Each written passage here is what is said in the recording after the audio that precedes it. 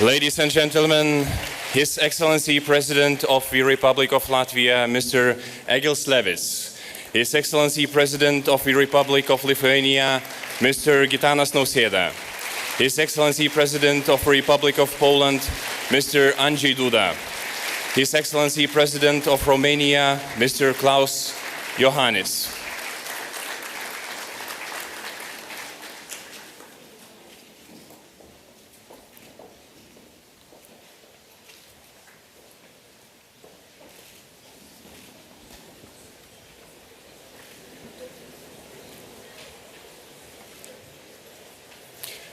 Your Excellencies, distinguished guests, speakers, and participants of the conference.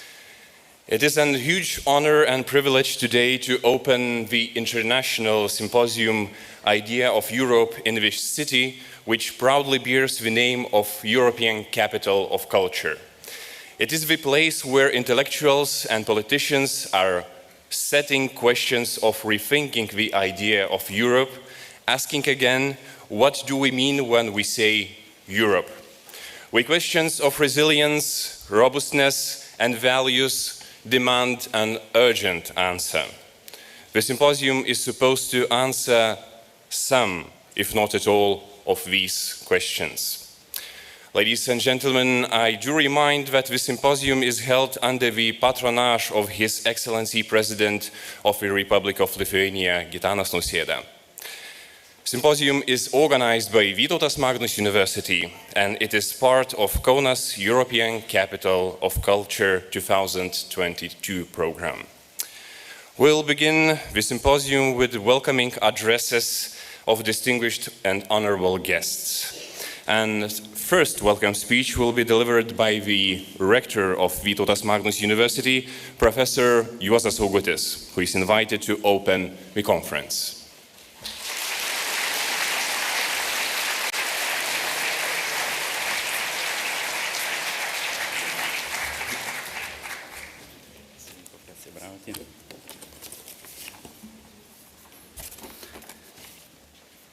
Your Excellency, President of the Republic of Lithuania, Mr. Gitanas Nausėda, Your Excellency, President of the Republic of Latvia, Mr. Egils Levits, Your Excellency, President of the Republic of Poland, Mr. Andrzej Duda, Your Excellency, President of Romania, Mr. Klaus Iohannis, honored members of the Parliament and the Government of the Republic of Lithuania, Your Excellencies, honorable ambassadors, ladies and gentlemen. We are also delighted to have with us, participating electronically, Her Excellency President of the European Commission, Ms. Ursula von der Leyen, and His Excellency President of the Ukraine, Mr. Volodymyr Zelensky.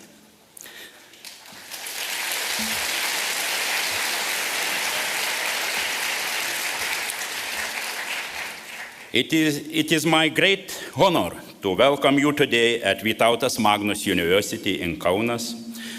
This symposium was planned as a unique opportunity for European leaders and intellectuals to rethink the idea of Europe, an idea which is built on common values, democracy, and solidarity. This year, Vytautas Magnus University is celebrating its centennial. The university was closed by Soviet regime and restored together with the independence of Lithuania. We know the price of freedom.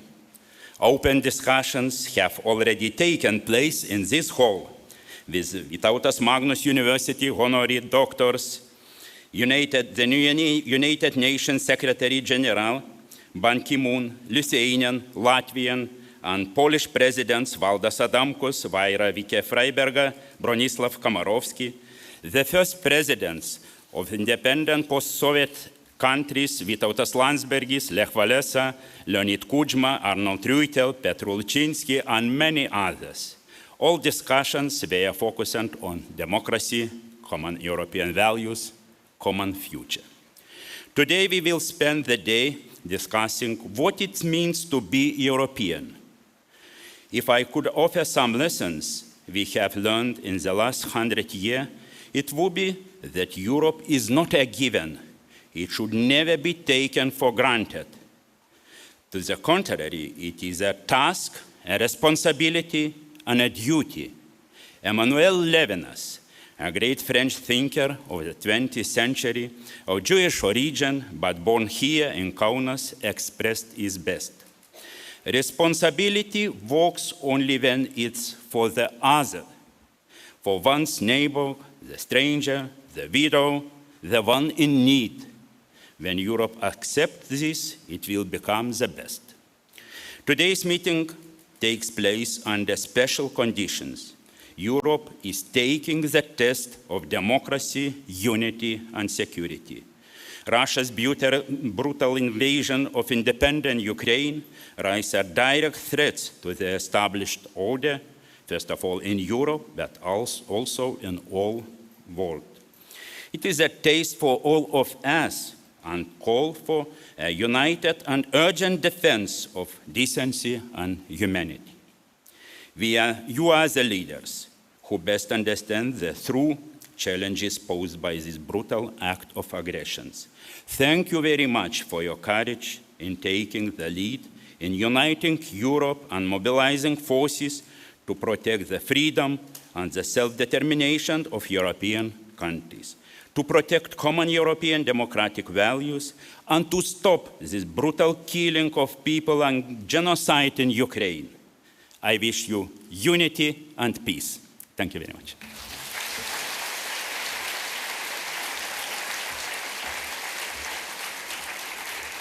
Thank you, Mr. Rector. I'm delighted to invite His Excellency, the President of the Republic of Lithuania, Mr. Gitanas Nausėda, to greet the participants of the conference.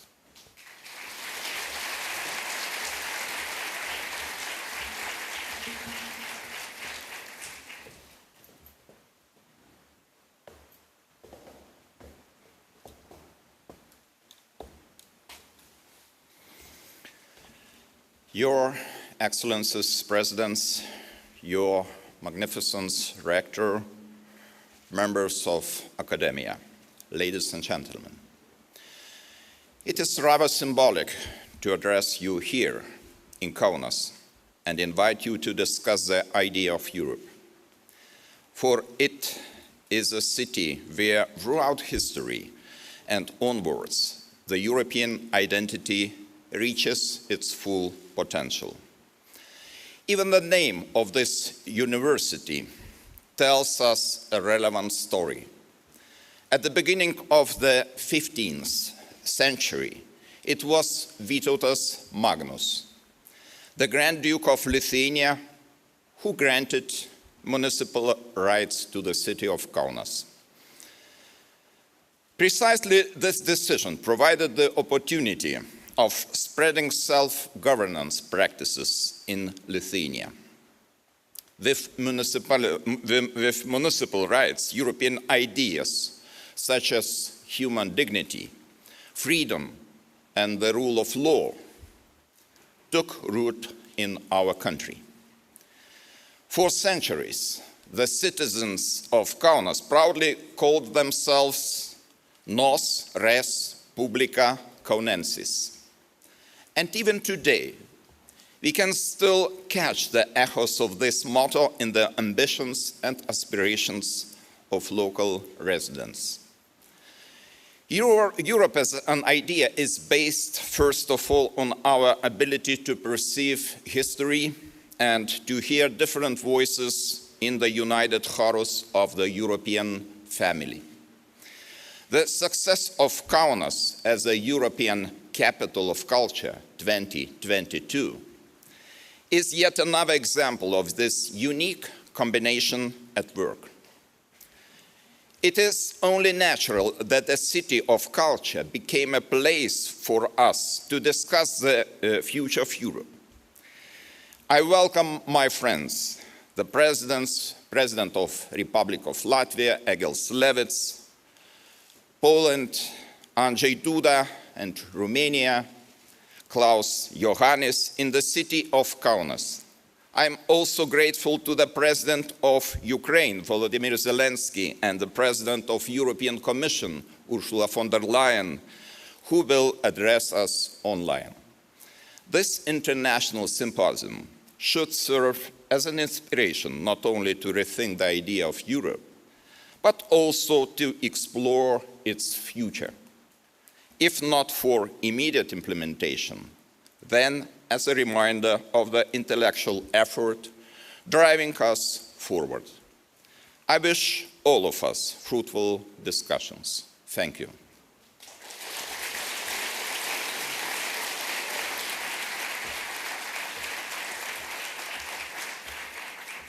Thank you, Mr. President. I'm pleased to announce that in a few moments, the participants of this conference will be greeted by Her Excellency, the President of the European Commission, Ms. Ursula von der Leyen, through a video address to all our guests and conference participants. Dear President Nauseda, Rector Augenis, Mrs. Vietkiene, friends and distinguished guests. This past year, Kaunas has been one big stage for Europe, a European capital of culture. A stage bustling with creativity, diversity, and positive energy. Your program included over 4,000 artists, 60 exhibitions, and over 250 concerts. You have opened a creative space which gives shelter to Ukrainian artists and families. You have opened the door not just to art, but to people, their free ideas, and to healing.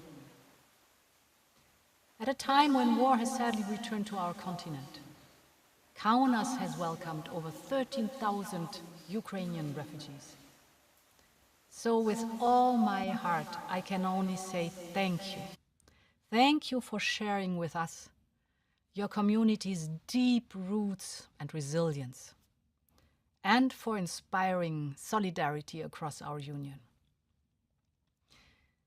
For this was not a European Capital of Culture year like any other. You understand better than most the value and the power of art. Modernism helped Kaunas reimagine the identity of a newly independent Lithuania 100 years ago. And your city has again showed how art can be used in the fight for freedom.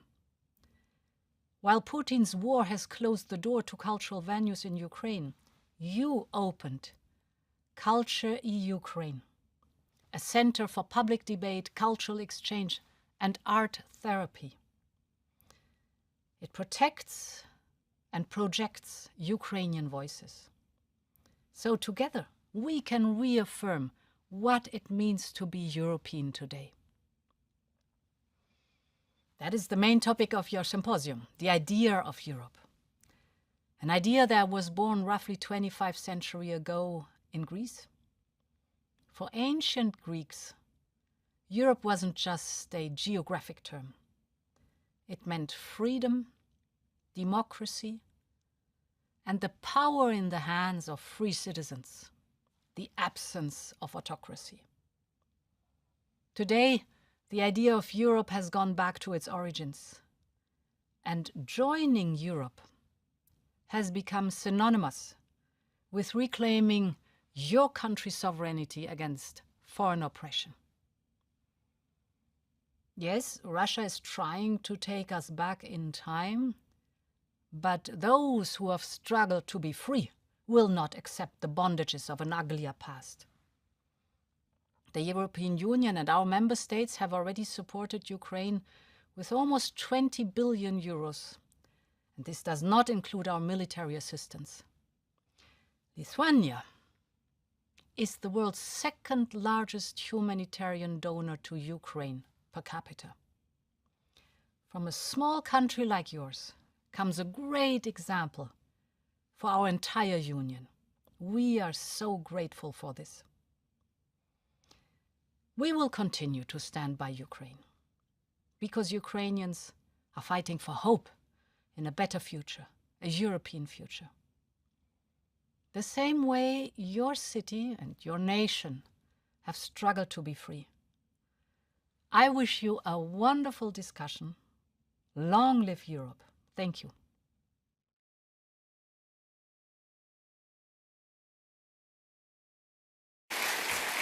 Thank you, Ms. President.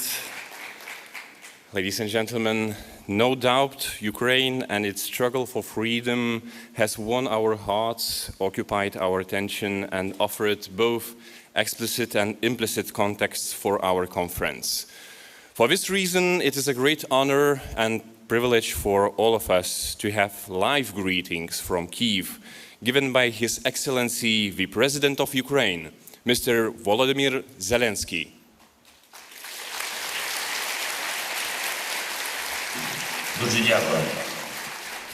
Thank you very much, dear friends, dear colleagues, dear Gitanas.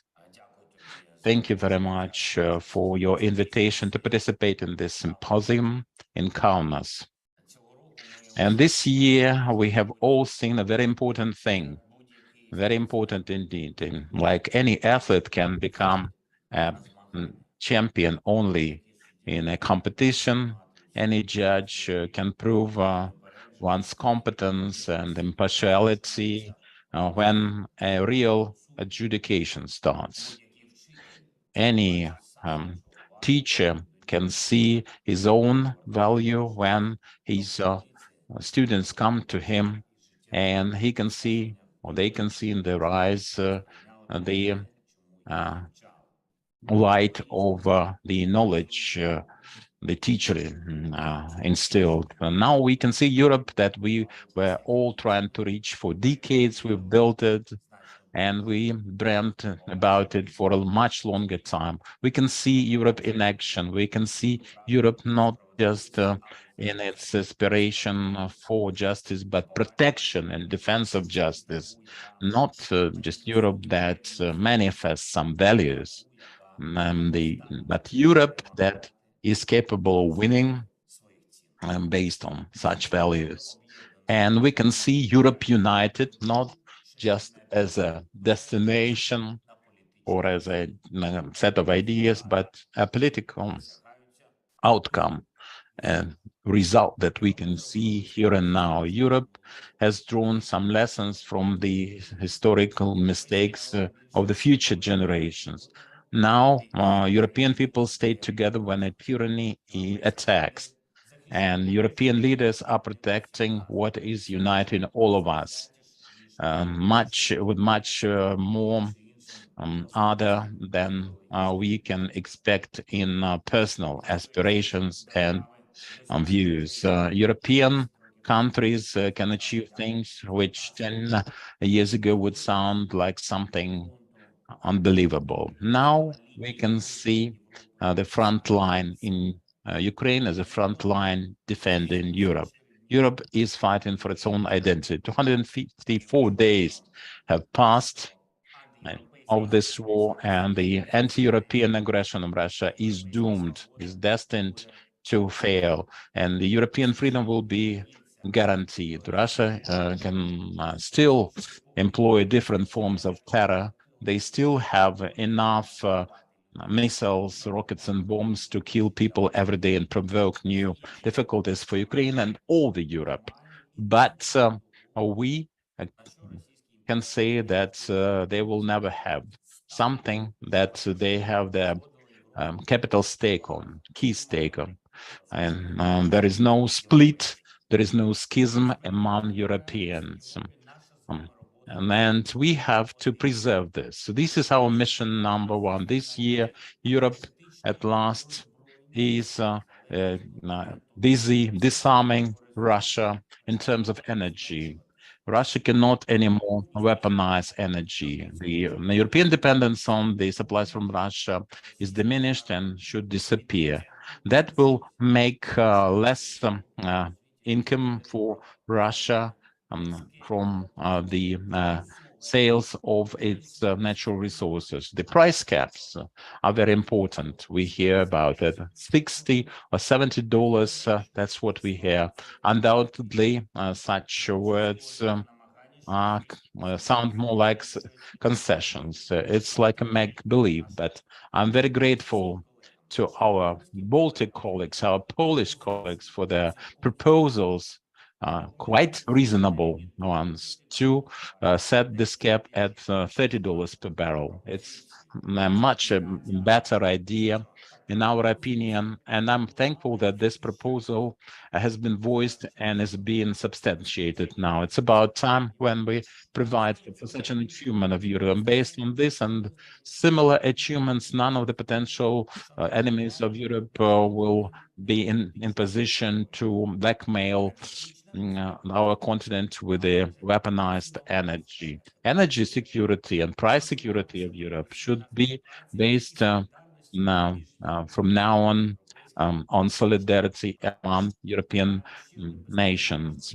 And we have another very important result, without any doubt. This year, we liquidated the gray zones at the borders of the EU, where we had Ukraine. Now Ukraine is a candidate for accession and is implementing its EU prospects. And that's the end of strategic ambiguity, which served as a source of instability for all the continent and fueled Russian revanchism. And with the same speed as we gained our candidacy, we should start the talks on accession. When the destiny of Ukraine is now written on the wall, Ukraine is democratic. It will be that now free, strong. Ukraine is and will be there. And that means that Europe is here and will be here. So this is the long-term security for Ukraine, and by the same token, the long-term security for all the continents. So based on the things we have already achieved, we have to do one more thing, a very practical one at that. I have no doubt that sometimes we implement the Ukrainian formula of peace, Ukrainian peace formula to stopping the Russian aggression and dismantling the threats brought about by this aggression, brought to all Europe and all the world. Now we have to display our resilience and energy of Europe. In the same way as the front line in Ukraine is now European, reconstruction of Ukraine should become European revival, the biggest economic and humanitarian project of our generation, and the best opportunity for economic development of the European countries, and the best opportunities for the European companies, and the best impetus for the European production. Hence, this is the biggest potential for our joint social development. Implementation of this project has already started. When we redesign our energy to resist the Russian terror, that is a revival of Europe. When we build social residential areas, when we help our infrastructure and look for new logistical trades and manufacturing opportunities for Ukraine, we are looking for them and finding them for all our cooperating parties, and that's the best way to make us all stronger, and that will overcome the key challenge of this present day. We have to survive, live through this winter to be remembered. And we have to remember it not just with the shade of discontent, but the aspect of achievement and our ability to protect ourselves against this threat. For that, we have to realize the idea of Europe, united Europe at that. Very often I hear the same question, how Europe can help Ukraine. And of course, we are very grateful for that. But whether it will be correct to formulate such a question in such a way. Europe is helping itself. It's not about helping Ukraine to stand against Russia. This is helping Europe to stand against the same aggressor. It's not just in Ukraine that millions of people have no heating and no electric power because of Russia. We are talking about millions of Europeans who suffer from the Russian terror. It's not just Ukraine that is attacked by Russia aiming to break it. It's Europe, and we are all part of the same whole. It started with a dream, continued with politics. Now it's our life, the Europe united. This is the key idea. There is no Ukraine that stands alone. Like Poland, Lithuania, Romania, Latvia, or Germany, or France, they cannot be separated from Europe. This is our continent, this is our life, and this is our way. And we have to cover this distance, this winter, this war, together, all Europeans. I'm thankful to you for your attention. Thank you for your unwavering support. Glory be to Ukraine.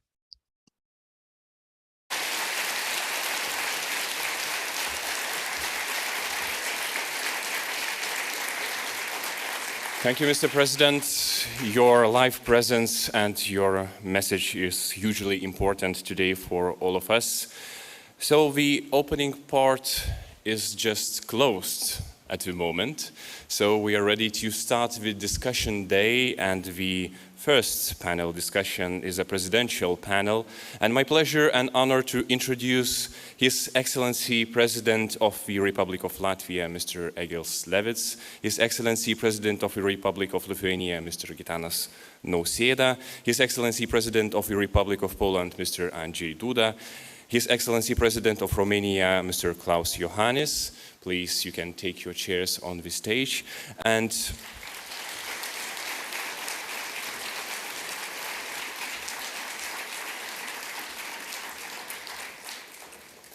And the panel will be moderated by Mr. Rytis Zemkauskas, journalist, associate professor of Vytautas Magnus University, and very important part behind the idea of Kaunas European Capital of Culture.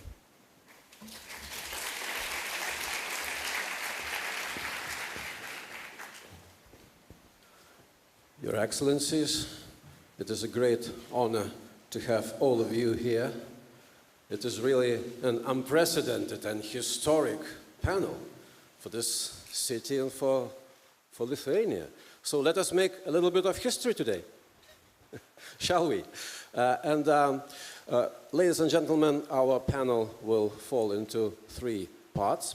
At the beginning, we are going to have the opening statements, and then we are going to have two rounds of questions. The first round dealing more with European and EU issues, and the second round dealing more with more global issues. The total duration of our panel will be around 90 minutes. So let us start with the opening statements, and I will address the panelists according to alphabetical order by country. And you may take a stand, lectern here, or you may stay in your seat. It's a matter of your choice. And for the first address, I would like to invite Mr. President Levits from Latvia. The floor is yours.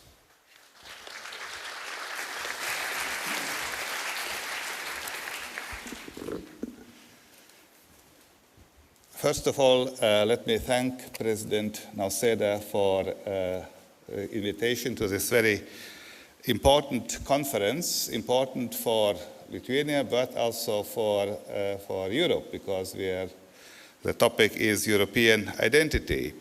And thank you also the rector of the university for the providing of the premises. Dear guests, dear friends, if we are speaking about the idea of Europe, we see that the idea is already 2,000 years old, and the roots we are already by the Roman and Hellenic times. But the European idea has developed through centuries, through 2,000 years, and now we reached another stage of this idea, of this narrative of Europe, and I will speak only from the actual idea of Europe. And I think that the actual idea of Europe consists of three elements. Three elements, cumulative elements, and then we can see in which countries and by which society these elements are fulfilled. These elements are political values, culture, and geography. But not all have the same value today. The same value in forming of European idea. And I will start with the most important, with political values. Today, Europe is defined more by values as by any other category. We are saying that Europe is attractive for other countries because of the values, because of the political system. And President Zelensky rightly said that Ukraine will join Europe or is Europe because of the values. And Ukrainians are fighting because of the values, which are our values. The values, political values, are forming also the political system. The political system, we can name it democratic constitutional state. And the democratic constitutional state consists of three elements: democracy, rule of law, and human rights. And if we are looking to this state form, all European states which we are considering as European have this form, but also outside Europe we have the same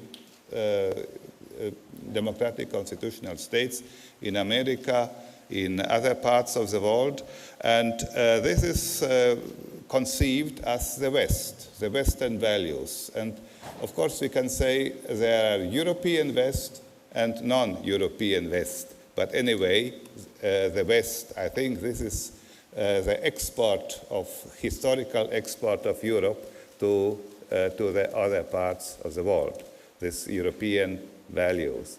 And I think it was symbolic that in NATO summit in Madrid in June this year, also the other Western countries participated outside, for example, from Japan, South Korea, Australia, New Zealand, and we can say this is a global West. There are some other countries, but in principle, the European and non-European West are more or less, in terms of the values, the same. And of course, it's very important, this element of values, because the values and political system can be deliberately formed. And we can ask, when in one European country this system of democratic constitutional state is abolished and replaced, for example, with a dictatorship, maybe it's not more a European state. I think this is also important in order that we should think about to care all the three elements of the political system: democracy, rule of law, and human rights. And especially, rule of law is in question in some Western or European states now. So, and we should also look more closely to that. So the second element, the most important, in my opinion, is the political values and the state form, democratic constitutional state. The second element is the culture. The culture is formed through centuries. And we can also say that there is a specific European culture which is formed especially by Christianity. And also the ideas of Roman law. But Christianity in this context I will not see as a religion, but as a force which forms the culture and the societal values of Europe. But it is not exclusive, because if we are thinking on these three elements, there are always also some exceptions or some modifications. For example, I can see that the two Islamic states in Europe, this is Albania and Bosnia, I would also consider as European. So mainly Christianity, but there are some exceptions, and this is not a dogmatic element. And the third element is geography. Geography is, of course, something for natural scientists to define what is Europe. But this is also a matter of perception. For example, during the Cold War, in the perception of Western Europe, the Eastern Europeans were very, very far away. And vice versa. As I lived in Latvia as a young boy, for me, Sweden was very, very far away. So this different world. And I think this perception of geography is in this context more important than the views or scientific academic views of geographers. And this is also reflected by some in some aspects. For example, we have Organization of Security and Cooperation in Europe, which includes, for example, Turkmenistan. And of course, Azerbaijan, Georgia, Armenia. And I would say that this geography is flexible. And 20 years ago, Morocco wanted to join European Union. This request was not handled by the European Commission. But anyway, this is an interesting aspect, how geography can change. And I would say geography is also a political term here. So, and if we are counting all together political values, culture, and geography, then we can see with these small exceptions and small additions what is Europe. And to conclude, I would like to say that the idea of Europe is always developing, and we are now also developing the idea of Europe. I think you know the theory of Huntington, who has drawn the borders of cultures, of European cultures, and this border was drawn through Ukraine, eastern Ukraine, which belongs accordingly to Huntington, to Russian culture, and Western Ukraine to European culture.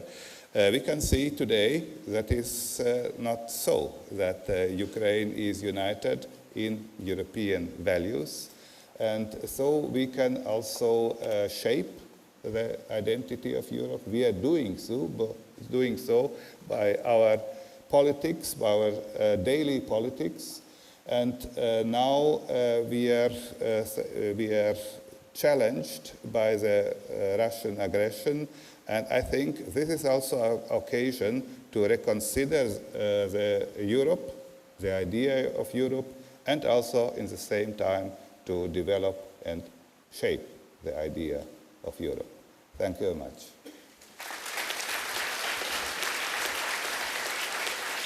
Thank you, Mr. President.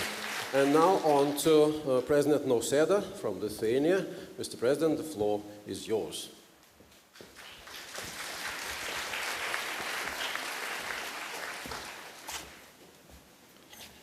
Excellencies, ladies and gentlemen, I would like to express my gratitude for your participation in this discussion. I know how busy is the time schedule, how many problems do we face in these days, but still you found the time to participate in very interesting, challenging discussion, and I think that we not so often have the possibility to discuss such bright idea like Europe.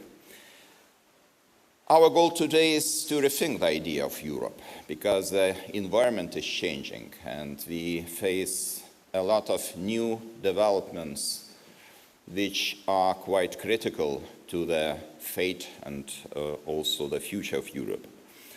What do we mean when we say Europe? For me, it's pretty clear that Europe is here, and we are Europe. Lithuania chose Europe many hundred centuries ago, and Europe chose us. Let me remind you that, for example, coronation of our King Mindaugas. Then let me remind you that the letters of our Grand Duke Gediminas to the European merchants, inviting them to contribute to the prosperity and development of the country. Those were the first signals manifesting that Lithuania wants to belong to Europe. But to remain in Europe and to fight for it, Lithuanians have repeatedly paid the highest price in human suffering and countless lives lost.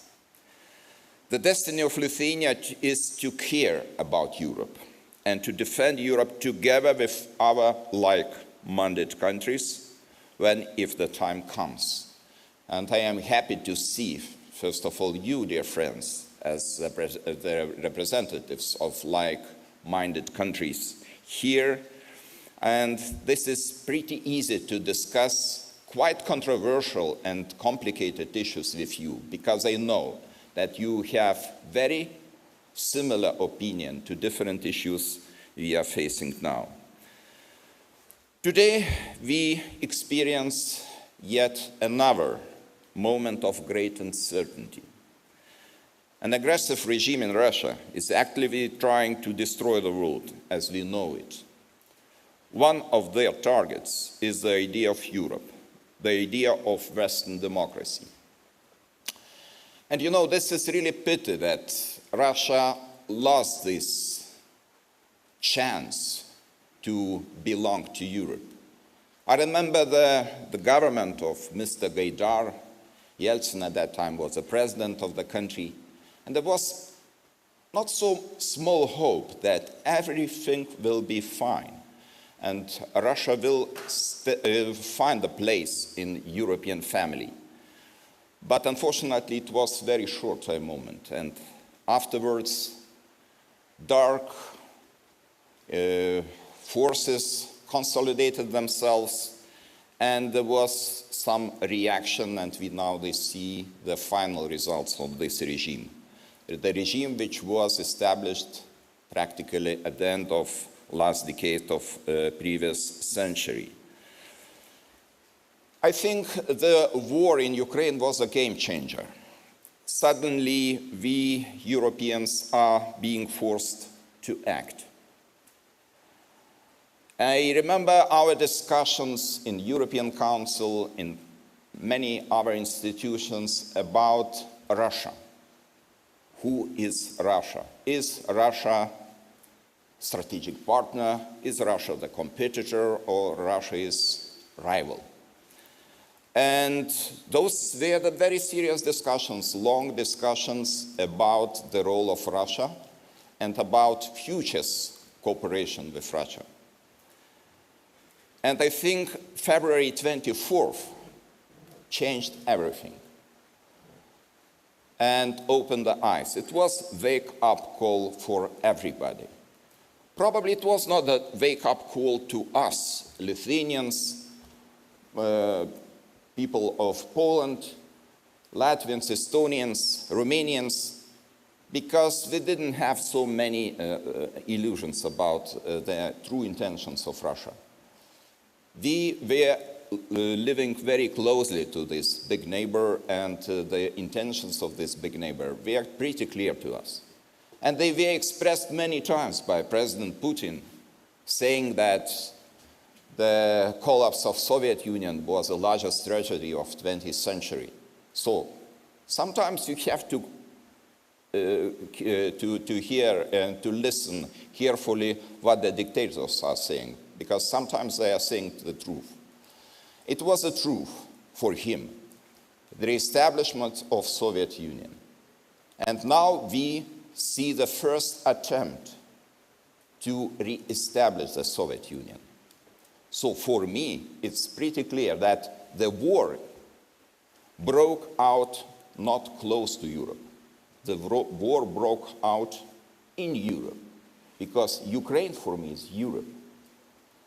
My colleague President Levits said that, yes, we can describe Europe geographically, and probably we can draw the line or border line somewhere at the Ural Mountains. But is this large territory Europe indeed? It's not, because they do not adhere to the principles and values of Europe. By taking decisions, Europeans, some of them, hardly possible only a year ago, financial and military support to Ukraine, decisions on energy security or protecting European borders, the European Union leaders demonstrated strong political will. And probably it was a miscalculation by Vladimir Putin. He thought that Europeans will remain weak. As a maximum, they will express a deep concern about the attack or aggression in Ukraine, but they will do nothing. He was wrong. And the most welcome outcome of this war, of course, we shouldn't be happy about the war, but unfortunately, this is the case. And now we see that one very good outcome for Europeans is our unity. And this unity, there are two kinds of unity. The unity which is weak and is not productive, and other kind of unity which is productive. So this unity we are observing right now in European Union is productive. We are decisive to implement the sanctions. We are decisive to grant the candidate status to fighting Ukraine or other countries of Eastern Partnership. And we are decisive enough to support Ukraine with all means, financially, militarily, macroeconomically, politically. This is very important. And I think we have to seek this, to preserve this unity in the future, because there's only one possible measure to stop this regime. Our shared values defined where Europe begins and where it actually ends. By acting in such an aggressive way, Russia makes the crucial distinction between Europe and non-Europe clearer. At the same time, Ukraine provides us with a powerful example of how to be European. Now it's the time for us to live up to our ideals and to act according to our conscience, to contribute to the victory of European values in Ukraine, and to ensure the defeat of the terrorist regime in Russia. Europe must stay on the right side of the history. Thank you.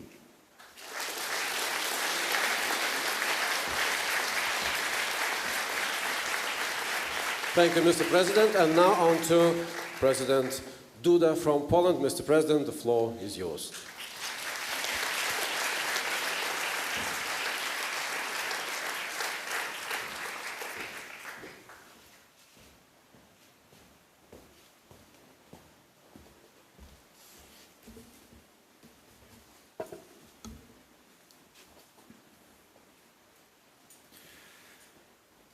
Excellencies, distinguished presidents, Dear friends, Your Magnificence Rector,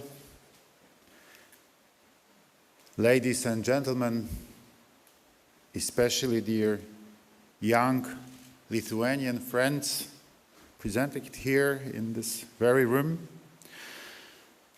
I want to thank President Gitanas Nausėda and the organizers of the conference for inviting me to Kaunas, the European capital of culture, and for giving me an opportunity to talk about our Europe and its future.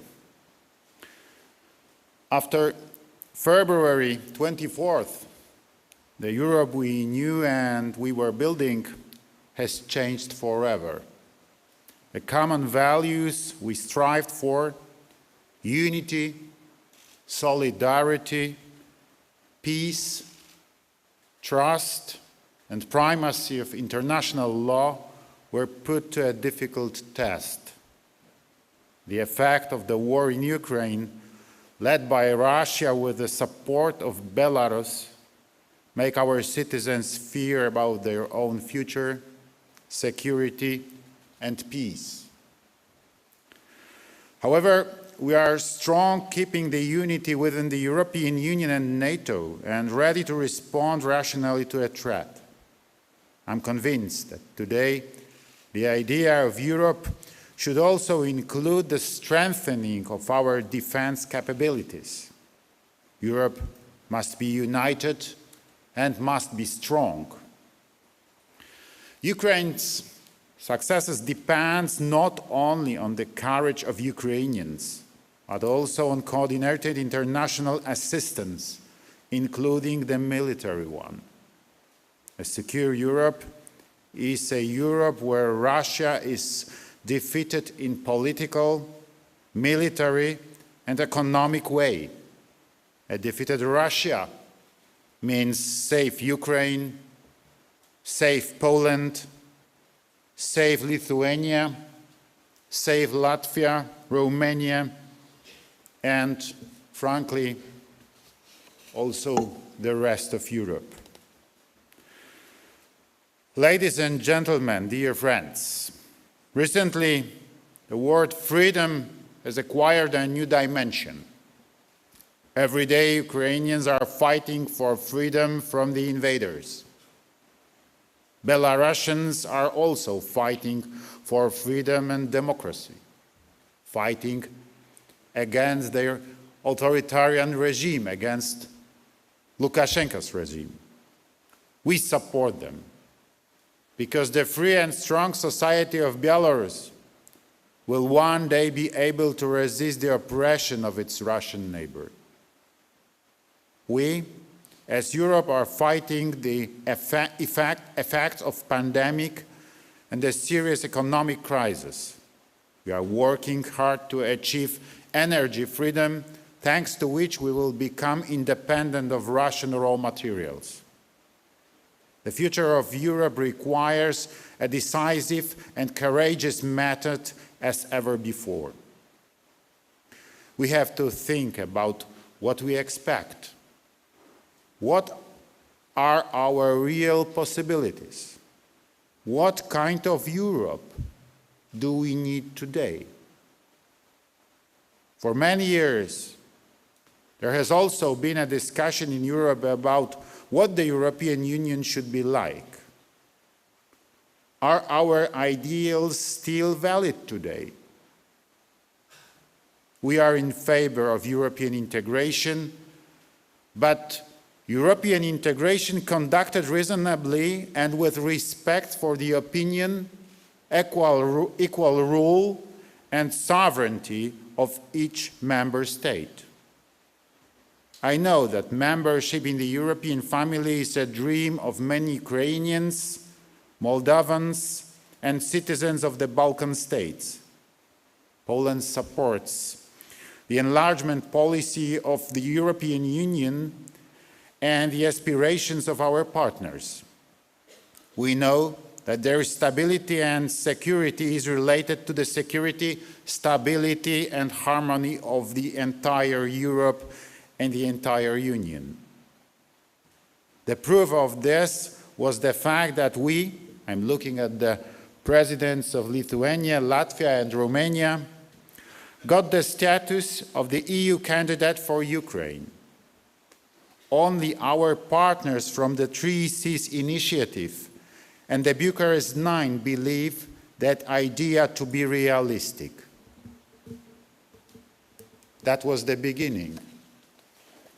And dear Gitanas, that was our idea.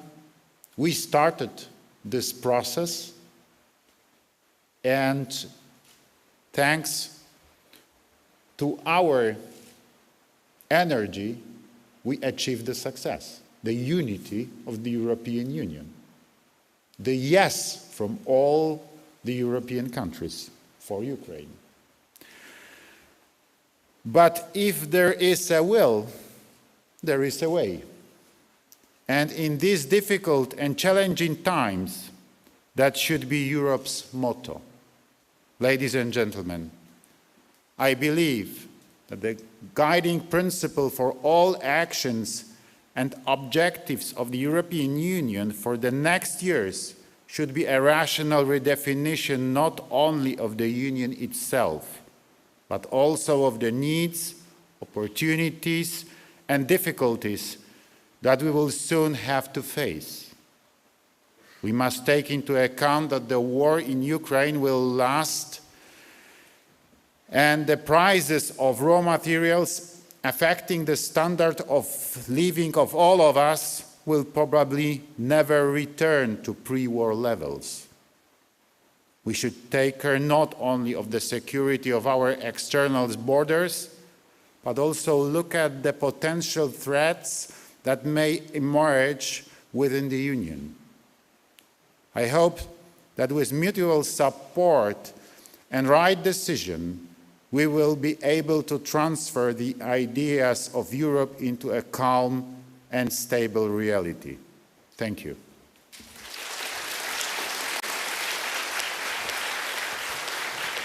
Thank you, Mr. President. And now I would like to invite the President of Romania, Mr. Iohannis. Mr. President, the floor is yours.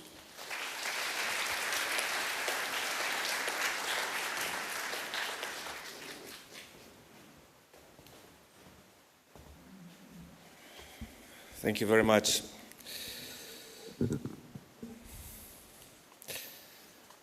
Dear Presidents, Director, Excellencies, ladies and gentlemen, it's a pleasure to be part of this symposium today and to reflect together in these times of unprecedented challenges and uncertainty on the idea of Europe. I will address this question today from a wider perspective, looking at the European Union as a global actor. What defines us on the international stage, and what do citizens around the world think about when they say Europe? I believe there are three main ideas that come to mind: a project of peace, a symbol of democracy and human rights, and an economic power. It is indeed the right time to look at the essence of Europe, since Russia's illegal war in Ukraine has been a brutal reminder that our core values are not a given, but something that still needs to be fought for and defended. As I have said it multiple times, this is not only an attack against Ukraine, but also against fundamental values that have enabled peace on the continent for so many years. Values such as democracy, freedom, human rights, or the sovereign exercise of rights. The European Union has stood firmly with Ukraine in its efforts to defend these values since day one, as well as with the Republic of Moldova and Georgia. The fact that despite all difficulties and pressures, these countries continue to stand strong for their European dream is inspiring, impressive, and shows that the idea of Europe is as strong as ever. The path ahead is not an easy one. We need the entire international community to stand united, as this war is not Europe's war. This war definitely impacts the entire world in terms of food and energy security, economic disruption, or hindering the efforts to fight against climate change. We need to be aware that while Russia's aggression has united us at European and transatlantic level, it risks polarizing and fragmenting the international stage. This is why, while we continue to strengthen ties with our close neighborhood and our allies, as well as take forward credibly the promises of European enlargement, we also need to reach out and build partnerships with countries and regions throughout the world. Ladies and gentlemen, we are the world's third largest economy and already have numerous partnerships and investment projects across the globe. We need our global influence to match this economic weight. We need a collective effort to engage, to show that we emphasize with the difficulties of our global partners, explain our stance and understand their positions so that we avoid making them feeling neglected. We need to better promote initiatives such as the solidarity lanes, facilitating exports from Ukraine to world markets, including to the countries most in need. As a bordering state, Romania has facilitated the transit of over 7 million tons of Ukrainian cereals and will continue to do so as a contribution to coping with the food insecurity that may affect vulnerable countries around the world. We should also capitalize instruments such as free trade agreements, partnerships, various formats of dialogue or participation to EU flagship programs such as Erasmus or Horizon to enhance our global ties. We need to find the means to match our economic power on the global stage so that we avoid witnessing a geopolitical drift towards Russia's narrative and thus towards authoritarianism and to the detriment of democracy. It is clear that the way we respond to all these challenges will define how the geopolitical map will look like in the future.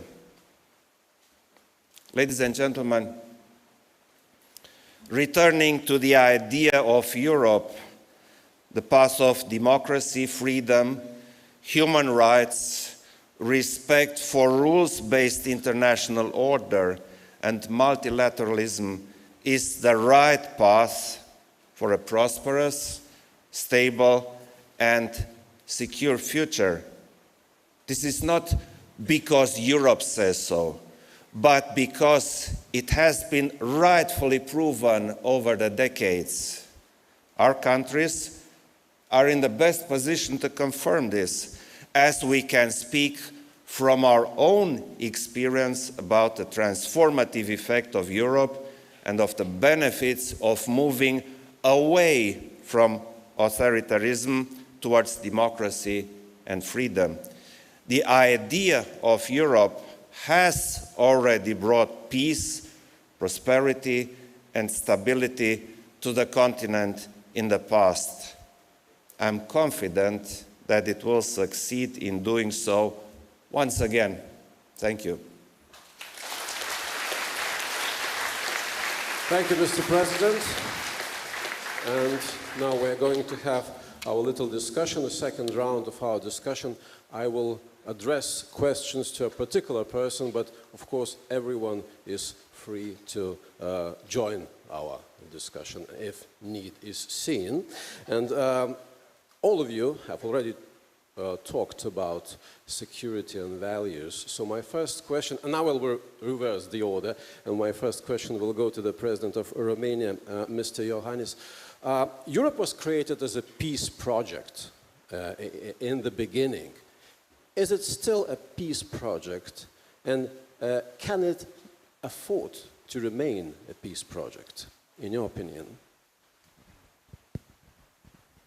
Thank you.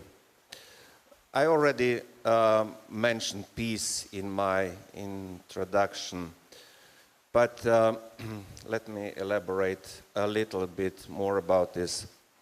The European Union has been created as a unity of peace. I think it is important to remember that for centuries in Europe we had wars. We had terrible wars raging in Europe. And exactly here where we had the most terrible wars, politicians, nations decided to create a project of peace. And this is the European Union. And it succeeded. Since we have the Union, we had no more wars. And guess what? We thought this is it. But it was not it. Because, yes, we have no war, no conflict, and no intention of a conflict inside the European Union, but we have a war in Europe. We have a war raging against an independent, sovereign country in Europe. Russia attacked Ukraine. Now, what should one do if one is part of a peace project? Should we declare our neutrality, sit around and wait for the end? I believe not. We have to be active. But being a peace project, we cannot and we should not respond with war. We should not shoot back.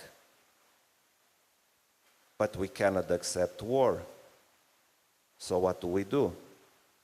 We do exactly what the European Union does. We react to the aggressor with very harsh sanctions to show that for us, attacking a sovereign country is unacceptable. And this is what we did.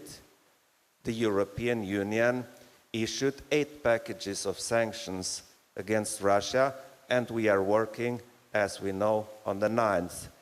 This is a strong economic reality, and it is a very strong reaction from our side. On the other hand, to prove our solidarity with Ukraine, we are helping the state, Ukraine, and we are helping Ukrainians, and we are helping the Ukrainian economy. The solidarity lanes function. Ukraine has the possibility to export its goods, and I just mentioned grains. Of course, these grains are important for the countries where they go, but they are important for Ukraine because this is their income. It is important for Ukraine to have enough finances to manage the winter, to manage the next year. And as you may know, we just approved in the European Union a package of 18 billion euro financing for Ukraine. This is a fact. This is a strong economic and financial fact. But this is not all. We help not only Ukraine, we help Ukrainians. A lot of Ukrainians fled their country because they felt they are in danger. In my country alone, almost 3 million Ukrainians entered since the war started. They have been received with open arms, well treated, some stayed, some left. So, no, we are not sitting around. We are doing something, and we are doing something which we believe is right. Sanction the aggressor, help the aggressed one. Mr. President Duda, I would like to ask you, it seems that Europe and the rest of the world is in a permanent crisis now, because not to mention COVID-19, but energy crisis, and now the war in Ukraine. How can we withstand these challenges within the European Union, in your opinion?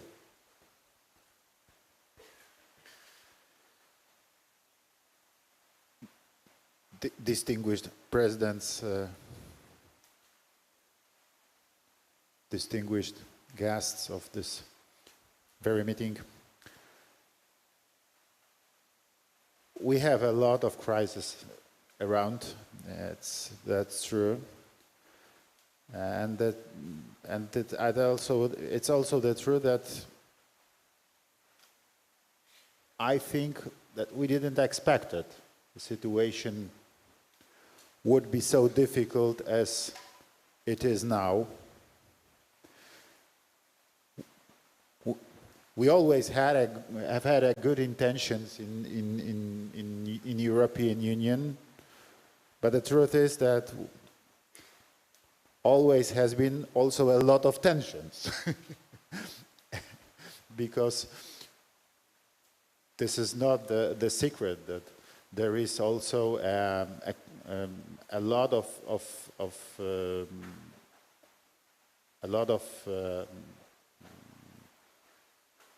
discussions and a lot of different ideas in European Union, and there is also on the European market a lot of competence, yes. So we compete in European Union. But in face of the COVID-19 and in face of this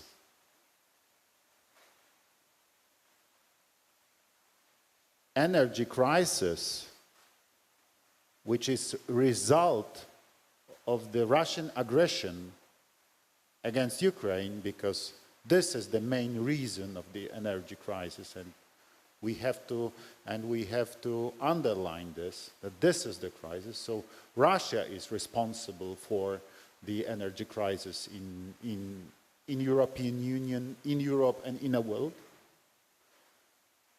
We understand the value of unity. Look at our part of Europe. President Gitanas Nausėda, Gitanas, you mentioned this a minute ago.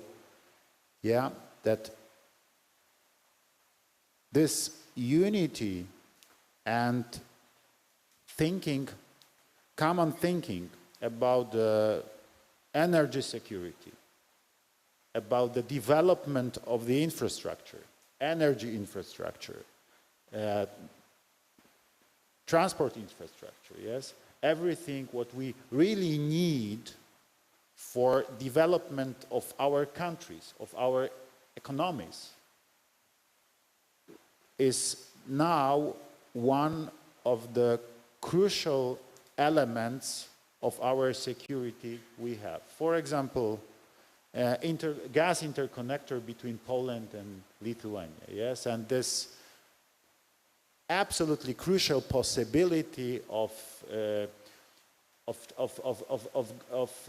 receiving supplies from your LNG terminal in Klaipėda, yes, new pipeline from Norwegian shelf, continental shelf, through Denmark to Poland for gas supplies. Yes, new gas interconnectors between Poland and Czech Republic, and between Poland and Slovakia. This is the exemplification of the idea of three Seas cooperation. Yes, because all our countries are the members of Three Seas initiative, but this is also the very important element of the construction of our energy security. So we started to build this energy independence. I'm thinking about gas, independence from Russia, and independence, and also the possibility to choose the supplier. Yes, because 20 years ago we had 75% of gas only from Russia. We had 25% from our own sources and 75% from Russia. And after the Russian blackmail, gas blackmail against Ukraine, this more than 20 years ago, yes, we started in Poland thinking about the new partners, yes, because we understood that this is very, very dangerous situation for our future, to be practically totally dependent on one supplier. Yeah. So, and that was from this kind of thinking, we took decision of the building of the LNG terminal in Świnoujście. So we have this LNG terminal. We have we finished this investment in 2016. Yes, and after that we decided to build this new pipeline from Norwegian continental shelf, because we want to have this possibility to choose the supplier. We want to have this guarantees of energy security. Gas is one of the crucial elements of our industry. Without gas, it's difficult to imagine function. For example, our chemical industry. Yeah. So this is and now I can say that we have almost, as I remember, we have almost enough capacity of supplies needed for all our needs, and we can also deliver gas from Poland to our neighbors to help them if the situation is difficult, if there is, if something wrong. So this is one of the most important benefits of our presence in European Union and of our unity here in our part of Europe. And of course, if you ask me for the influence of COVID-19 and Russian aggression against Ukraine, yes, how was our reaction? How it changes our thinking about the security? Yes, of course, it influences our thinking and our decisions. Yes, of course, it accelerates all those processes in Poland. Yeah. Thank you, Mr. President. Well, listening to you gentlemen, well, I cannot get rid of a thought that we are talking Europe now, and we are talking Ukraine. We are talking Ukraine, and we are talking Europe. So, Mr. President Nauseda, my question to you is, how this war in Ukraine, in your opinion, will change Europe as we know it? It's already changing, and I would like to compare the situation before the war and after the war broke out. You know, I am a believer into deterrence, and I am thinking, was it possible to establish the deterrence wall before the war? Was it possible to find the algorithms and the methods of actions, possible actions in case of the war, which could stop Putin from this war? Probably yes, but we have chosen a little bit another way of thinking and actions. We called Vladimir Putin many times, and many presidents tried to convince him to not to start this war by very long conversations on phone. I believe that there were best intentions to stop Vladimir Putin by calling him, but probably much more effective way was just to create the deterrence by using other instruments and other methods. Now, by recognizing that it was our failure to stop Vladimir Putin, now we have to draw some lessons. And I think after the war broke out, Europe changed a lot. First of all, the mindset of our colleagues changed dramatically. I remember the first meetings after the February 24 meetings in European Council. It was pretty clear to everybody that we have to act decisively, because otherwise the war will expand and there will be huge losses in Ukraine. Now you can raise the question whether we were successful by implementing the different stages of packages of sanctions or not. I think we were too slow, and we could implement the sanctions more decisively, and we should probably go a little bit different way of larger steps, not such small steps we did. I understand that we have, again, very good intentions probably to leave some room for our actions in case of intensification of this war in Ukraine.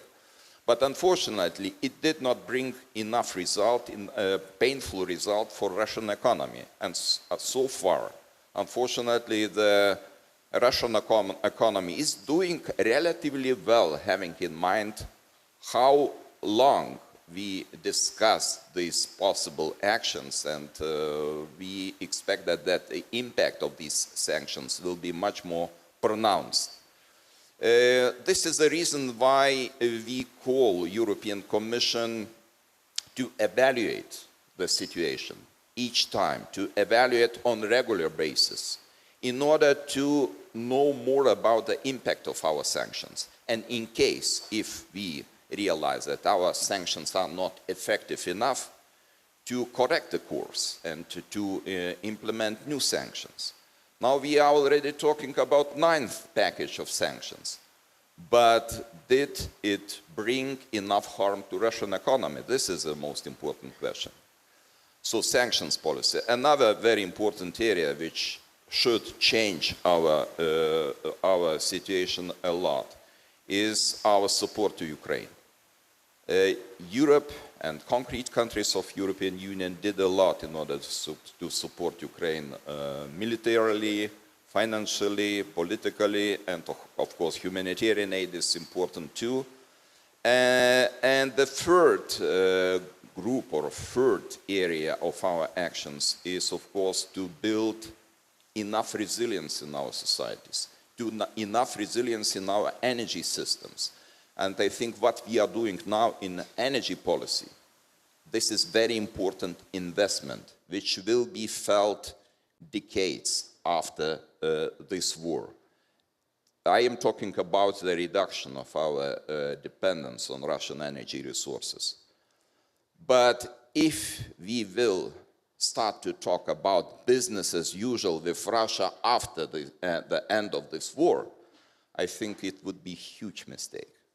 It would mean that we are returning to the same old-style policy, realpolitik policy, that, look, Russia maybe is promising partner, yes, it did mistakes, but we should forget them. We should not forget this war and the outcomes of this war until Russian regime will be not replaced.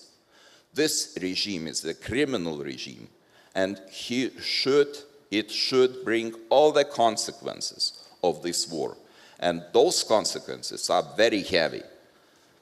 Innocent people are suffering. Civil infrastructure is destroyed, and Russia is doing it deliberately.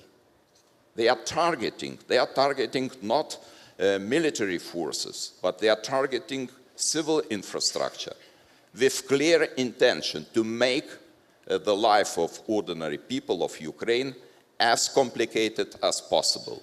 And they should be not forgotten. These lessons should be not forgotten, and I think Europe should draw very clear conclusions. What happened, what were our mistakes, what we could do differently, and probably it would be the best way to build this deterrence wall in the future. I still strongly believe that it is possible to avoid such crisis by building very credible deterrence. This is my idea. Thank you, Mr. President. And let me broaden a bit this perspective. The Europe as such, and I'm looking at Mr. President Levits here. But Mr. Nausėda has mentioned Ural Mountains, Europe up to Ural Mountains in his opening statement, and you've been talking about subjective geography in your opening statement, which I like very much because we have this program in our European Capital of Culture. And my question is, what are the boundaries of Europe? Should we rethink or redefine these boundaries? Yeah, I think European identity, as I said before, is defined by three elements, and all three elements should be there, should be fulfilled. The first element is political values, of course, and democratic state. Non-democratic state, dictatorship, I think in our political perception of Europe could not be a European state more if democracy is abolished and replaced by a dictatorship. This is one element. The second element, which should be in addition, there are certain cultural roots, cultural values, but of course culture is changing, and we can see that through the centuries culture changed. There are influence from other cultures. Our European culture is influencing other cultures. But it's a relatively slow change. Now I can see that also if the political values are there, then also a country with different cultural roots, and I mentioned already two of them, Bosnia and Albania, but also Turkey. Each candidate is a candidate status has a candidate status already for 60 years for the European Union. After the change to the democracy, it's also could be qualified. And the third element is indeed, I stress, subjective geography. Geography is in our mind. And I think a very good example is Germany during the Cold War, not only Latvia and Sweden, as I mentioned, but Germany. In Western Germany, eastern part of Germany, Leipzig and Dresden, was very, so to say, far away. They are not, Western German society has not very cared about what happens in Dresden, in Leipzig, in East Berlin. So there was some historical remembrance, but of course, because of the border between the two German states, it was far away. Now, when the borders are open, I think the subjective geography really changed. And this event, this war in Ukraine, shows that Ukraine is also a European state because all three elements are there. Political values is a democratic state. Culture, it is also formed historically by Christianity and also European ideas, and also subjective geography. We see that Ukraine is a European state, and we recognize that really formally by law, recognized by giving the candidate status for European Union. It's also recognition that Ukraine is a European state. So it is possible to change the Europe, and we are changing so, and I think we are basing, the basis is our ID, our identity based on these three elements, but then the borders are changing accordingly to the fulfillment of the three elements. And now we can see that European identity is very attractive for other countries, for example, for Georgia, and of course Moldova is already geographically there. And I think Europe is in a difficult situation, but in this difficult situation we can see that the internal force and attractivity of Europe is growing, is not diminishing, is growing. Also, this war in Europe, in Ukraine, is also something which is where the value of Europe is expressed in this conflict. And that means that Europe is strong as idea, and Europe is also expanding as idea. So we are in different crises, but European idea is not in crisis, I would say. Thank you, Mr. President. My next question also will go to you, because I will reverse the order once again, and for the second round of questions, and this will be more about a role of small nations in today's world, because we are talking about security, we're talking about organizations and unions, and the League of Nations, I may remind you, a predecessor to the United Nations, was created specifically for small countries to be heard, among other reasons. And is there still this risk that big entities such as China, or Russia for that matter, they still too often talk among themselves above our heads, I mean above the small nations' heads? And if there is this risk, how this risk could be averted or diminished, in your opinion? This risk exists because the bigger countries or big powers wanted to deal between themselves.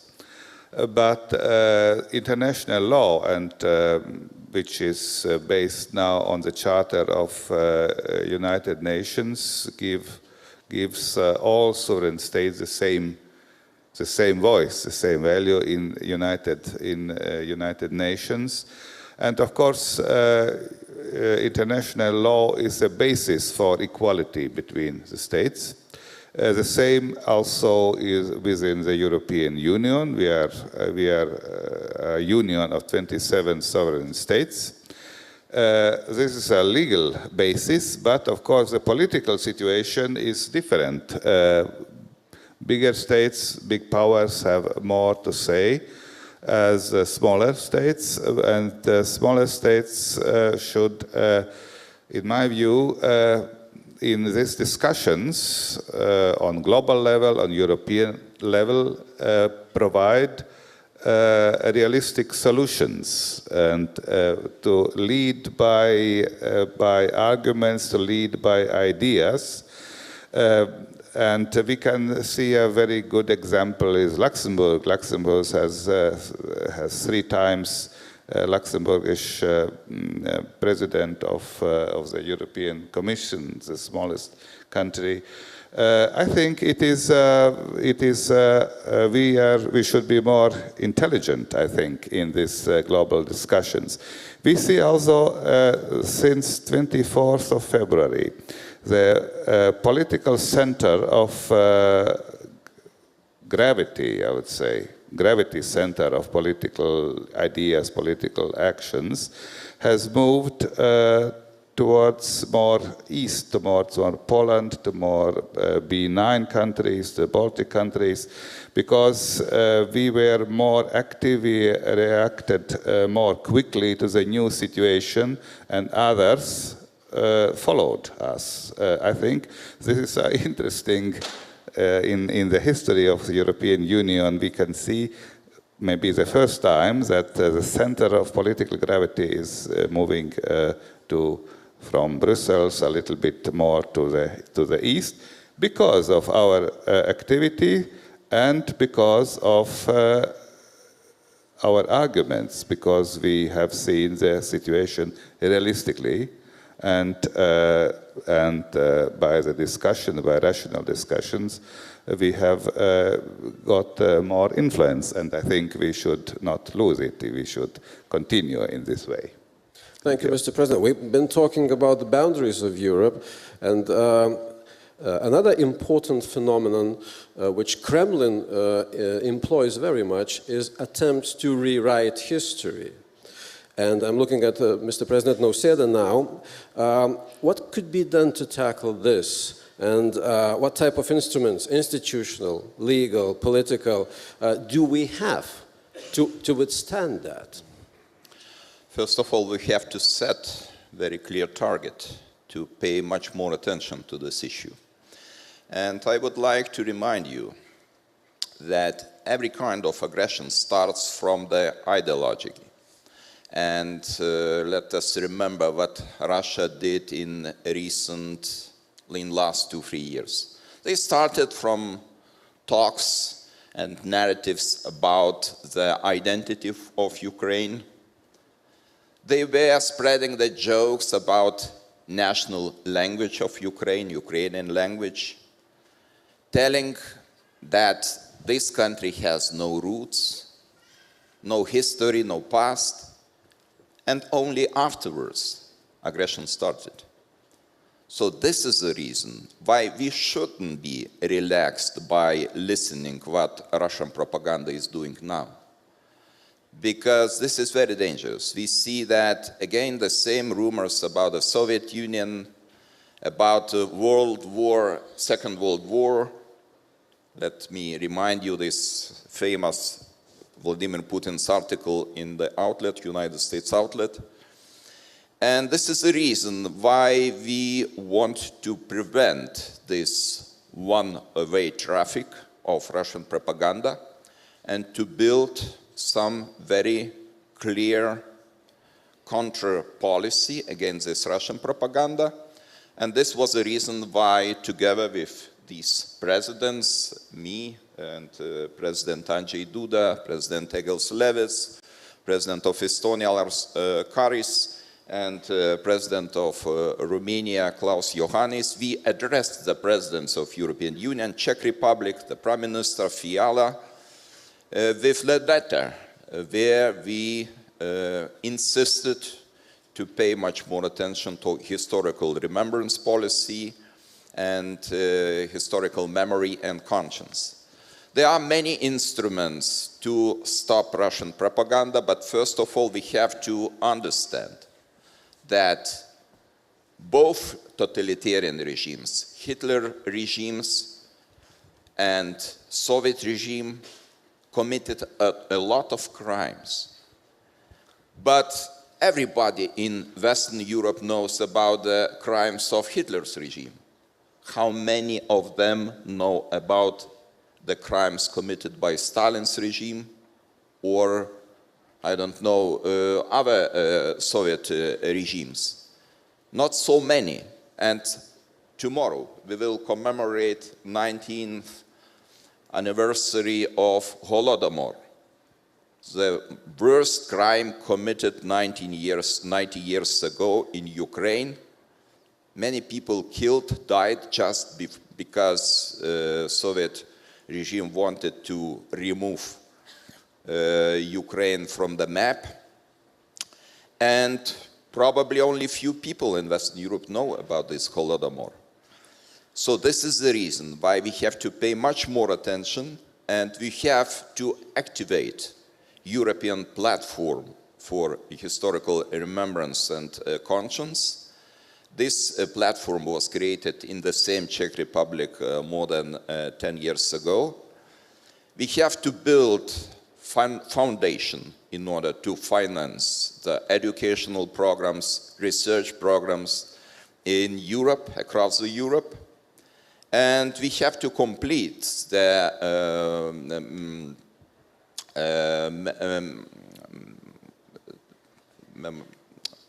I forgot the word.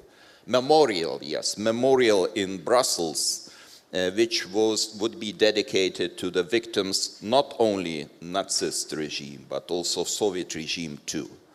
Probably those would be the first steps towards historical remembrance policy, correct historical remembrance policy, and maybe someone may say that, look, only 5 countries addressed the Prime Minister of Czech Republic, and that's it, other countries did not join. You know, I will remind you the story with the granting of candidate status to Ukraine. It started from few countries too. Majority was neutral, and some countries were against. And we know end of the story.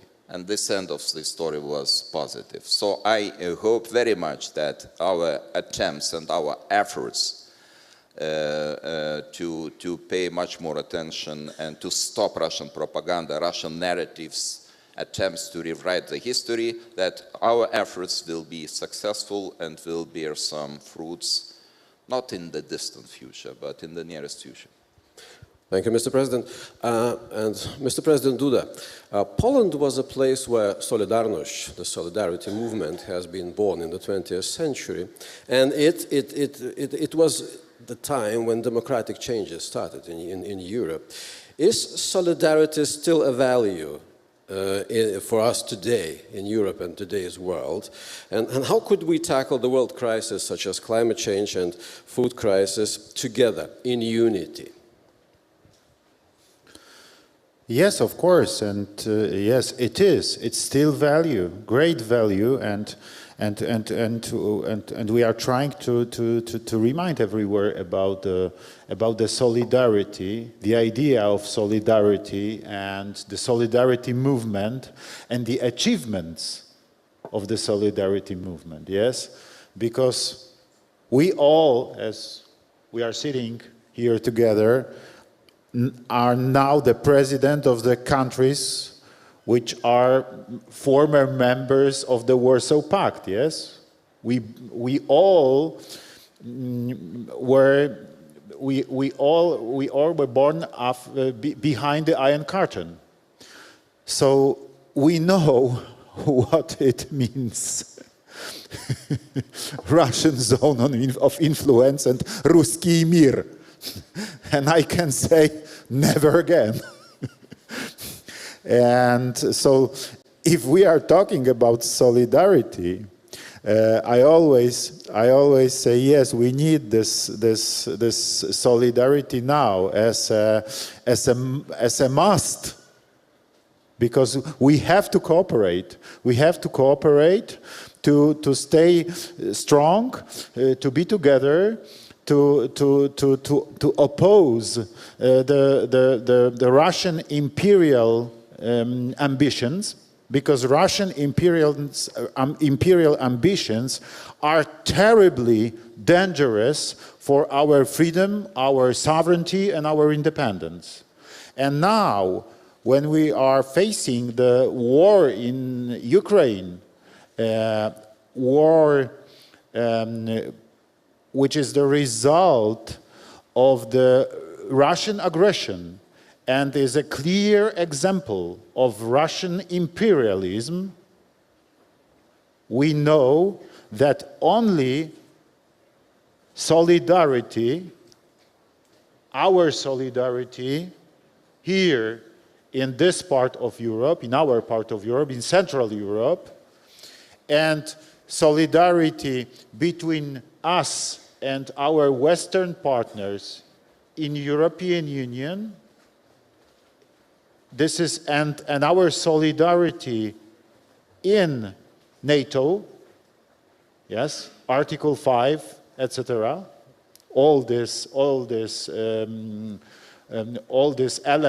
and guarantees of our security.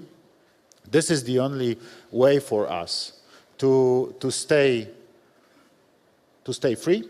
Yeah, I'm sure. To stay independent and to keep the sovereignty of our country. So we have to be together, and we understand this now better than ever before. Thank you, Mr. President. And I'm looking at the President of Romania, Mr. Iohannis. Last but not least, of course. Mr. Iohannis, we have this hall full of young people here today, and young intellectual students. And my question to you is activism and politics. And how young people, in your view, can shape the future decision-making, especially environmental, human rights issues, in the future of the European Union?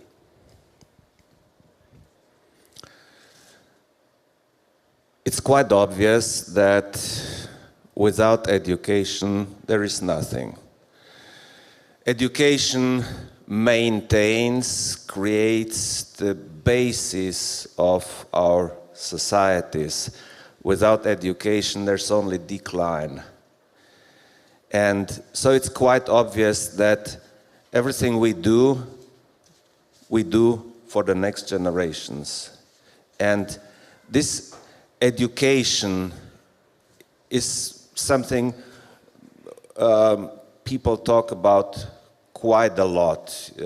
Everybody is a specialist in education. And fact is that they're true in many ways. We have values. We discussed about solidarity, democracy, human rights, rule of law. These values have to be handed over to the next generations. This is possible only through education, because these values do not come from somewhere. They come from the past generations. They are the essence of the wisdom of the fathers of our generation. They have been created, and we have to hand them over to the next generation. This only goes through education. And obviously, if we do the right job, the next generation, we call them the young people, will take the right decisions for our nations, for our union, for the world. This is why education is so important, and this is why it is our task to empower the young generation in a way that gives them the necessary knowledge, abilities, and instruments to do so. I wanted just to go a bit more into detail on two issues. Education on climate change and education through culture, as we are in the cultural capital of Europe, aren't we? Climate change is happening. We meet, we discuss, we put in place projects, approaches, measures to prevent more climate change, but climate change is happening. So we have to educate the young generation how to cope with the existing climate change and what they can do to prevent a catastrophic climate change. If we don't teach them, they don't know what to do. And if we talk about climate change, it is absolutely not easy to convey what can be done, what should be done, because if we, all of us, if we don't change our way of life, climate change will turn into climate catastrophe. So we not only have to change the fuel for our cars, we have to change our way of life if we want to preserve Earth as we know it. And this is what we have to teach the young people. Not everything can be prevented. Floods will happen, will continue to happen. They're more and more frequent. Storms will happen. The young people will have to know when they have their own family how to protect their family, what to do in case of a flood, what do you do in the case of a tornado.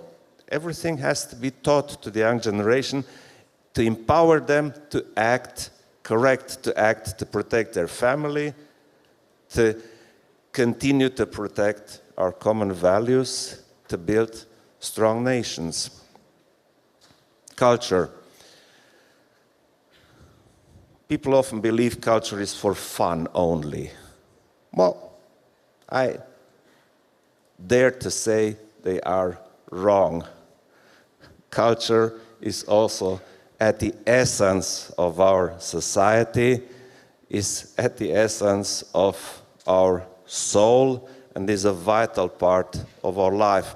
So I personally believe that the European program, Capital Culture of Europe, is one of the most valuable European programs, and it creates sustainable positive effects. I had the chance to know these effects because my hometown, Sibiu in Romania, has been capital of culture in 2007.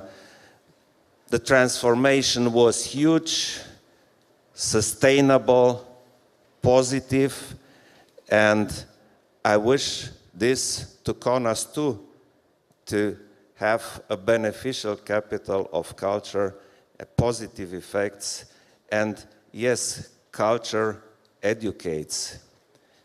Culture also transforms, culture gives hope, culture gives perspective, and culture creates unity and solidarity. So yes, culture educates, and this is why it is very important to give the young generation a chance to be part of culture, not to look at culture, to be in it. And this is also something extremely valuable in a capital of culture in Europe. So let me conclude. Thank you for this opportunity. Wish Kaunas all the best with culture, with development, and the university rector, thank you for hosting this meeting today and giving us the possibility to talk about these very important issues. Thank you.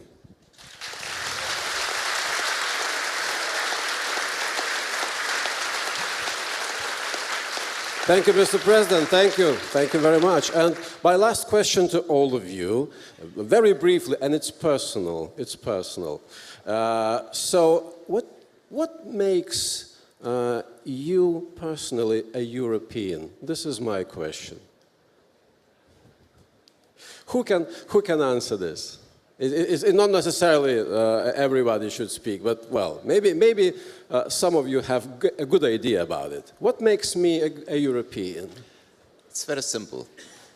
I have the feeling just to be proud to be European. Like Lithuanian, by the way, but European.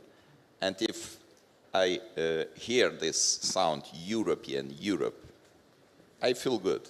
I feel proud. I always say that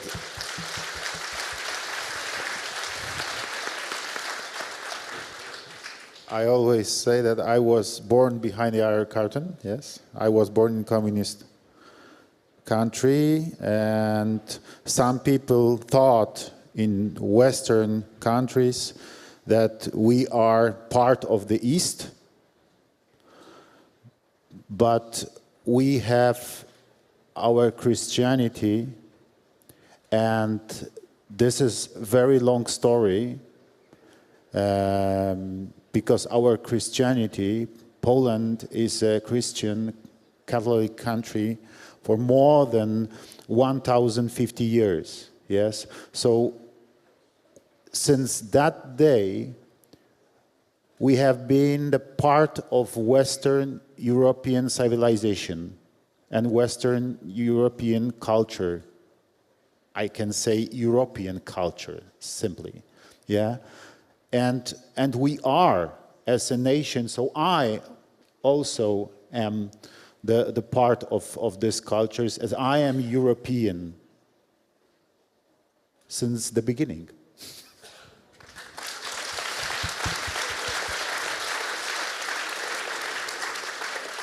Mr. Levits, nothing to add? Yeah, I think the deepest feeling of to be European stems from two elements, from history and from culture, as you said, dear Andrzej. Culture is forming personality, and history is also part of culture. And if we are now, in the year 2022, a result of 2,000 years of culture, what we are now. 2,000 years of history and 2,000 years of culture.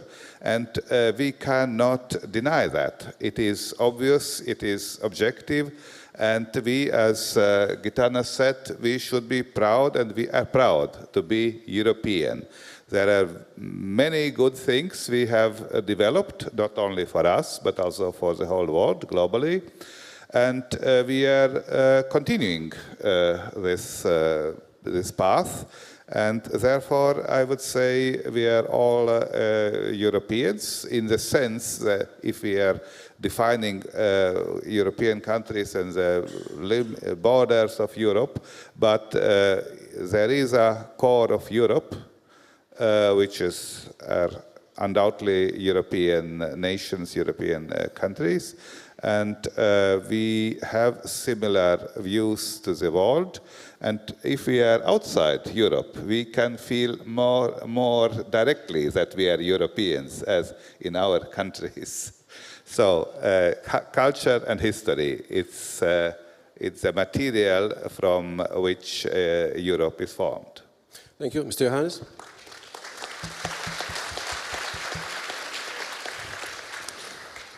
Thank you. I've been born in the center of Romania. That is a given. So geographically, I'm a European. I have been raised and educated, and I had very good teachers. That was a luck. I was lucky to have these good teachers. So the basis was good. And now, surprisingly, I am in a position which gives me some power to shape the future of Europe itself. And this makes me feel as a European of the future too. Thank you. Thank you very much. And if I remember correctly, President Zelensky speaking here today has mentioned a quote from William Shakespeare. I think that was from Richard III, The Winter of Our Discontent. So this quote ends like the winter of our discontent is over. I hope it'll be over. Thank you very much. Thank you for this incredible historic panel. Thank you, gentlemen. And over to you, Julius.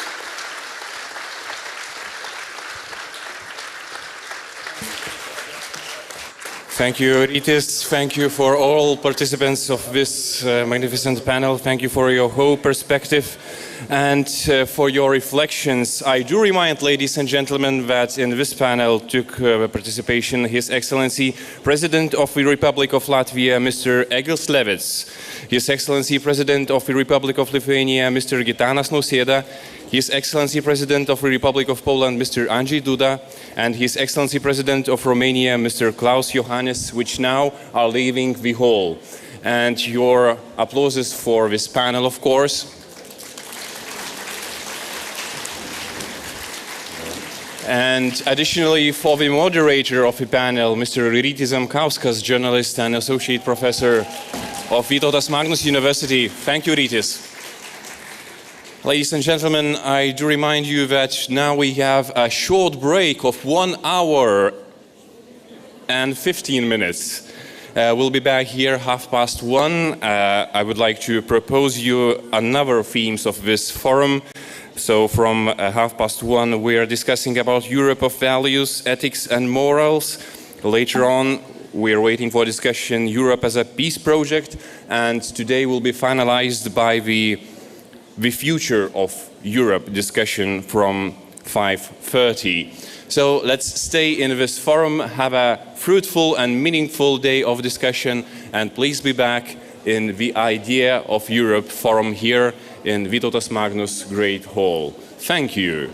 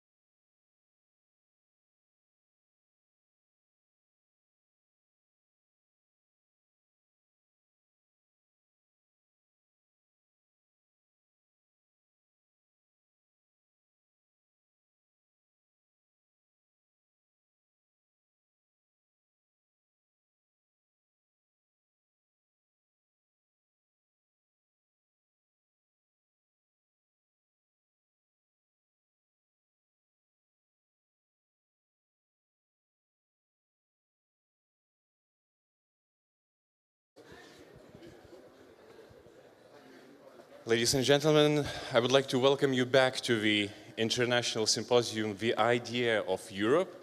The second part after dinner will continue now. We can loosen slightly our colors because 4 presidents are left, and we are now on the pure academic and intellectual discussion level with you.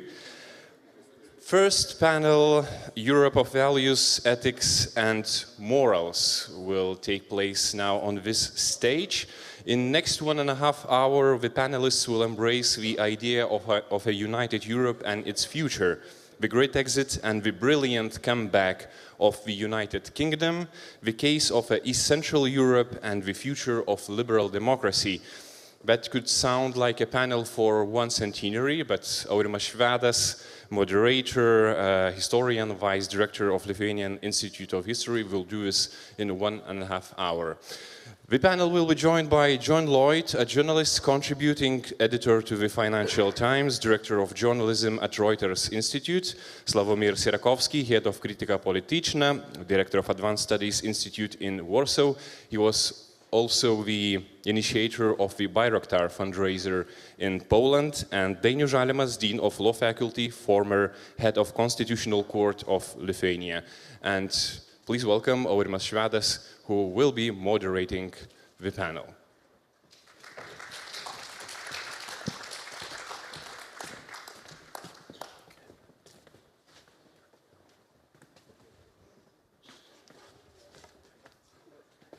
Distinguished guests, members of academia, ladies and gentlemen, good afternoon. It is a great honor for me to moderate second panel, Europe of Values, Ethics and Morals. Our panel will have a few rounds which will be attached to a few critically important questions which were already mentioned. And we are going to have approximately 90 minutes for the discussion. We are going to start our discussion from the introductory remarks, and I asked each panelist to answer one question while writing their introductory remarks. So to a certain extent, the question was quite predictable. Can we identify the ideas, values, and historical narratives that we could call as shared? Why it is sometimes so difficult to do such mental exercise despite all the intellectual, historical, and cultural heritage that Europe brought into the 21st century from Antiquity, Middle Ages, Renaissance, and Enlightenment epochs. Each panelist will have approximately 10 minutes for their first talk, and I would like to invite Mr. Slavomir Sirakovsky, if you don't mind to share your introductory remarks with us.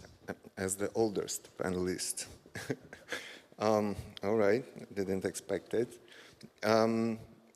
First of all, let me tell you that I'm really happy to be in Lithuania as a country that leads Eastern Europe today, morally and politically. First, it happened with the crisis in Belarus.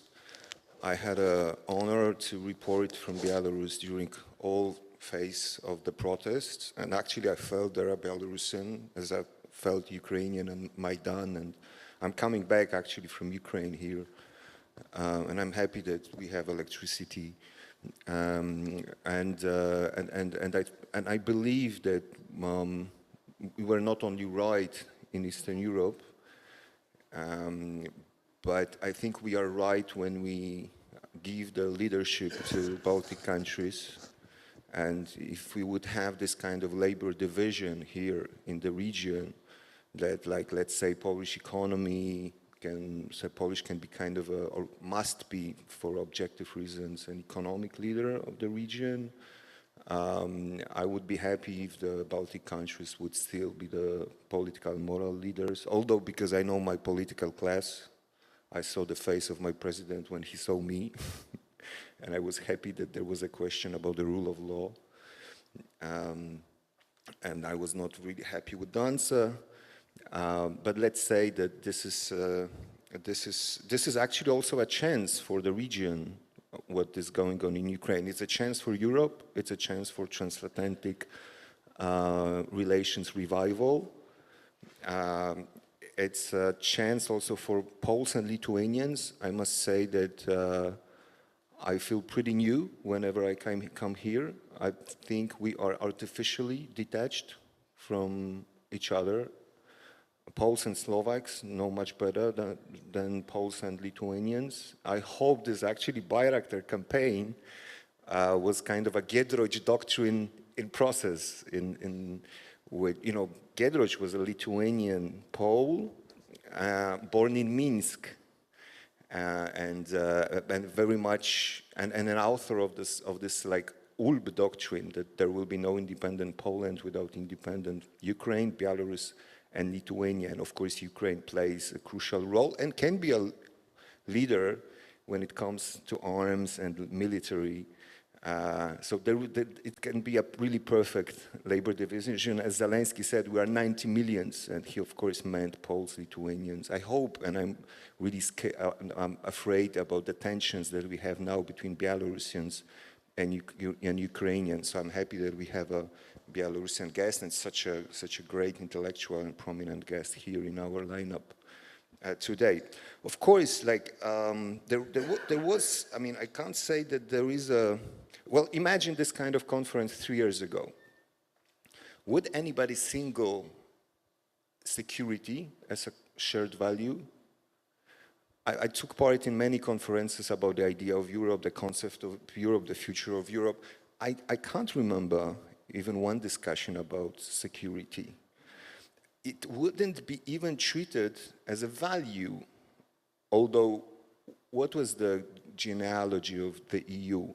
Was it prosperity, as we tend to connotate with the EU? Was it democracy, as again we tend to connotate with the EU? Not at all, not at all. It was security, purely security, one value, nothing else. What could French citizen think about German citizen 50 years ago? Security, but in the negative way rather. Okay, if somebody died for the EU, for the security, the consistency of the EU, we're not a European citizen. I mean, the EU citizen was Ukrainians, and this was not yesterday or the day before yesterday or 9 months ago. The wake-up call was 2014. Who listened to it?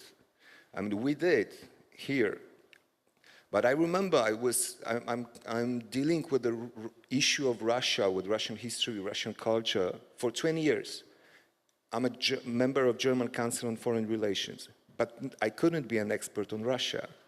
I could be an expert on Belarus, on Ukraine, but as a Pole, I mean, if you're a Bulgarian like my friend Ivan Krastev, absolutely, you can be the leading intellectual that deals with Russia. You can be a Frenchman, you can be Angola man even, but not as a Pole. I don't know how would you, what was your experience as Lithuanians, but my experience was that Pole means Russophobe, or quiet, or silence. So, so I would say that after the beginning, the entire history of the EU was how to avoid the question of security and how to export it to the other side of the Atlantic Ocean. Imagine that Trump is still a president, and this was possible, this still will be the possibility. And imagine that the brain of NATO is dead, as the leader of Europe, Emmanuel Macron, said. And now imagine that in place of Poland there's Hungary, for example, or even Germany. What would happen in Ukraine? I'm a big fan of counterfactual history, but I'm afraid to rise and answer into those questions.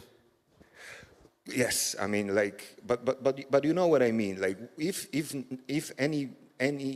1 inch of the EU would be attacked by third country, would Europe and we tend to think about European community as political community, would even start or think about defending itself? No, it's embarrassing. Come on. I mean, the basic value of every community, beginning with the Greek polis to the EU, was always security as a value number one. Then you can think about tyranny, democracy, you can philosophize like Aristotle, from Aristotle to Habermas, about the European citizenship, about everything else, even Constitution of Europe. There is even, in the Lisbon Treaty, an article that obliged all of us and all of European leaders to have common foreign policy. We are breaking the law every day. Every day the President of France, President of Germany, every European head of the state is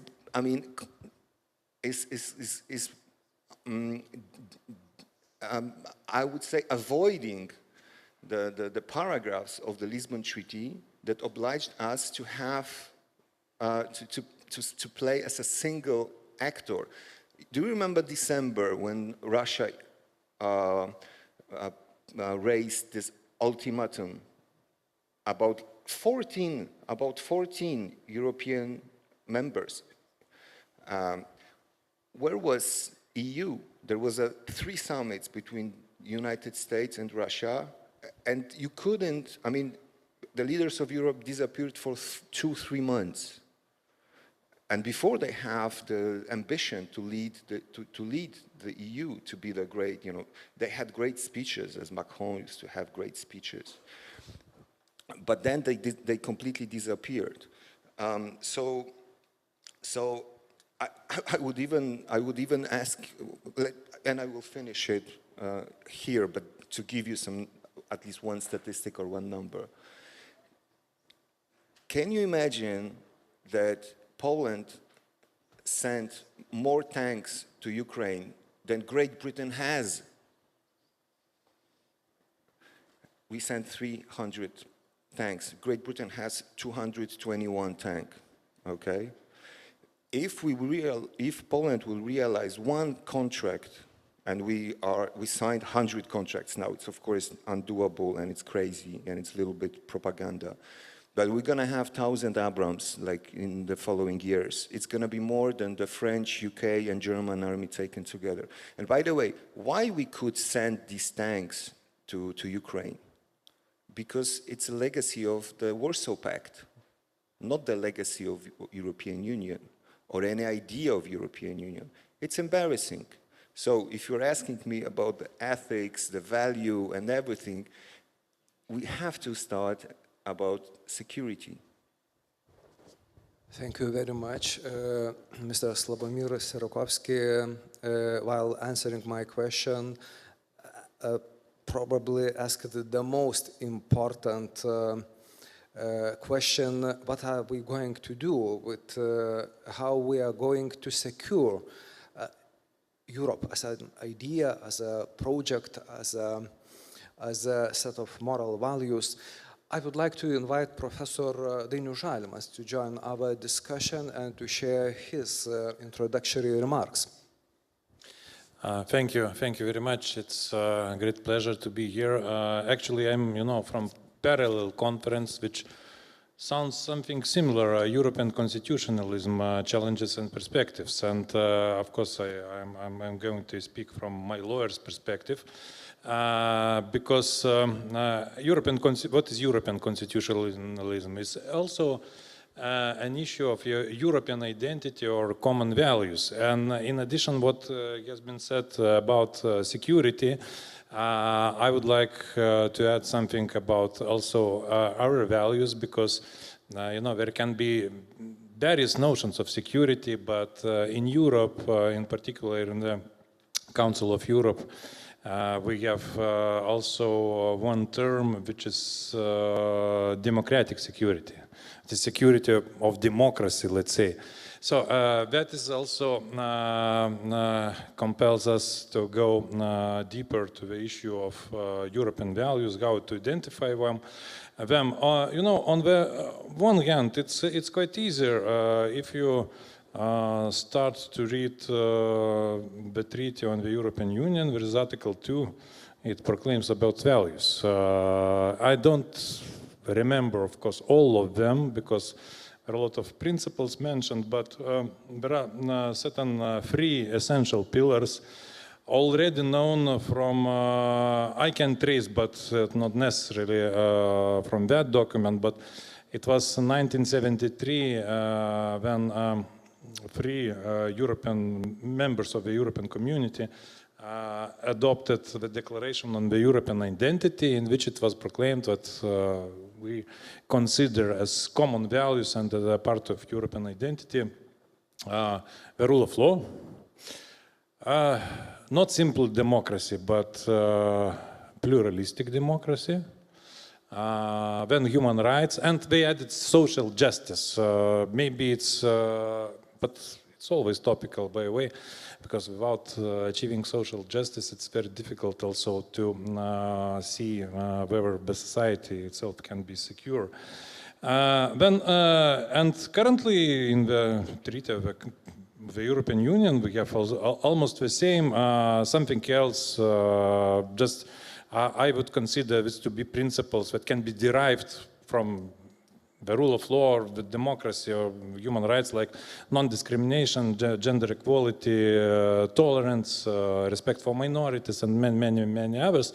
So on the other hand, it's more or less clear that, and it is also stated in the Treaty of the European Union, that all those values or the European identity, it is not appearing from nowhere.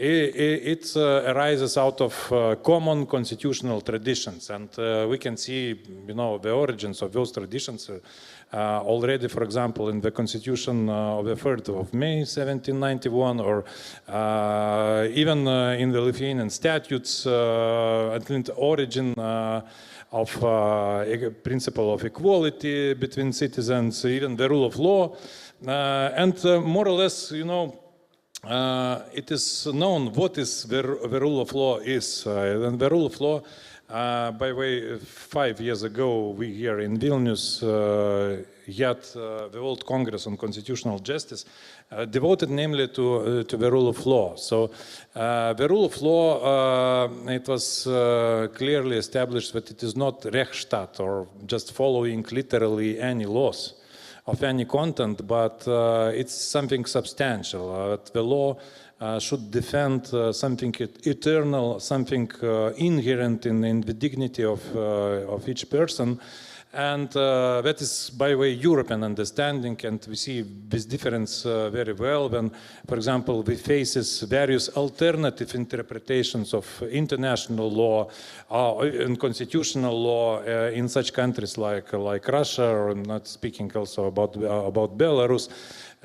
So really the rule of law is something substantial. And I mentioned also democracy. It should be not simply, I remember the professor who passed away 6 years ago, I think, yes, Leonidas Donskis.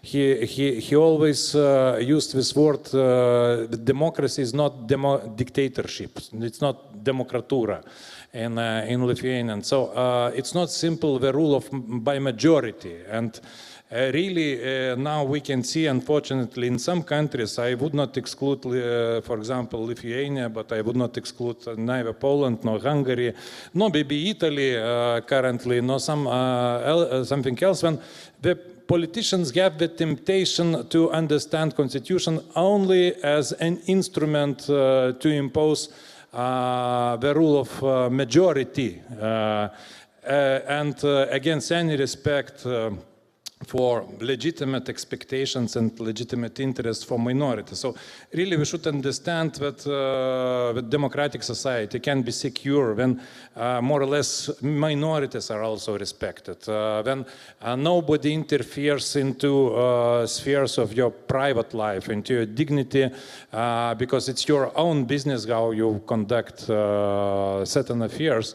It's also important because what I can see, sometimes when majority is starting to dictate here in Lithuania, even we haven't implemented the constitutional provision on the equal respect for all families, including families of couples of the same sex people. So I really don't see any majority's interest in dictating how we should define and understand family life. So that's really pluralistic democracy that is also capable to respect minorities, to see and to respect dignity of each human being, and therefore I remember that under Lithuanian constitution it is also understood as an act of anti-majoritarian nature, which protects individual against namely dictatorship from the majority, when it's really there is no legitimate even aim for the majority to dictate certain style of life, for example. And of course, human rights, they shouldn't be, first of all, fictitious, because if to read the text of the constitutions of the Russian Federation or even Belarus, especially human rights part, I can say that even we, in Lithuania, we don't have such very excellent text, but only as a text, that human being is the highest value for the state, It's not declared in the text of the Lithuanian the constitution, but it is declared in the text of the Russian, I believe also in Belarus constitution. But we all see how far it is from the reality. So the main thing, it's not what you really writing only, but how it's implemented in practice, what kind of culture is developed. So really that is also three, let's say, pillars, how I understand this European constitutional identity, and it's a sort of distinctive mark, because the countries which does not follow that path are usually starting to elaborate such as doctrine as sovereign democracy, as protection of traditional Christian, Catholic or Orthodox values, something like that. So, and as a consequence, we see even much more developed, I don't know whether it's the ideology or not, because I get very intense and sometimes very difficult disputes with some Russian Democrats, whether indeed the ideology of the Russian world exists. In my opinion, it does, but they still are going to deny that. But really, that is also one of the pillars of this kind of ideology, which is which aims at destruction of a current European constitutionalism and even current European order, which is, first of all, pluralistic democracy. And unfortunately, I can see sometimes that some Lithuanian, Polish, Hungarian, Italian, or whatever, French sometimes, politicians, they are following actually the same values by stating the same things like Russian Orthodox Church. For me, it's not, simple the thing which we should not pay attention to. But of course, and you also asked about historical narratives. Here, a lot of jobs should be done, by the way, because I see here more even differences between still Central and European countries, Central and Eastern European countries and Western European countries, because somehow we need to share, I know that it was unsuccessfully, there were many attempts to do that, to share our specific legacy of double totalitarianism. Because what is unconditionally condemned in in the West, that is the Nazi ideology, but unfortunately we can come back as a few decades ago that we really need to condemn also communist ideology. And you see what happens when we fail to do that. I mean, this ideology of the Russian world, it didn't emerge from nowhere again. Its starting point that, you know, all the Soviet crimes was a matter of something good. Of course, we don't call them crimes, but even in the Russian and Belarus constitutions currently, we see as ideological imperative to safeguard the memory of the so-called Great Patriotic War. So, and therefore, as a consequence, as one of the consequences, that everybody who would argue with this historical narrative would become and would be called Nazis, fascists, or somebody else whom really they are claiming that they have the right to eliminate. That is also the problem, and yes, it is unfortunate, but almost nobody listened to our narrative. That would be much better than now to understand that really we have again the ideology which is mixed between Soviet and Nazi ideology, and which is needed to be condemned just in order to ensure both democratic security, both security in general for all of our European countries. Thank you very much. Professor Dainius Žalimas shared his ideas how to secure the democracy, if I understood correctly, the core of our European project in 21st century. And now I would like to invite Mr. John Lloyd to share his introductory remarks. Thank you, Aramas. You have been quite precise when you gave us this task to address, you said, ideas, values, and historical narratives. And both my colleagues have addressed that, and both have addressed the issue of sharing, which you say. What are these values, ideas that we share, and also the historical narratives? I agree very much with Dainius that we don't share many historical narratives. We're very, very different. And although we have the same, roughly the same kind of values, democracy, rule of law, respect for private property, freedom of the media and of religion and of thought, all of these things, but actually, as Dainius has just pointed out, they can be written in a constitution. They were written, for example, in the constitution which Stalin had, and we know what happened to these ideals. But we're quite different. We do have ideals, and we do, by and large, we, the Europeans, by and large, stick to them. But it's quite, one should look, I think, a little more closely at how different we are. We're proud of being different.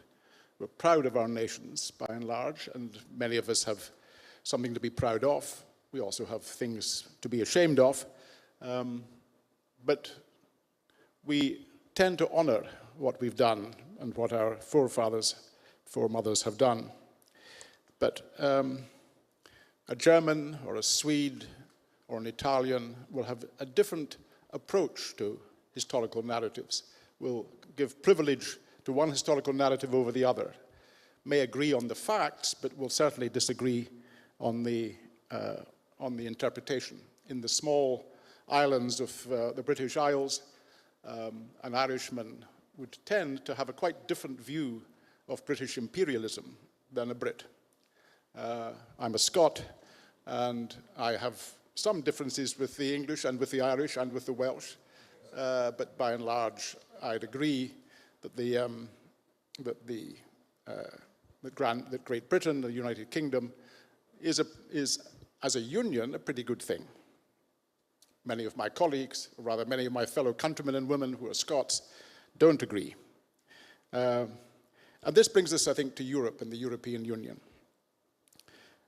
As you will know, Europe developed after the last war, and to a considerable degree because of the last war, until it became a community of the 27, used to be 28, states that it is today. And the idea of the Union, the title of today's event, after all, is the idea of Europe, was to ensure that the countries of Europe didn't make war again on each other, and in doing so would draw in much of the rest of the world as well. The forerunners were Jean Monnet, who believed in a federal Europe, only a federal Europe could be a barrier to future hostilities. He, like all of his generation, saw the horrors that fascism and Nazism had visited upon Europe. And the other one was an Italian called Altiero Spinelli, who was an anti-fascist, was imprisoned on a prison island called Ventotene. And in 1940-41, he wrote a declaration which was rather similar in intent to Jean Monnet's, and that is that only a federal Europe could prevent a new horror. And these beliefs, which were into the very initiation, the very start of the European Union, have remained powerful ever since. They had great success in pushing for these. An economic community was formed, a commission, European Commission, a European Court of Justice, a central bank, and many of those who've presided over the European Commission, the first president, Walter Hallstein, Jacques Delors in the 80s and 90s, and now, whom we saw earlier this morning, Ursula von der Leyen, were all passionate federalists and have remained so. Their legacy has remained so. But my contention is that the European Union is now stuck. It's stuck because the federalists have not convinced many, or perhaps even most, of the other states that nation states should be, as Spinelli demanded, should be abolished. And because a new politics now challenges European liberalism. I think it's important to recognize that the parties now referred to as authoritarians or populists or sovereigntists, but which might be more neutrally called the New Right, are no longer protest movements, but a part of the political furniture of the European Union, and will be, it seems, for the foreseeable future. They grew rapidly in every country, including my own, because of immigration and the pressures, the new pressures it will bring. The greater pressures it will bring because it does seem from what's happening both in Africa and the Middle East and elsewhere, in the case of the Americas, in Central and Southern America, these pressures will not abate, they will continue. And they also grew because of the perception, which is reasonably true, that the existing governments are failing to control immigration, and that in many countries, France, Sweden, Italy, Spain, groups of immigrants were forming centers of criminal activity, usually with the sale of drugs and with the use of violence. Sweden, which was had one of the lowest murder rates in the world until about 10 years ago, is now second only to Croatia in Europe on numbers of people murdered by shooting. And the banlieues of France and the major cities, especially Paris, are often no-go areas to police. These are real problems, and they're faced by real people, and they then give huge majorities of people in every country who say no more immigration, or at least less immigration. Yet immigrants are mainly people who are usually poor, who want a better life, who are eager to work and be good citizens. What spreads the fear, and the fear spread throughout society, including by those, mostly the majority usually, who haven't experienced the violence. But the new right parties say they will fix it, they will get votes. In Italy, the new right Fratelli d'Italia is the dominant party now for a couple of months, and the leader is Giorgia Meloni, the first woman to be a prime minister in Italy, and a tough woman she is. In Sweden, the Swedish Democrats are the second largest party in the country, the largest in the coalition of the right, and thus the dominant influence on the new Swedish government in Sweden, which had been regarded as almost permanently social democratic and liberal. As I said, immigration will increase because of the pressures on Africans, Middle East, Southeast Asia, as these pressures become more dominant. Trump put up a wall to keep out Mexicans and others. Biden, when he was in opposition, mocked him for doing so, and in office has continued to build and extend the wall. With few exceptions, and all democracies, European democracies have to face up to this, with few exceptions, native populations don't like mass immigration, and they vote. And there seems to be no solution to it, short of using the Navy, which was used for a while in Italy, to stop smugglers' boats and turn them back, or, in the case of Denmark and Britain, looking at the possibility of sending them to Rwanda in Africa. Or, on the other hand, spending very large sums of money, more than was spent in the Marshall Fund after the war, large sums of money, trying to make the poor and war-torn countries fit to live in so that people won't leave them to have a better life elsewhere.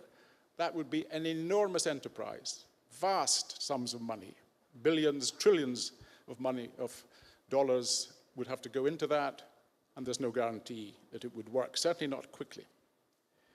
So the new right, who are now in power in Sweden and in Italy, who are friendly to the governments of Poland and of Hungary, and very often to the governments of Central Europe, they are, unlike the polite British, who decided to leave and then closed the door quietly behind them. Many of them regret it now, but that's what they did.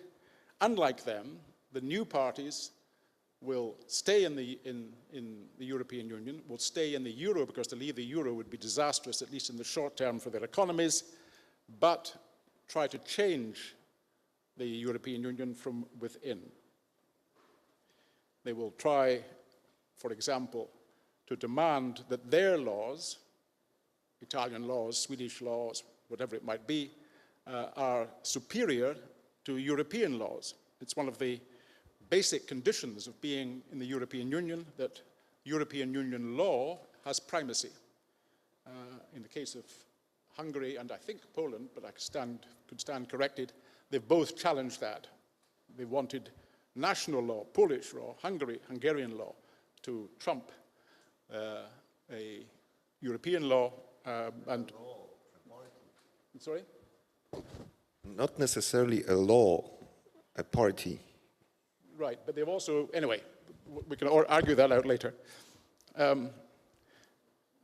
They have been, in the past, these parties, determined to leave the European Union and leave the euro. They've changed. They say now that they're fully democratic, liberal, will, for example, they said they were very much against abortion.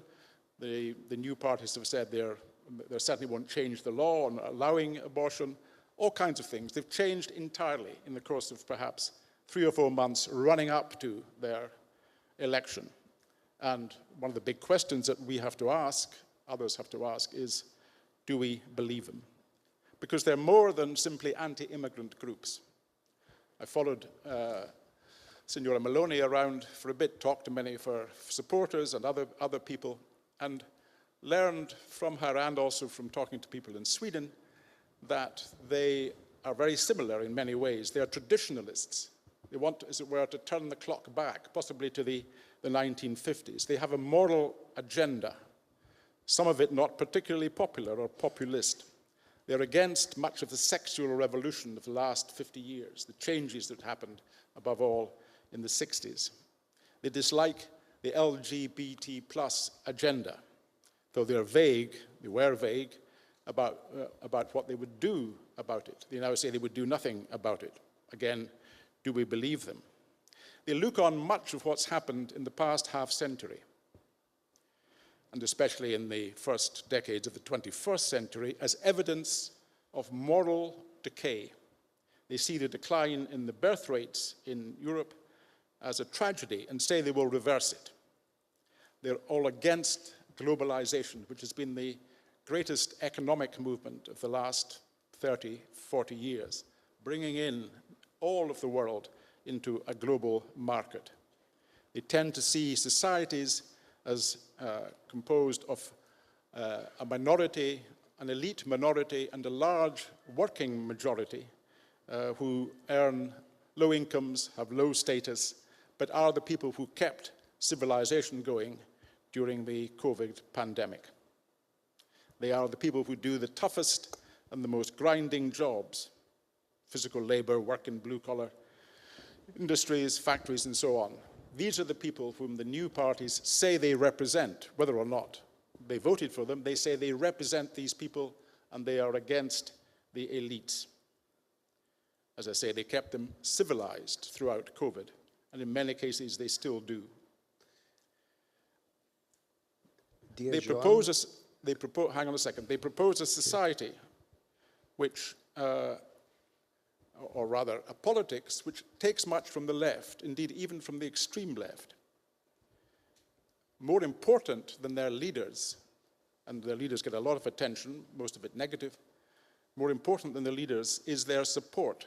The real threat of the new right to the present, broadly speaking, liberal governments is the threat of majorities recoiling from a globalized Europe, straining to be a federation and failing. That's why I think there is a threat to the European Union. It was an immensely idealistic project, a construction of nation states, more and more of them whose coming together in one organization would ensure that war would never happen again. But my contention, it's reached its limits. Its continued growth depends on accruing more powers to Brussels, which fiscal, economic, political power, which will tend to be rejected by, probably by most states. I think what we have to face up to, we, at least I as a Brit, don't have to face up to since we left, but I think people who are part of the European Union have to face up to, and indeed it's a theme of this conference, that one has to think through the position that Europe is now in and how it can best go forward to continue over the next years, how it can best assist its members and also assist, for example, Ukraine, how it can keep a community together in order to do good work. That seems to me to be the largest question overhanging Europe and also overhanging this conference. Thank you. Thank you very much. Mr. John Lloyd described the situation of EU and its abilities to design the future of post-Brexit Europe and asked really important questions. As a historian, I dare to say that sometimes we are able to solve some problems when we try to rethink and revelate our attitude to the past. That is why my next question goes to Professor Dainius Žalimas. Professor, the history of Europe is traumatic and divided. That is why European citizens are facing fundamental problems when they try to talk about the common past, and that is why I think that we need to quote the brilliant German intellectual Aleida Assmann statement. A past that is associated with trauma and guilt continues to make demands on the present. It calls for recognition and the acceptance of responsibility. The end of the quotation. How can universal jurisdictions, you are working with that topic, help us call out for recognition, the acceptance of responsibility, or in other words, to heal historical wounds?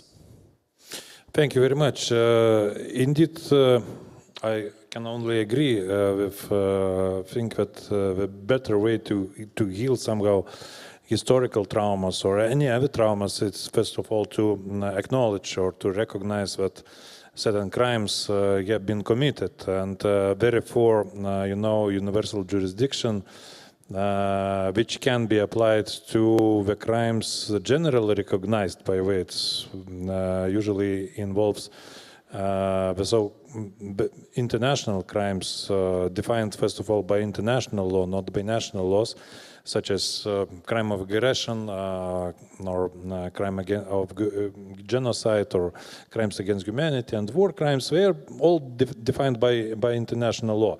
And the most important here for the victims or for relatives of those victims is to receive a sort of satisfaction in a sense that, first of all, the commission of those crimes have been acknowledged, condemned, and maybe even sometimes the punishment then can be the issue of secondary importance. Although, it is also very important when those who are responsible, for example, for aggression, they should be held really responsible, should suffer real punishments. Otherwise, there is no guarantee of, let's say, non-repetition of those acts. So really universal, the purpose of, first of all, although it sounds universal, but really universal jurisdiction as jurisdiction provided by some states, not all, but I know for certain that in Poland there are certain provisions in criminal or criminal procedure codes. In Lithuania as well, provisions that allows to persecute people who committed crimes, international crimes elsewhere, disregarding the fact whether the victim is or not national of respective state. Even the place of commission of those crimes is not important. Of course, some sort of connection they still should be present, because otherwise simply instituting the case under universal jurisdiction, because it's responsibility of national authorities, first of all, instituting the case when it does not have much sense if you cannot take any effective measures in investigating those crimes. So really, therefore, when we don't have, for example, international jurisdiction which can be effective, like in respect of crimes committed by Lukashenko regime against the Belarus people. Really, there is no international jurisdiction. Or, we don't have international jurisdiction in respect of crime of aggression against Ukraine, or we don't have also, let's say, very effective international, because there is international jurisdiction in respect of crimes against humanity and war crimes committed in Ukraine. When we can speak about also resort to universal jurisdiction in different countries, like Lithuania, Poland, Czech Republic, there are certain movements to that direction in Germany as well. So really, it's very important then to take the measures at least on national level. And first of all, it's not only, they are not designed only to defend the direct victims, but they also serve by way to our, say, democratic security, because those crimes, they are not compatible with our constitutional orders, not compatible with the European public order in general. So therefore, I think the states members of the European Union, they are even committed. But in this field, sometimes we feel, at least it's my personal and subjective feeling, a sort of double standards, like I already addressed the issue of double totalitarianism or something like that. So I know that, for example, in Germany, there are certain cases with regard to crimes committed in Syria. There's also no doubt that in the Netherlands, probably, but maybe here I'm precise. But still, there is no actually case started to investigate. Maybe there were only several applications with regard to crimes committed in Belarus. by Lukashenko regime. And that is, in Poland, I know there was some certain movement, but still without any productive results. By the way, in Lithuania, even with our prosecutor general office started a few investigations, but still they are, they are starting to disappoint, especially those victims of their relatives from Belarus, because still no suspects are found, although sometimes it's not so difficult maybe. So that is really something that really disappoints, and to some extent it comes to my mind that it is simply lack of willingness. I don't know why, because if we can institute the case in respect of crimes in Syria, it's just I'm talking about the European context, then why we are so unwilling to start similar investigations in respect of Lukashenko regime? I'm not even speaking about the Russian regime. Yes, symbolically in some states there are certain investigations started, but still without any announced results, although sometimes it's quite easy to prove, because if we speak about the crime of aggression against Ukraine, I think everything is known. Even evidence can be found from public sources. Who initiated, who planned, who ordered to start a war, an aggressive war against Ukraine, it's more or less clear. Maybe we can, we cannot be certain about the so far distant environment of political and military leadership of Russia, but still the major actors, they are more or less known.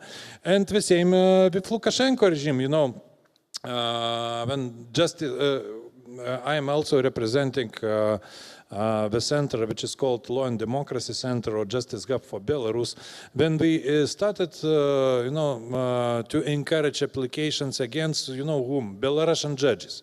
Because actually, it's unfortunate to say for us lawyers, but the major criminals in Belarus, I consider them to be namely judges, prosecutors, but first of all judges, because all the repressions against the Belarus populations, I mean, persecution for participation in demonstrations like 1 year or more ago, using of national symbols of Belarus, or there is also one popular article in the criminal code of Belarusian regime, such as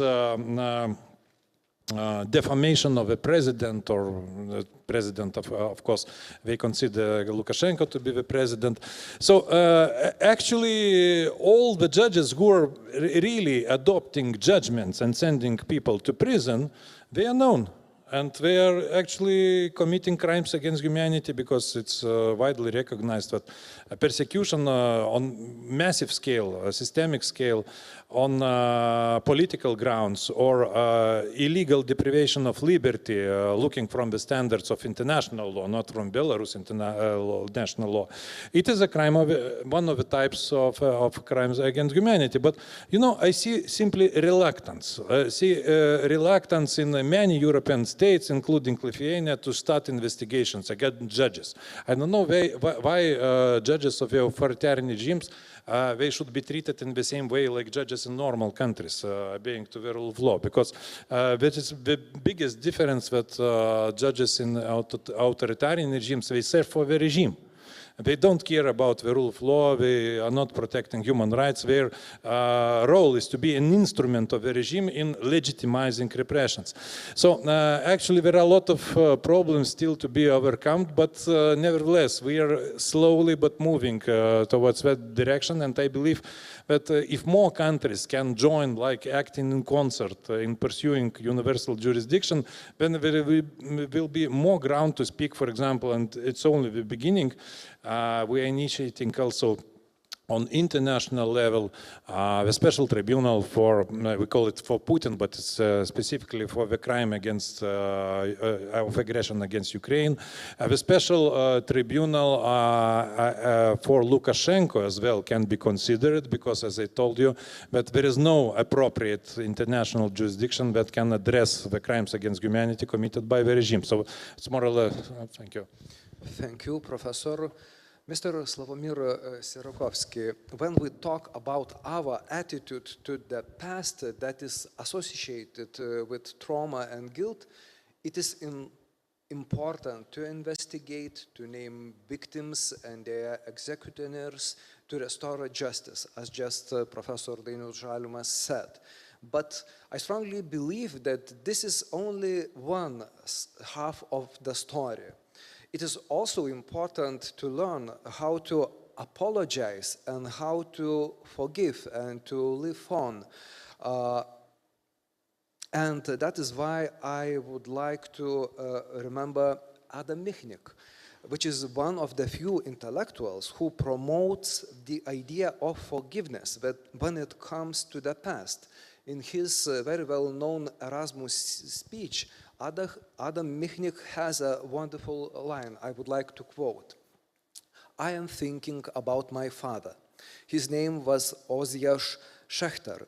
He was a Jew and a communist, and I'm a Pole and an anti-communist. He was a wise and honest person, and yet he made a bad choice in his life because communism was a bad choice.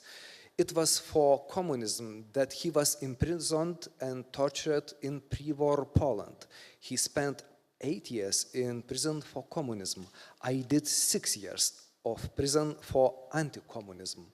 But I'm wondering if those who imprisoned my father and tortured him made a good choice." The end of the quotation. According to Adam Michnik, the logic of accusations for the past has no end. Therefore, we should simply end it. Such an act of forgiveness is important not only for individual human cases, but also for entire nations and societies. Of course, Adam Michnik wrote that Erasmus speech during the peacetime. Now we are under the war. Is Adam Michnik's vision too utopian right now to be implemented in life? Very good question, and the answer can be only complicated, but let me be a black sheep here and let me say that it's a second panel that there is no female. So we are talking about the half of Europe, the idea of half of Europe, not necessarily about the idea of Europe. Thank you. And now Adam Michnik. So Adam Michnik is an author of a famous, Adam Michnik is a brilliant speaker and an author of the great historical bon mots in Polish history. And one is that amnesia no, amnestia yes. This was about the communists, and this was about the round table.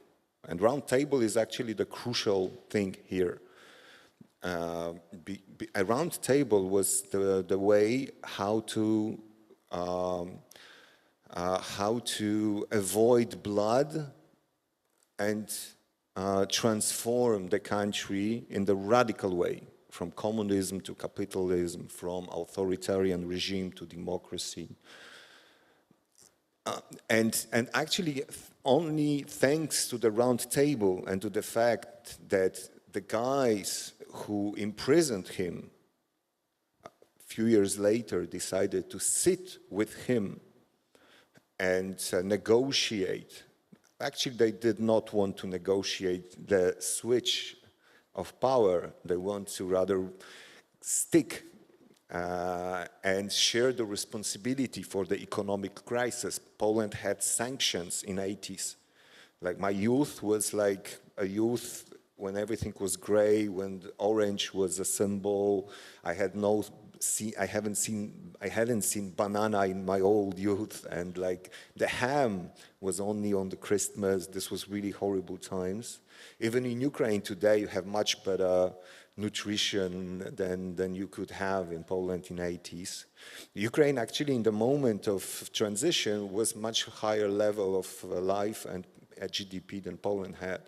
So, but what I mean by this, which is actually important footprint to the Ruski Mir, what happened, you know, Ukraine as a starting point could be in a much better position today, if not the Ruski Mir that was partially, gradually there from 1991. So, but the round table is possible when you have normal people, not psychopaths. And Lukashenko is a real psychopath. The condition sine qua non of political revolution, because social revolution happened in Belarus and was extremely successful. This society is a Western liberal democratic society. It's 500 kilometers more to the west than it was 3-5 years ago. Political revolution collapsed.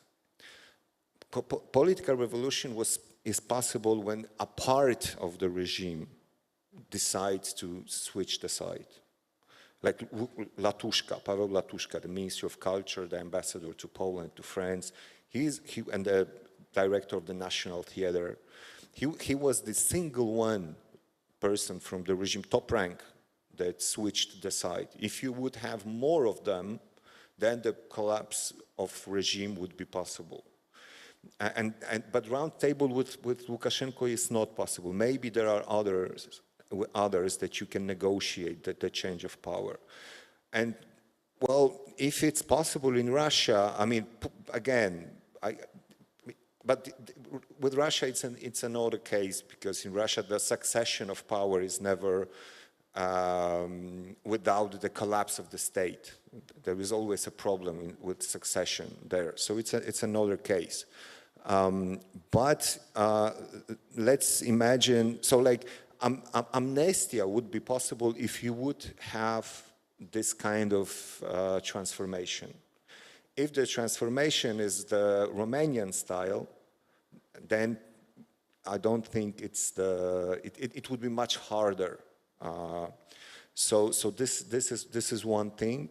Adam was very radical, and he even gave Adam is a Polish romantic. He's like more Polish than a Pole usually, and he's so he defends Catholic Church today when nobody defends Catholic Church today in Poland except for Catholic Church and Andrzej Duda and the ruling party. But and Adam does, because he still sees the possibility that there could be a partner on the other side, which actually I like. I was also defending him because of this romanticism and because this belief. Adam is a real Christian at the same time, like in a sense that he believes in everybody, that everybody can change, maybe except of Lukashenko. I don't know, but Adam even defended Kiszczak or Jaruzelski. Kiszczak was the Minister of Internal Defense, the leader of the secret security in Poland. These guys wanted to kill Adam Michnik in the 80s, by the way. And he called them men of honor. This was strongly criticized, but this was actually to push the idea to put an accent on the fact that we should appreciate, and even somehow, to put it in the cynical way, morally bribe the people to preserve the peaceful transition, okay? So we should respect people who decided to sit with us, and we should offer them a kind of amnesty. So actually Adam was strongly hated by the right side because he was against lustration and even against decommunization. He wanted to close archives forever. A lot of his friends criticized it because he knew, and actually this is a pragmatic idea, who could be a secret service agent in communism? Only the guys who were in opposition, not the members of the Communist Party, all right? So this was also and it was easy to play with this. It was easy to artificially, well, this actually meant that you believe to the bad guys more than you believe to your friends, okay? Because the bad guys were and authors of archives, okay? And they could do whatever they wanted with the archives. They could register. They were paid to register as many people as was possible at the time. So this is a very complicated idea, and in this case, it's not necessarily a question of ethics. It's a question of politics. So I'm trying to give you this perspective to show that it's not really an academic abstract, even legal discussion. It's a political discussion, and it's a question of political decisions. Thank you very much. My next question goes to Mr. John Lloyd. You already described the situation in which EU is stuck. But right now, I would like to return to the Brexit. And I would like to say that looking from an Eastern Central Europe citizen perspective, Brexit was and still is a bleeding wound in Europe's body. But looking from the same perspective, the beginning of the full-scale war in Ukraine forced the United Kingdom to come back and to play an extremely important role in the face of the global security crisis in Europe. How can you describe the actions of the United Kingdom during the last 9 months in the Ukraine and East Central Europe affairs front? What were the drivers, looking from your points of view, of London's behavior? Values or so-called realpolitik? I think the unspoken... Sorry. I think the unspoken part of what your question is, how can a nation like the United Kingdom act morally when it's just come out of the European Union? And I would reject that as even a whisper in the background of what you just said. The reason why the UK was actually the foremost country to stand with Ukraine, as its then Prime Minister proudly said in an interview 2 or 3 days ago. And in that case, I mean, he's a terrible liar, Boris Johnson, one of the reasons why he had to leave the Prime Minister's office. But in this case, he was probably right. And he was right in part because Britain was better situated in energy than most of the other, certainly the Central Europeans and Italy and Germany were terribly dependent on Russian energy. But also, I think, because I think the framework within which the British saw that was a framework which had remained since the Second War. In other words, it was a framework in which the Russians were the Nazis and Ukraine was Great Britain. I think it would be a kind of framework which was largely unconscious, but I think it was there. Indeed, it was invoked by Boris Johnson in the course of it. Churchill made an appearance, as he usually does in these cases, as a kind of a lion against the forces of tyranny. But partly also, I think that Johnson, for all of his many faults, and perhaps this is a fault, he's a romantic.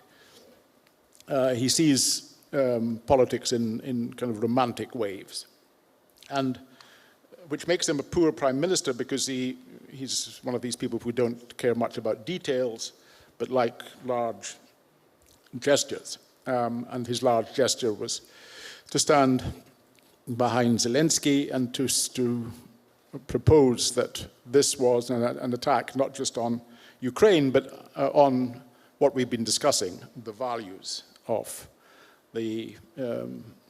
Europe, of Britain, of democrats, of people of a liberal disposition. And that caught on. There's very few people, there are some people in the UK, but it's a very small minority who would argue that there should be an immediate attempt at peace. Most people agree that to talk peace with Putin at the moment would be useless. What do you talk about? He's demanding that any settlement has to recognize that Russia keeps the bits of Ukraine that it got since the 24th of February, plus keeping Crimea. Whereas Zelensky is arguing that these were Ukrainian territories and must have them back.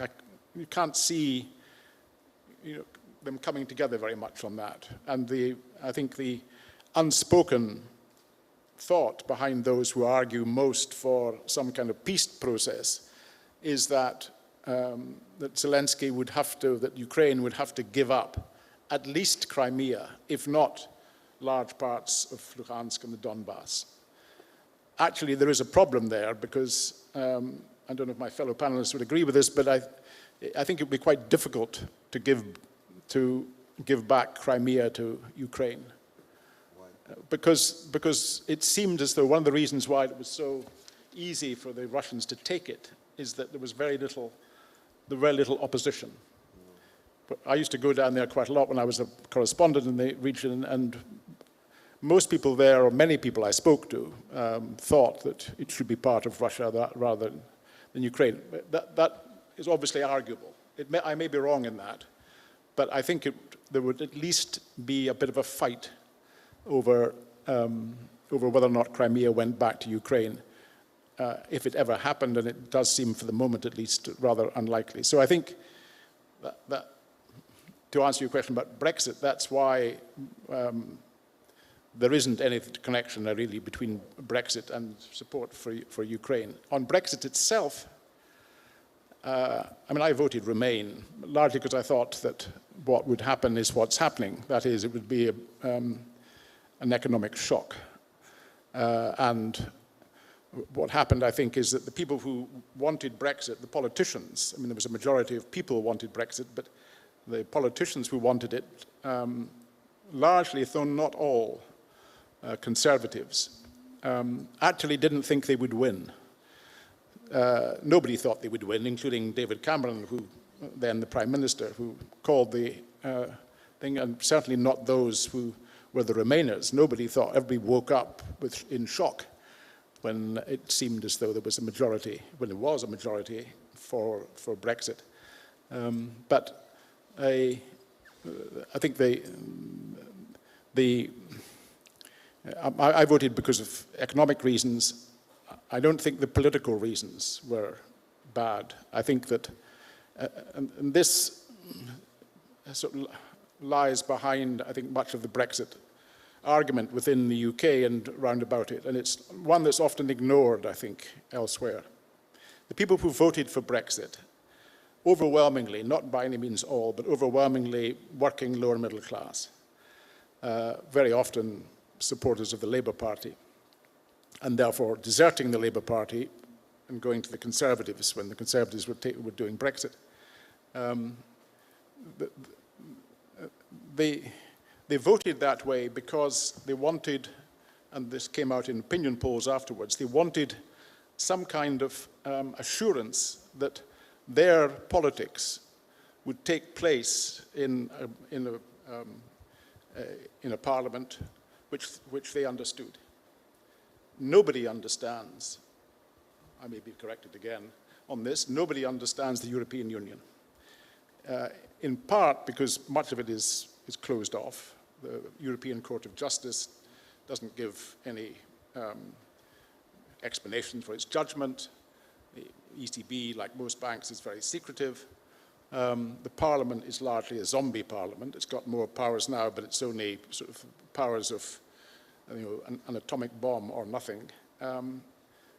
And because of that, and because of this enormous lack of democracy within the European Union, because within, as it's gone for the last 70 years or so on. It's driven through to a teleological conclusion, i.e. the creation of a federal state of Europe, by undemocratic means, because those who do it are certain that this is right, rather like old-fashioned Christians. They think that it's obviously the case that Europe should be united, and that would be better for everybody. But the problem is it can only be done undemocratically, and Brexit tends to show that. It shows that people want and the French have voted against it. Another case, the Danes have voted against it, the Irish have voted against it. They were then told, that was the wrong answer. Vote again and get the right answer. So they did vote again and get the right answer, though it was minimal. The Brexiteers weren't told it was the wrong answer. And so we're stuck with it. And we're stuck with it. It's bad for the economy, but it's not bad for those who value a system in which democracy and the rule of law and all these things that the presidents invoked this morning and that we've been invoking again, all these things reside still in the parliamentary and democratic functions of nation states. We haven't overcome, as Monet and Spinelli demanded after the war, we have not overcome the fact that politics remains national, and remains national not just for the conservatives like PIS in Poland. It remains national for liberals. That's what people look to answer. That's what they have some leverage over when they vote every so often. That's who they look at when they see politicians. They may detest politicians, or some politicians. There's a man called Jacob Rees-Mogg, who is a conservative politician and who made a great show of stretching out on the bench of the Parliament, of Westminster Parliament, to have a nap, have a sleep, and was photographed as doing that. And it kind of was an index of the enormous arrogance of someone like this. And so people dislike him. He seems to like being disliked. It's his, maybe he thinks he'll be elected again because people dislike him and want to have somebody they dislike. There's no one like that, apart from the aficionados in countries, the people who come to conferences like this, who know what's happening within Europe and so on. Most people have no clue, including perfectly intelligent, well-educated people. And while that is the case, while politics remains stubbornly national, then the European Union, insofar as it's an engine for greater integration and for some kind of end, which is a federal state, that built-in contradiction is what I meant when I said it's stuck. It's stuck, and it's more obviously stuck now because of the elections in Sweden and Italy. Thank you very much for your answer, and I would like briefly touch actually for me existentially important question related with so-called East Central Europe case. Mr. Sławomir Sierakowski, you already talked about one Polish romantic. Right now I would like to remember that there is another Polish romantic, which is really important not only for Polish but also for the Lithuanian society. And of course I talk about Polish intellectual Jerzy Giedroyc, who created a geopolitical strategy about so-called ULB region. According to that strategy, Poland should aim to cooperate with Ukrainians, Lithuanians, and Belarusians, for it is only their independence which can safeguard, according to Jerzy Giedroyc's Poland from Russian imperialism. What is Poland's role in East Central Europe's future? Maybe it is time to remember and to rethink Jerzy Giedroyc's ideas in the face of the war that was provoked by the Russian Federation. Well, Giedroyc was exactly the radical opposite of romantic politics. The romantic politician would say Vilnius is Polish, Lviv is Polish, I mean, like, or whatever, would, you know, draw great pictures of whatever, great Poland or something. I mean, I don't know, but so Giedroyc was radical realpolitik politician. So he said, let's forget about what was, you know, if you look at the Polish literature, all greatest Polish author, like Mickiewicz had never been to Warsaw, had never been to Krakow, had never been to Gdańsk, okay? If you... But he been in Vilnius. And, you know, and in our, as you, probably you know, in our greatest poem, like the greatest Polish poem begins with Lithuania, my fatherland, all right? So, if you, but it is the same with Słowacki. It's the same with Krasiński. It's the same. Actually, it's the same with everybody, up to Miłosz Gombrowicz and others. Okay, if you look at the borders, they're not Polish. If you read the Polish literature, the nature is not in Poland. I mean, it's, you wouldn't recognize the country by reading the Polish literature, right? No matter what age you take. So Polish romantic, and I'm talking about romanticism. Romanticism is the base of Polish culture. So now you have, and you know, then comes the Second World War. The mainstream of Polish elites, soldiers, everybody goes to London, okay? 300,000 Poles go to London. And they are talking what? They're talking about very romantic idea of great, beautiful Poland. And then tiny group, only a tiny group, small group goes to Paris. One house of people, one house, Maison Lafitte. Treated as complete marginal traitors, actually. And what they're talking about?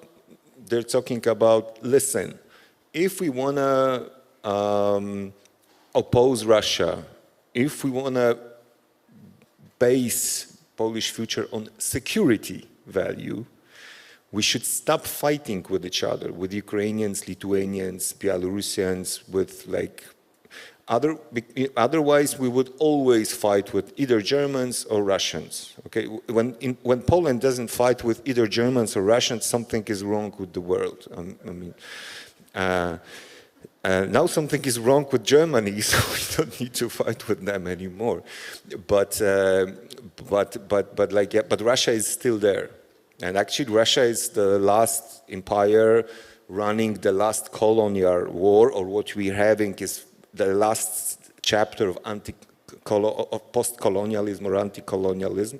So actually what is happening now is also based on like security and all these things that are like ending some kind of colonial or history of Europe, like, you know, ending the book of empires in Europe. I hope so.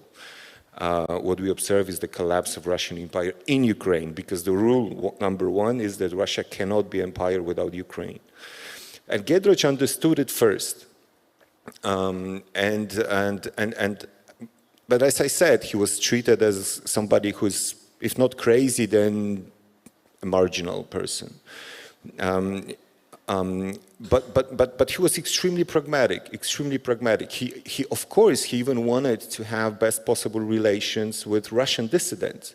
But the rule was always, we should have the best relations with Russian, but never over heads of Lithuanians or Belarusians or Ukrainians. so this is a rule number one, even for Polish nationalists, because I wouldn't call them conservatives. Conservatives were the victim number one of peace, because conservatives respect the rule of law, realpolitik in foreign policy, and now because of Russia, they are realpolitik a little bit. But before that, or the rest of the Polish foreign policy, we don't have foreign policy, we have historical policy. Like we have a leader that never travels anywhere except for Hungary. But even if, so yes, and then the rule of, all other rules, conservative is a beautiful Polish tradition, but they have rules. So constitution wouldn't be the enemy of conservatives. It would be the opposite. Law was always the sacrosanct for Polish conservatives. They are right-wing populists, so they have no values, no rules. It's not the law that it's like Polish law that it's above European law. This is what they say. But what they say in Poland is that the nation is above the law. And they represent the nation because it's demokratura, because for them the definition is not the democracy doesn't mean that the majority rules, but respects the minority rights. But they always defend themselves by saying we are democratic because we won elections, so we can do whatever we want. Which doesn't have much in common with the real definition of democracy.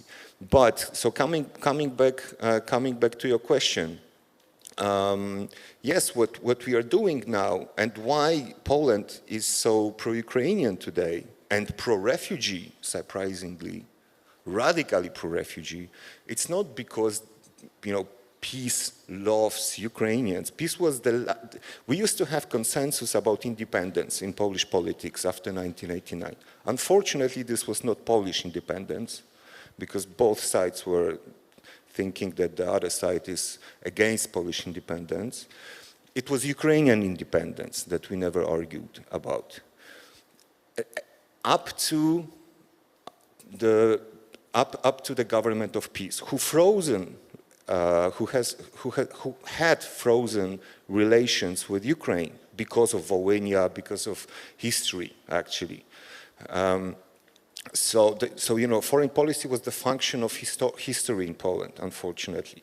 And then comes Russia, and only because of Russia we are such a big friends now and such a pro-refugee country. A year before, refugees were dying in Polish forest on the Polish-Belarusian borders, and they are still dying, and you still have pushbacks which are completely illegal. Okay, there was even a case, I don't know, a month ago when one Iraqi, because they built a wall, was hanging, wanted to jump over or wanted to go over the wall, and unfortunately he hanged. Okay, and two Polish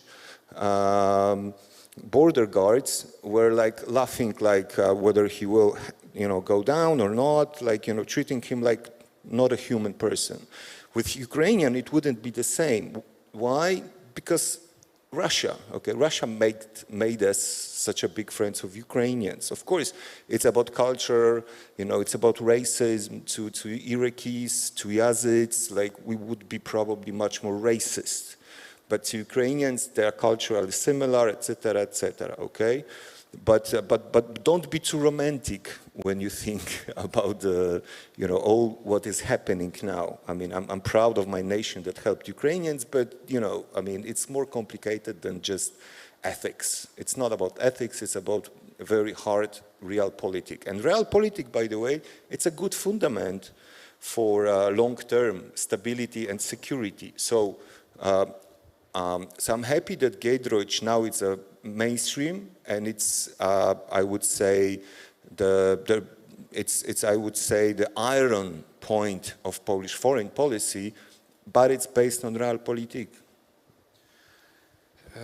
It's more complicated when even when we can imagine from the first sight. Probably this is could be our last point of the discussion. I prepared many questions, but we are almost running out of time, and that is why, dear John Lloyd, dear Slavomir Sirokovsky, dear Professor Dainius Žalimas, it was an honor to have you on the panel. Thank you very much for being with us, for your insightful contributions to international symposium work. I also would like to thank the audience for their attention. Thank you very much.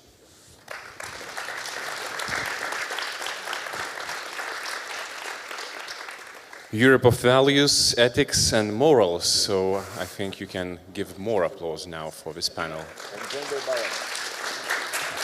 John Lloyd, Slavomir Sierakovsky, Dainius Žalimas, moderated by Aurimas Švedas. Now, ladies and gentlemen, we will continue our forum, but before it's short half-an-hour break for coffee and continuation of this panel. So see you in 30 minutes.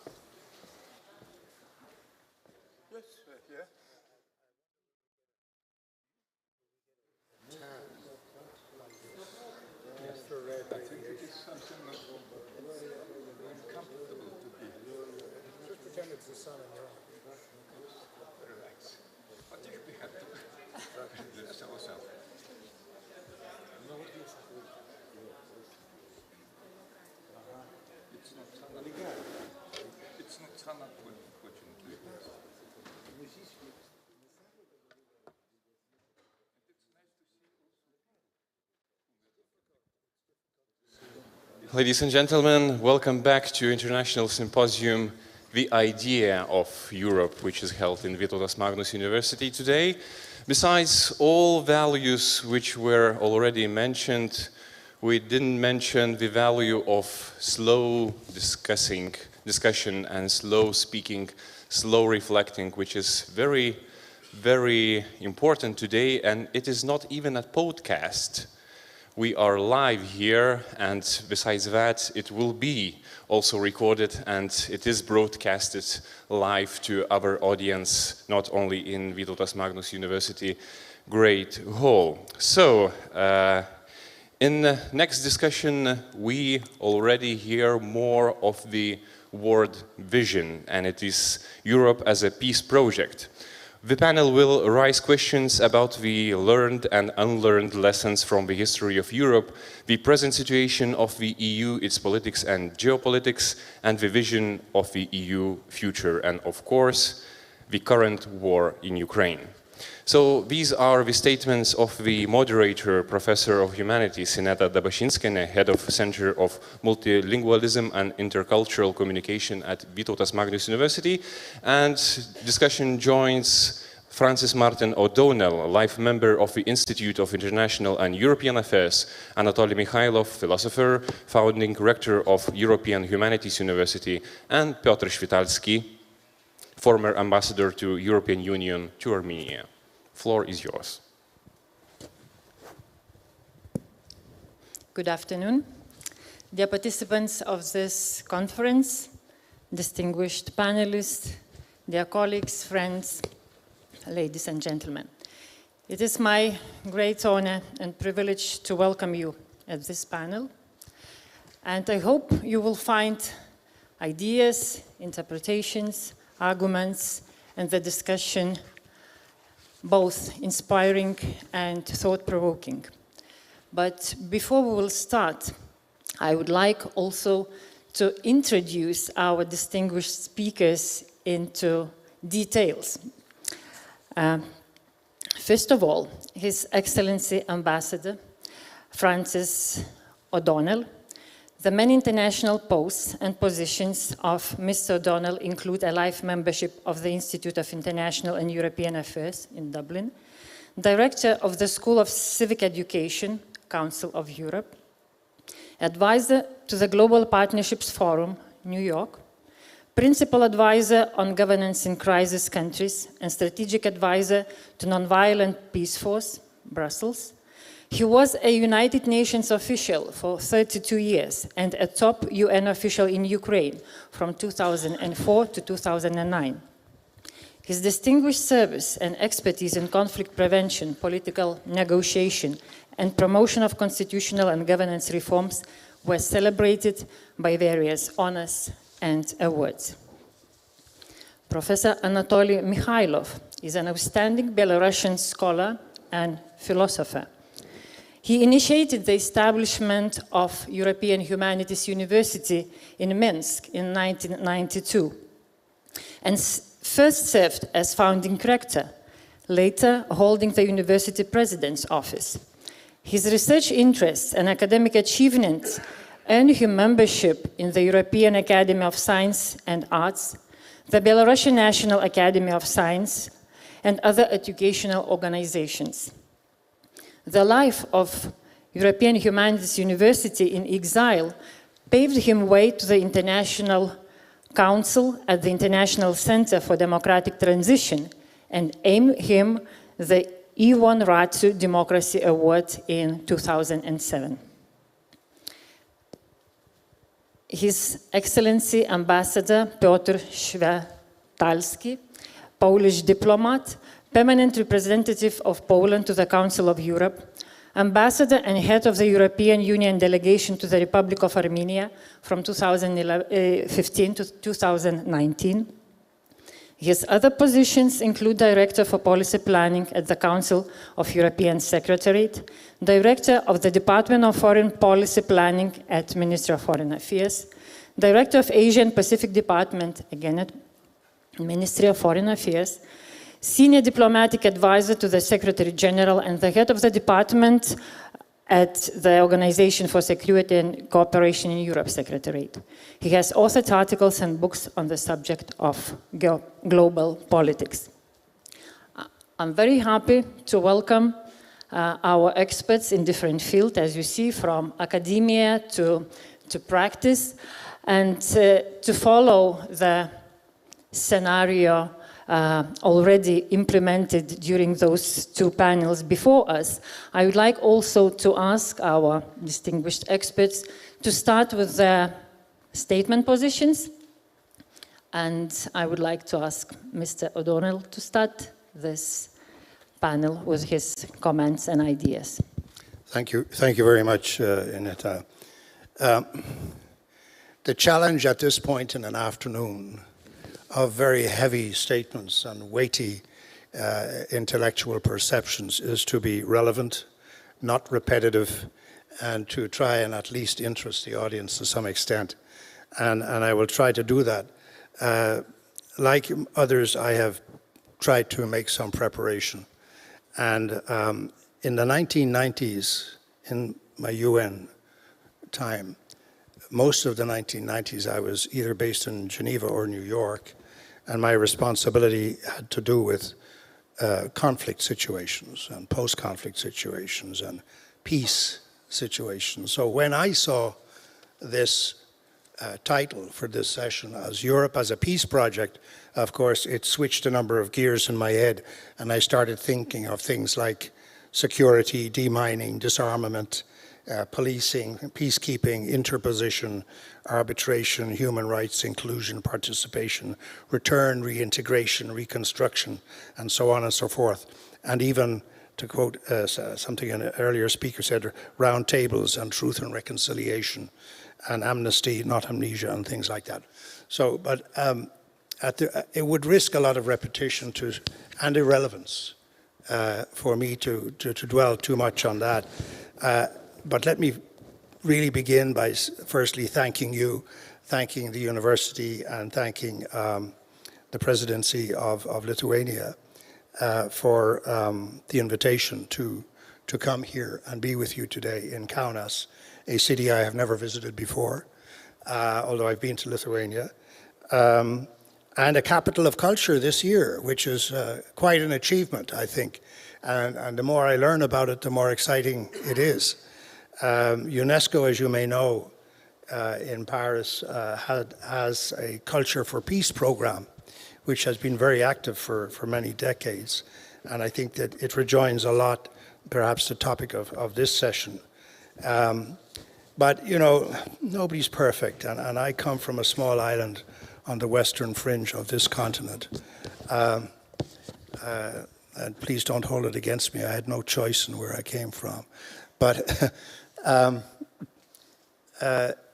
we had a child of the Roman Empire who was kidnapped 1,500 years ago, and he was brought to Ireland as a slave. So he might be considered one of our first illegal immigrants.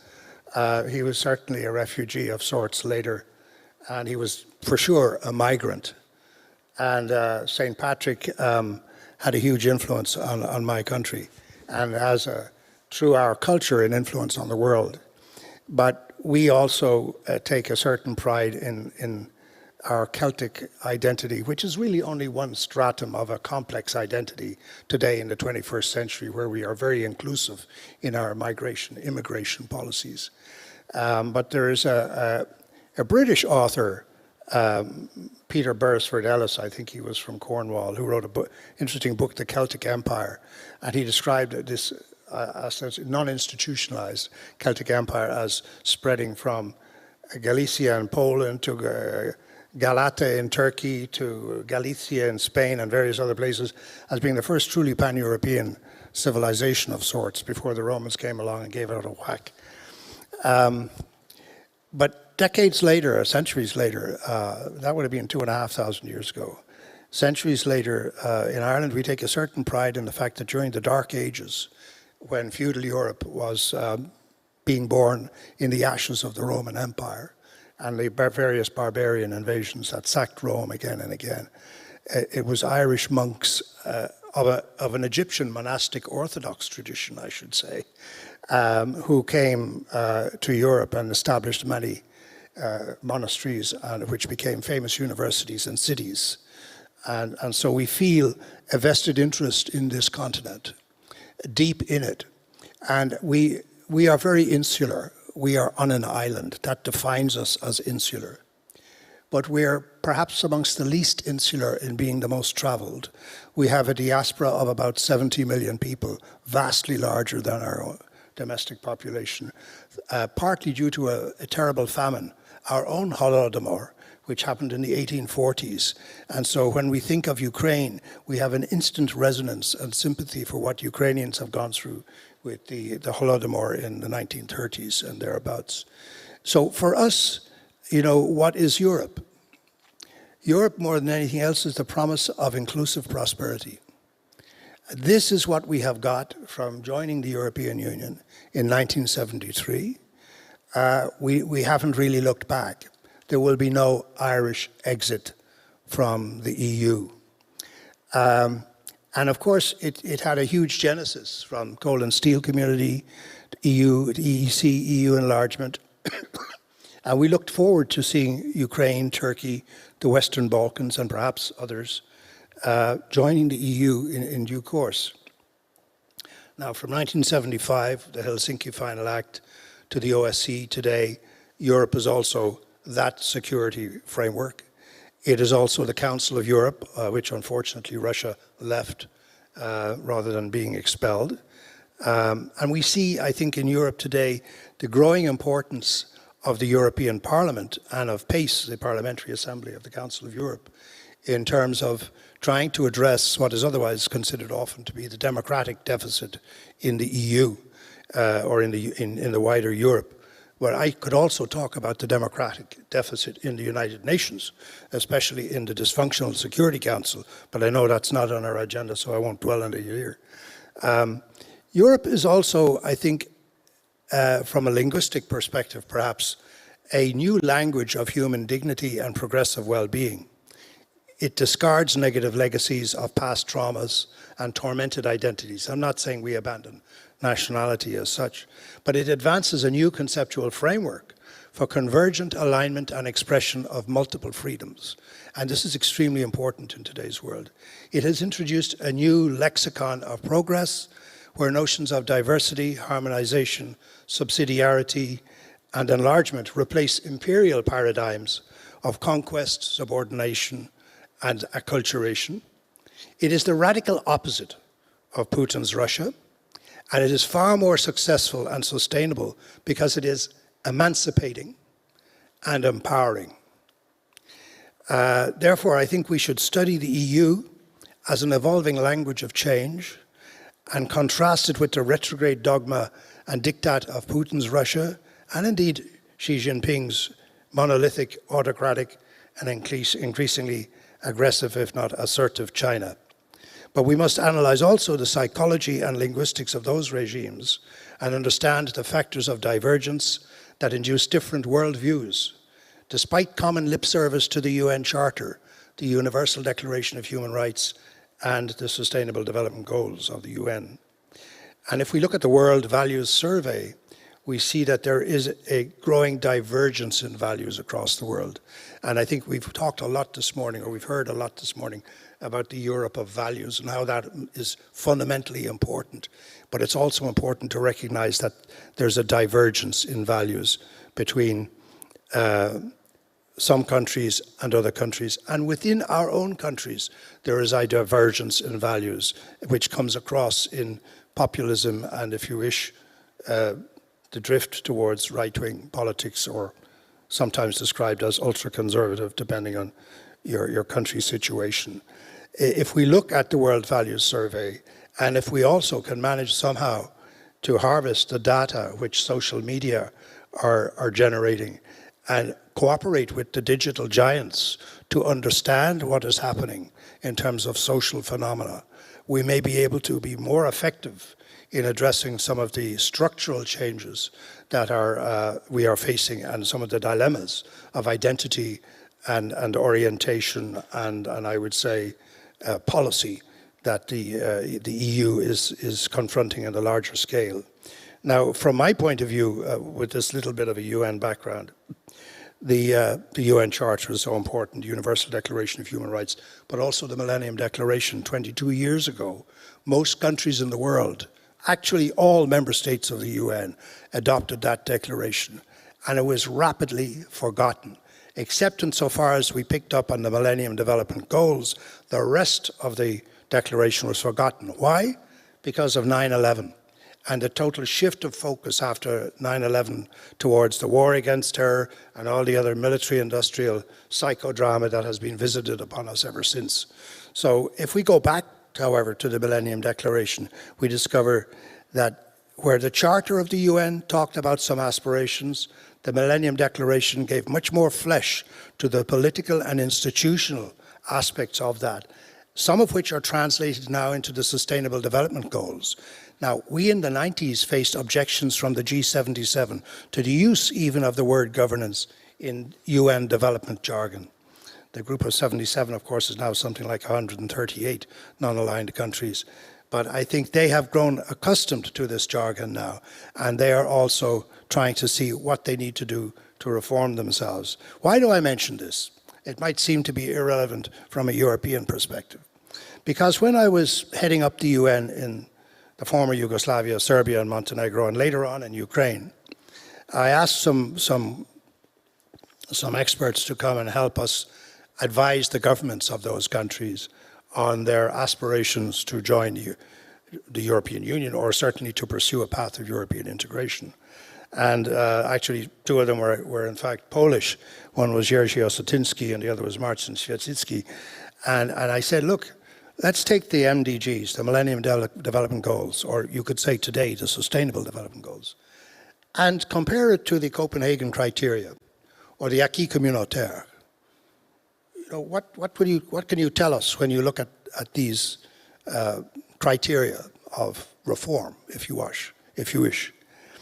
And what came across was that the Copenhagen criteria and the acquis are inherently good, and they are inherently anti-imperialist, in the sense that even if a country pursues the various chapters, 31, 33, or 35 chapters, depending on which country it was, for European accession, if you pursue those and then at the end of the day decide you don't want to be part of the EU, like the UK decided, you know, pursuing those changes and those institutional things will be extremely beneficial on the whole, without prejudice to the question of legislation and so on, that as it would be affected, and without getting into the issue of, I would say, the supremacy of EU law over domestic legislation, etc.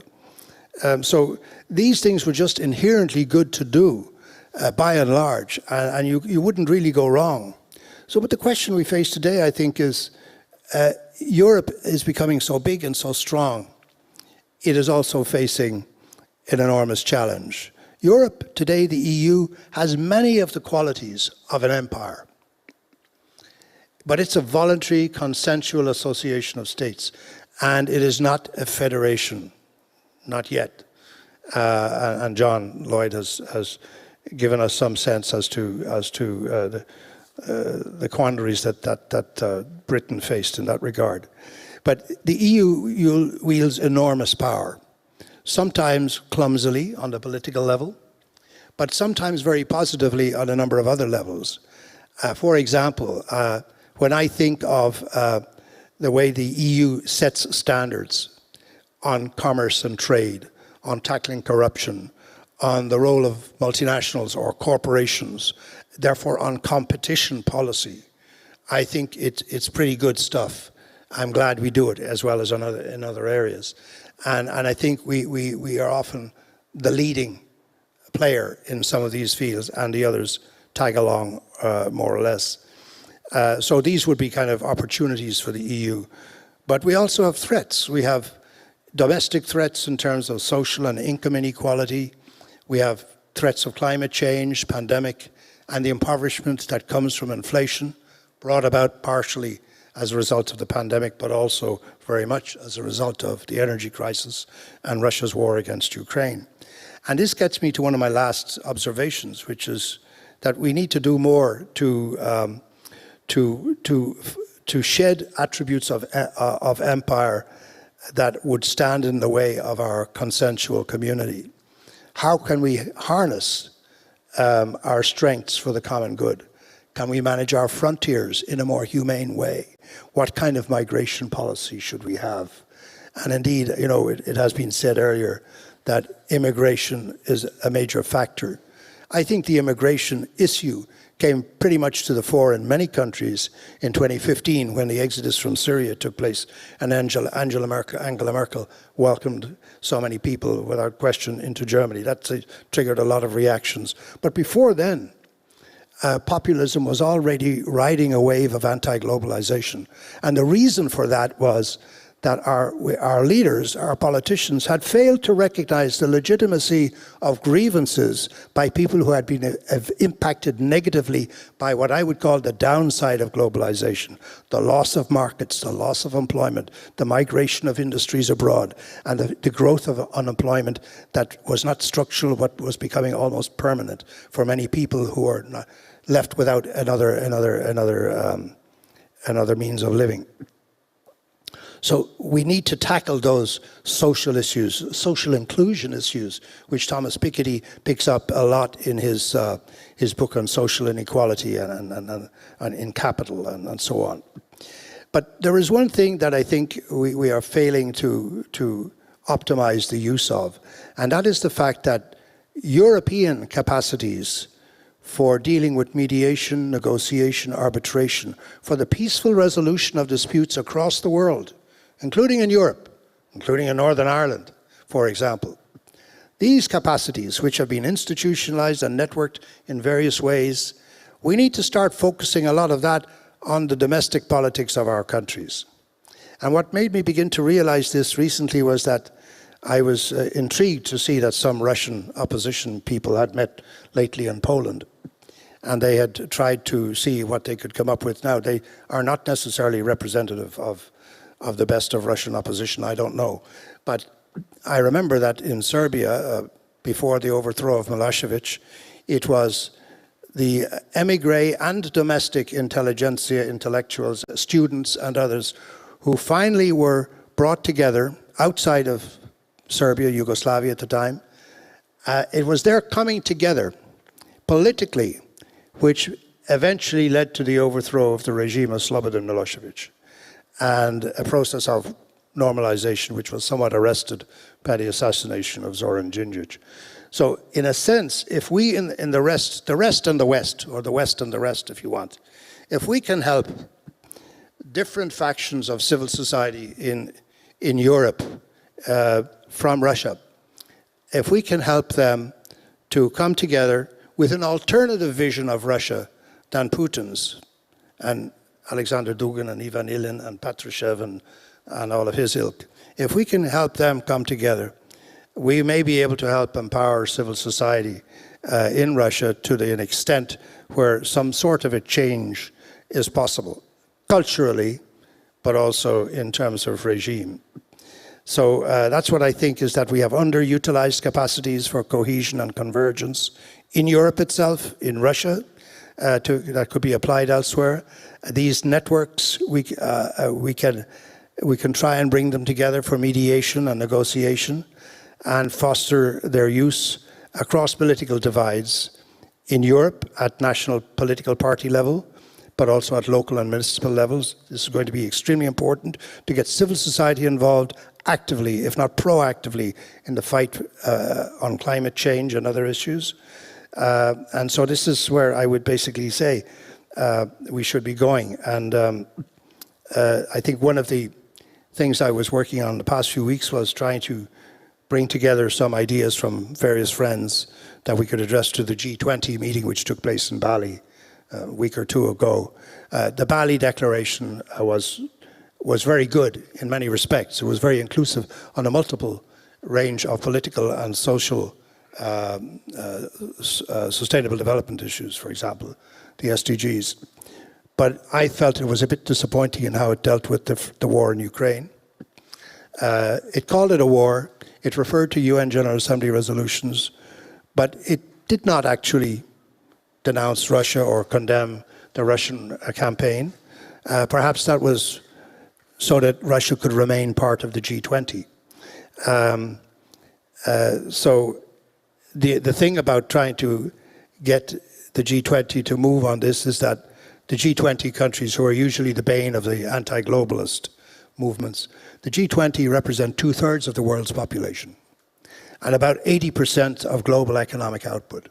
So if you manage to get the G20 to move on something, it's like getting the rest of the world to follow.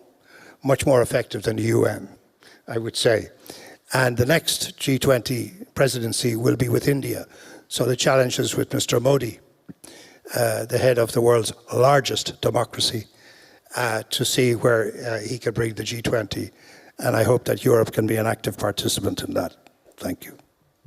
Thank you, Mr. O'Donnell, for many interesting insights. And we will have moments after each participant will give his statements.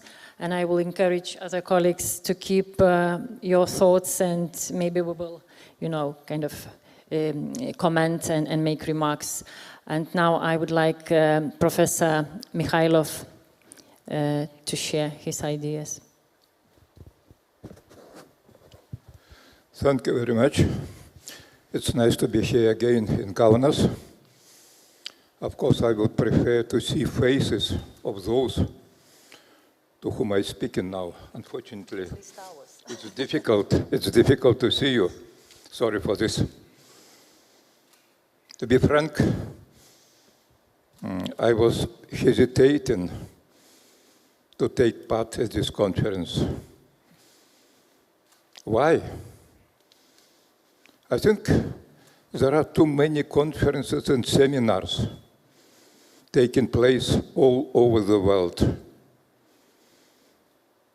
Research centers, think tanks, universities, the press, media, discussing various things in a very intensive way.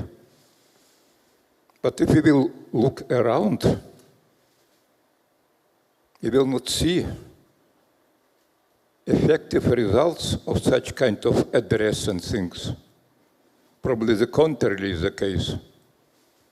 And the problem is how come to participate and to add again to something what was indicated already in the middle of the 19th century in the famous publication of Søren Kierkegaard, when he discovered that there is something new appearing on the European scene, and namely it is public space.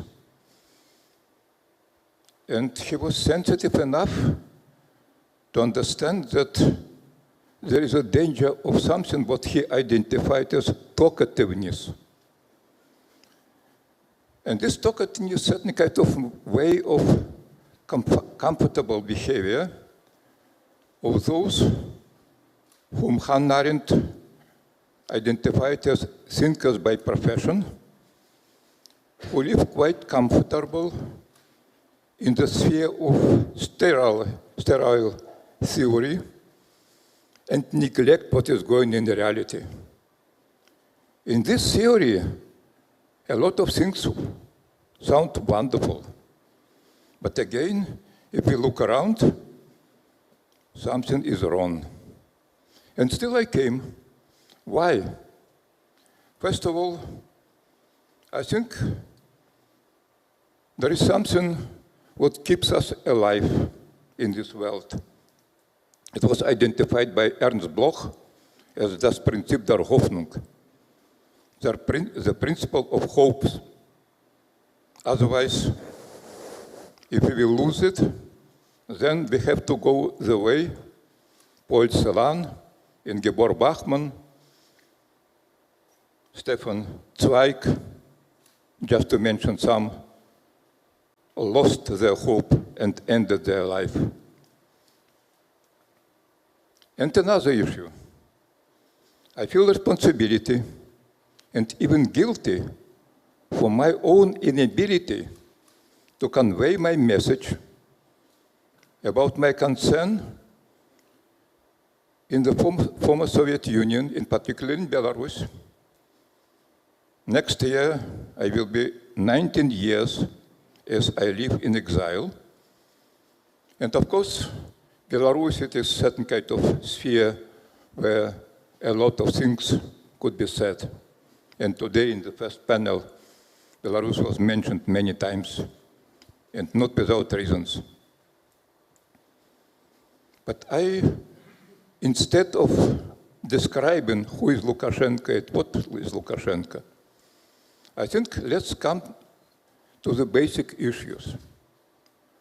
How it came about in the country when, at the beginning of the 90s, hundreds of thousands of people were demonstrating on streets. And at that time, Belarus was unique as a country identified by United States when President Clinton came to Belarus with certain kind of expectation that here in this country, positive developments toward democratization are highly expected. If we will compare expectations of beginning of 90s and now results of such an expectation, we need first of all not simply just to describe what is going on there now, but what was our way of thinking which not prevented such kind of events. This is a crucial issue, and I tried to do it many times, and I blame myself for not finding proper words just to communicate my concern. I have here before me my interview, which I gave to one of the newspapers in the United States. It is September 1998. It is time of Yeltsin in Russia, and it is United States. They asked me what happened in Russia. At that time, and still, they understood by Russia all post-Soviet space. And the title of my interview was indicated here, I do not belong to those who are very optimistic. Subtitle, Dr. Anatoly Mikhailov of the European Humanities University in Belarus, during visit, gave a gloomy assessment of conditions in Belarus, Russia, and the rest of defunct USSR. The problem is crucial for all of us. Could we be self-critical about ourselves and not simply just to continue describing what is going on, it is evident for everybody, or probably we will find the way to take responsibility and to change something. I'm reading now the book of famous Russian intellectual Dmitry Merezhkovsky.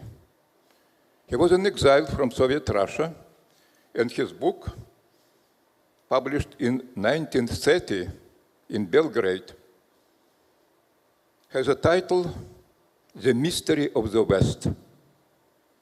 And the title is Atlantis and Europe. He reminded in his book famous dialogue of Plato, Timaeus, where Plato says about Atlantis as a continent who suddenly, dramatically disappeared. And this analogy, which was Merezhkovsky referring to, was also applicable by Merezhkovsky when he lived in emigre, in being immigrant in the West. And he was connected his staying there with a lot of hopes, but he was disappointed. And in 1930, he says that European politicians who stay at power are not able to understand the dangers of reality.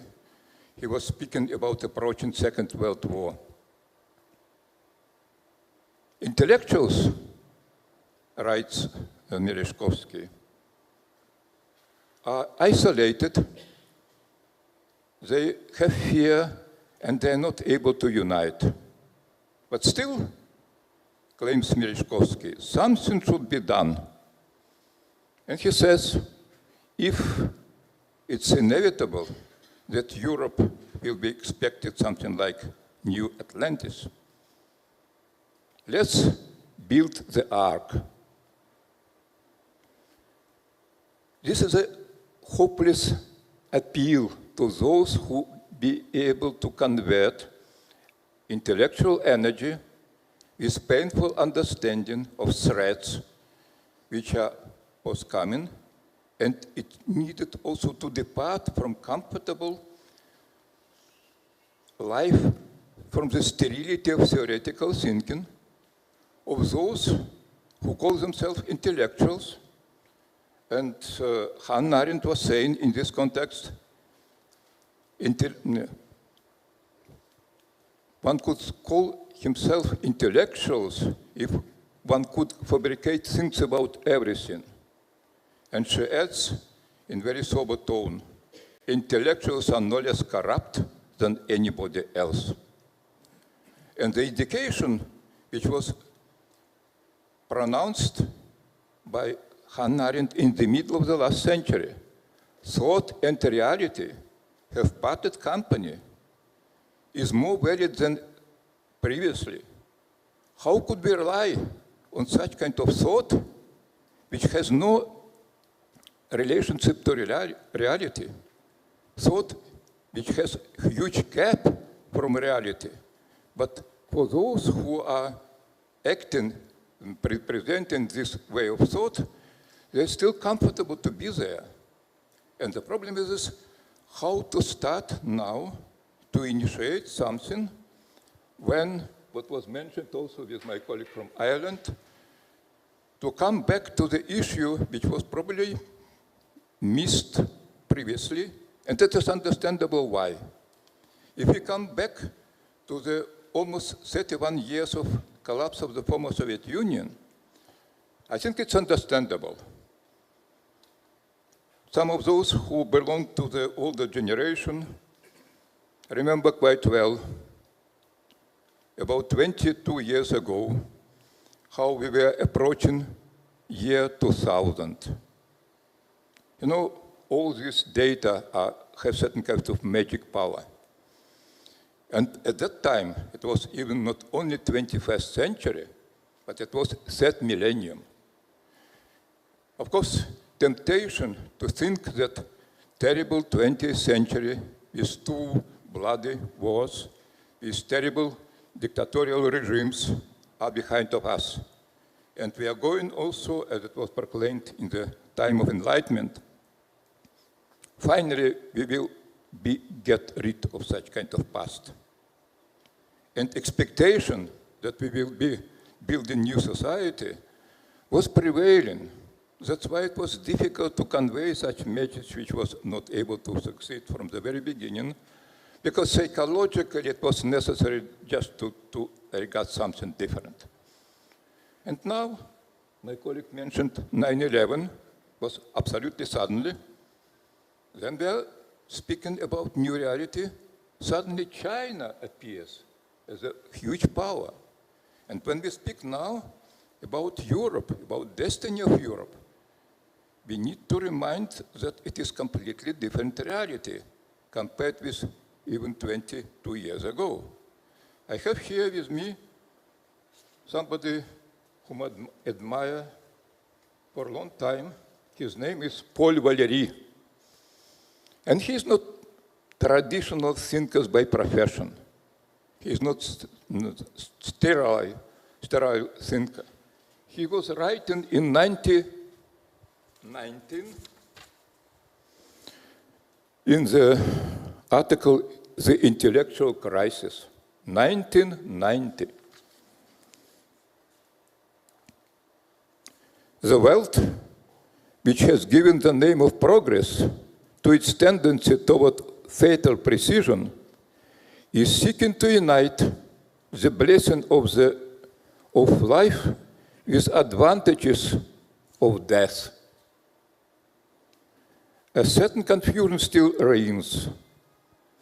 But yet a little while and all will be made clear.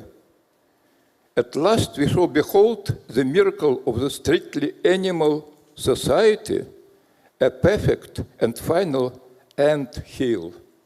And just one moment to continue his citation.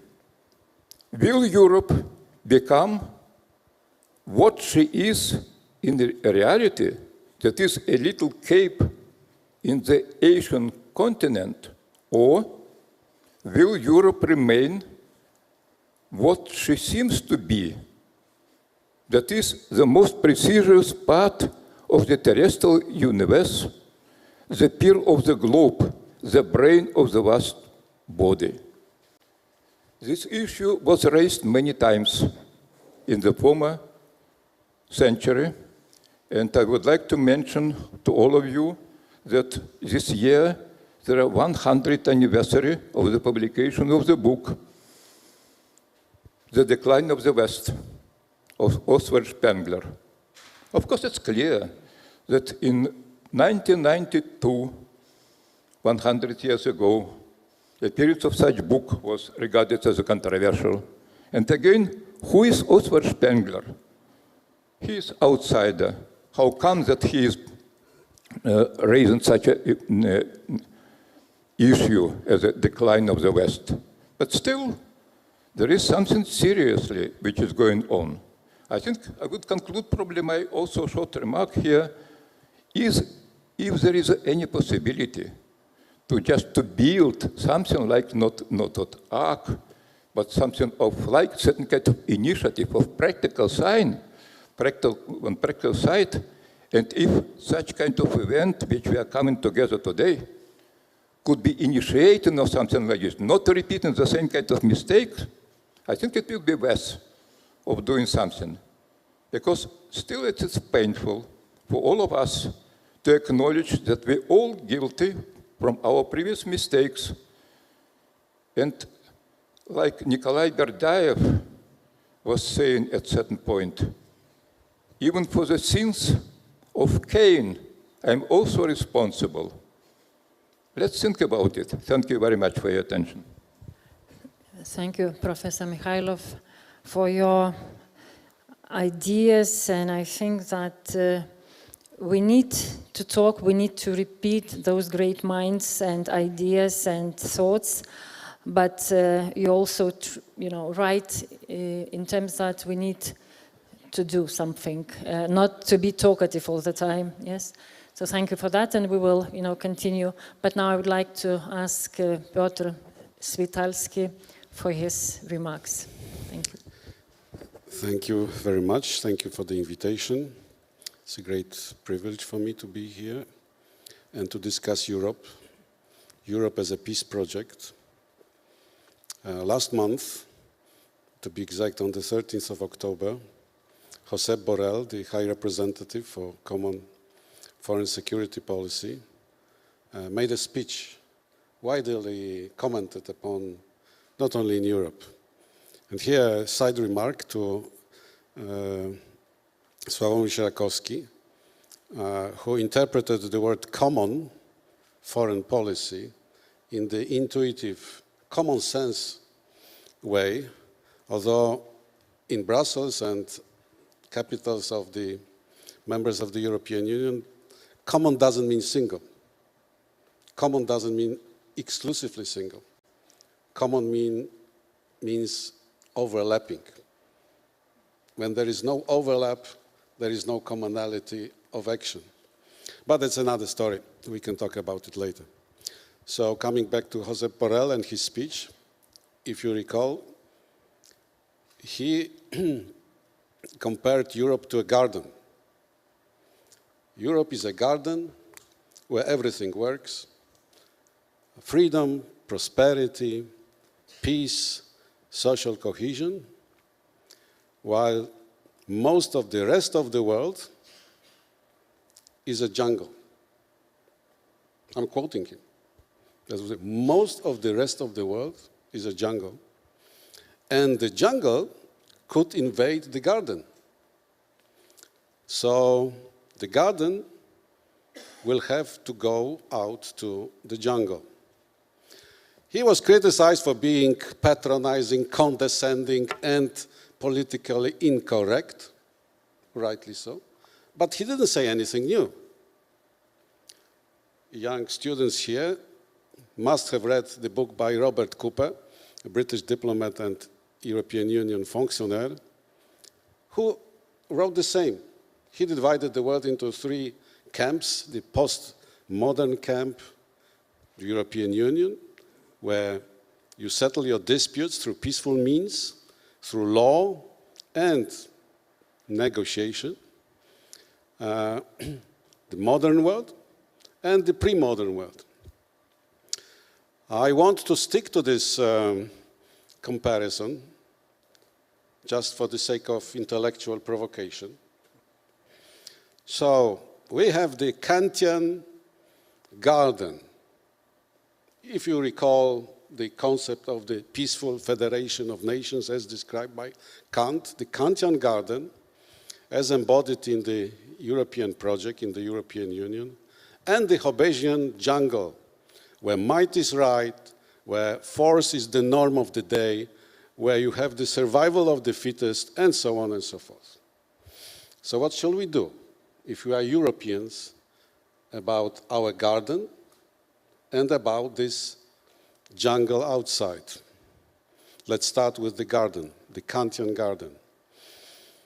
Instinctively, you would say three things: cultivate, enlarge, and propagate. Cultivate. Yes, we know, and it was, I think, mentioned not once in the morning panel, that we cannot take Europe for granted, that we have to provide new impulses, new stimuli, that Europe should develop. It's like with a bicycle. If you do not want to fall down, you have to pedal all the time. But as John Lloyd soberly reminded us, we have dark clouds on the horizon as to the future of Europe, because the visions of Europe, which the next panel will discuss, so I will skip this probably aspect, but we have divisions inside our countries and divisions among the EU members. Although we take it for granted that we will never go back to the era of wars and military conflicts among EU members. Whatever happens to the European Union and the project, even if new countries after Britain leave or whatever happens, there will be no more wars among the EU members. That's what we want to believe.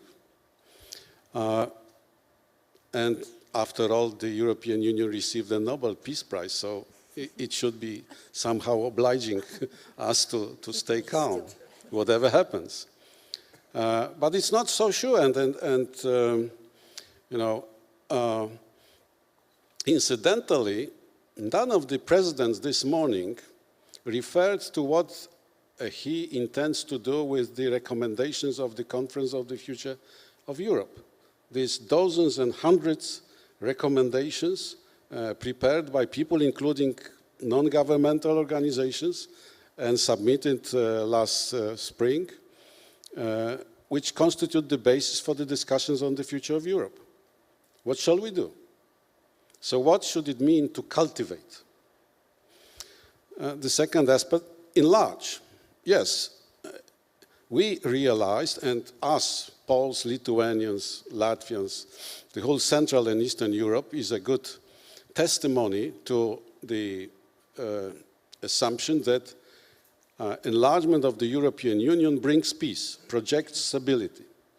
Yes, it was, I still remember, discussion 30 years ago, whether it makes sense for the European Union to bring peace through enlargement. Maybe there would be other possible ways.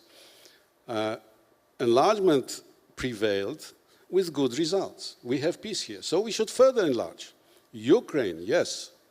The Kantian garden should now enlarge further east, Ukraine, Belarus when Lukashenko is ousted and chased away, and other parts, the Western Balkans region, and so on and so forth. But we know that Europe has its borders. We do not know where Europe ends now. I didn't hear any convincing answer from the highest level today. But we, again, through guesswork, we understand that there are limits to where we can enlarge. The third aspect, propagate.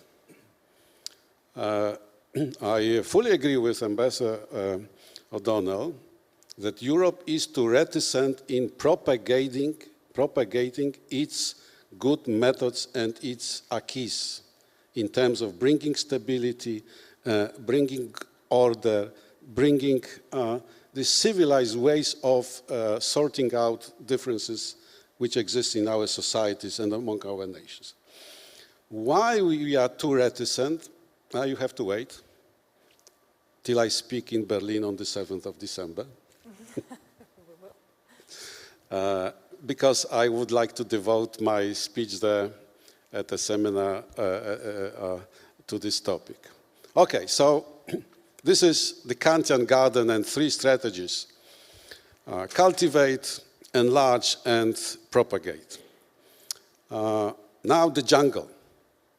Borrell said, we have to go out to the jungle. Come on, guys. The jungle is coming to us. What is happening in Ukraine, in Belarus, is the jungle at our doorstep.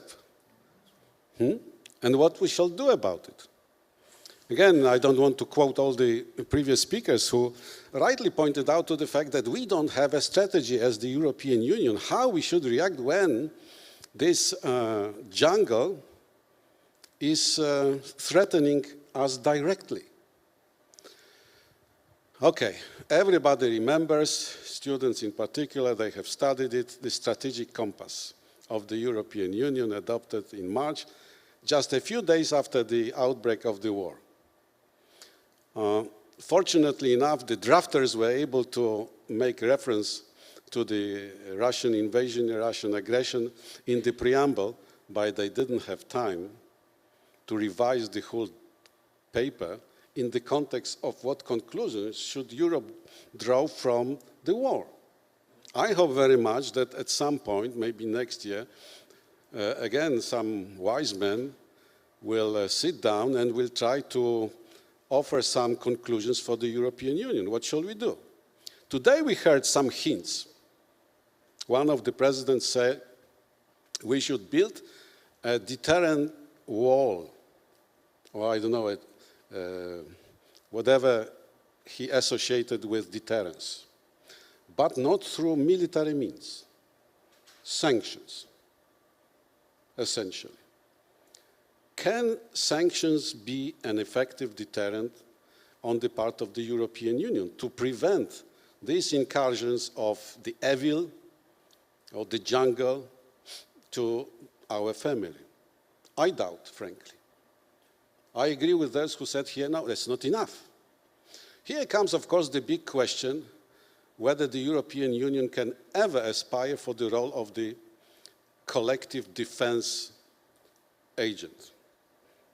It's a divisive story now because you have countries like Poland, Lithuania, and others who say, no, no, no, no. We have the United States, we have NATO, we cannot do anything which would put into question the commitment of the United States. So forget about it. We don't need another collective defense arrangement. We have NATO and that's enough.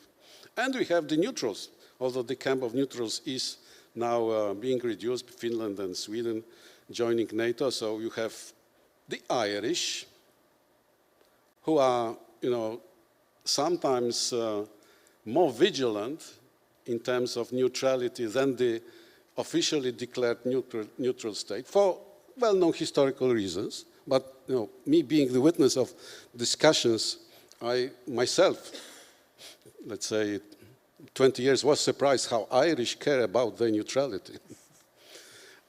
So you have the neutral guys who say, no, forget about collective defense, forget. Now, the question is, can you develop any potential which the European Union can use in times of crisis without knowing where you go? We try to do this, and strategic compass is a reflection of trying to be pragmatic without deciding on the finalité of the process. But how far can you go? We have in the Lisbon Treaty and the Treaty on the Functioning of the European Union, let me remind you, very strong clauses, the so-called solidarity clause and the so-called mutual assistance clause. I will not, if you wish, I can recite them, but I believe you can easily Google up the references. But they are not comparable to Article 5 of the Washington Treaty. But it's a big story, which is a very practical. Let me tell you one example. How the European Union is going to react if, for instance, something happens between Turkey and Greece, or Turkey and Cyprus. So it's not an abstract question, because you have these articles, you have mutual assistance, you have the so-called solidarity clause. How you interpret them? Like the treaty of the collective defense in case of Armenia now, for those who follow the developments in the post-Soviet space. So that's the question of the collective defense. Now the other aspect, us going to the jungle, with what we want to go to the jungle.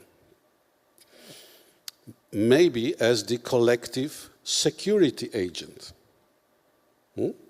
NATO tried it in Kosovo in '99, bombing Serbs for what they were doing, trying to stop them, in Kosovo. And then in NATO, it's very controversial. The Russians now, in a, let's say, sadistic way, they refer to this example when they want to justify this bestiality, what they are doing in Ukraine. And I don't think that there is any intention now in NATO to think about using NATO as an instrument for collective security. Can the European Union aspire to this role? For the time being, we are, as the European Union, a kind of soft sweeper. We have more than 20 these civilian and military missions in different parts of the world, in Africa predominantly, but not only in Africa, the Middle East and elsewhere. And we are reluctant to think about anything else. First, because we don't have now any capacity. We have concepts, we have EU battle groups, we have, other ideas and even commitments, but essentially, the European Union has no now potential for any expeditionary role. Let's face it, only the French in their national capacity, not the European Union. So, shall we go in that direction, working for the United Nations, not replacing the United Nations, but working for the United Nations, avoiding the role of a new global gendarme or enforcer, avoiding roles which are above our capacity, but still trying to bring in some peacemaking capacity into a chaotic world.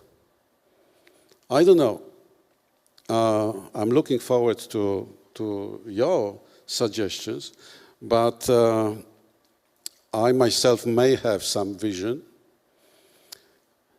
I can find that there are structural or institutional problems for the European Union to go with more ambitious goals in these areas, but we can talk about it later in our second round if it happens. Thank you. Yeah. Thank you very much for interesting and points and those metaphors that you used. I think they are very, very well kind of describing the situation. I would like, to react to a few of the points and maybe also to look back a little bit to the history, because it seems that wars in Europe is the destiny and the fate of our region. And we also know that from the history that the founding fathers, let's say, of the European Union, they had this political agenda to bring European countries closer, but it was also this initiative based on pragmatic and economic factor. And I liked your idea about this, conflicts and disagreements within the European Union. So actually what we saw from the history, the community of European coal and steel, and then later on European economic community, so they were basically meant to eliminate the age-old opposition of France and Germany. My question would be also to all of you, is there a threat for Germany and France, or now, of the Brexit and we don't have UK here, again, disagree and have a conflict, or even do we see any possible confrontations inside the EU regarding, individual countries or clusters of countries? We know that there are tensions, and even the presidential panel mentioned something that going on, Poland or Hungary or other countries. But still, I mean, we are talking a lot about outside threat, okay? We will talk later on. But then inside Europe, even with regard to enlargement, I mean, not all the countries agree with the enlargement. How far we will go? What are the, values and geographical borders, let's say? Is this subjective geography, exist?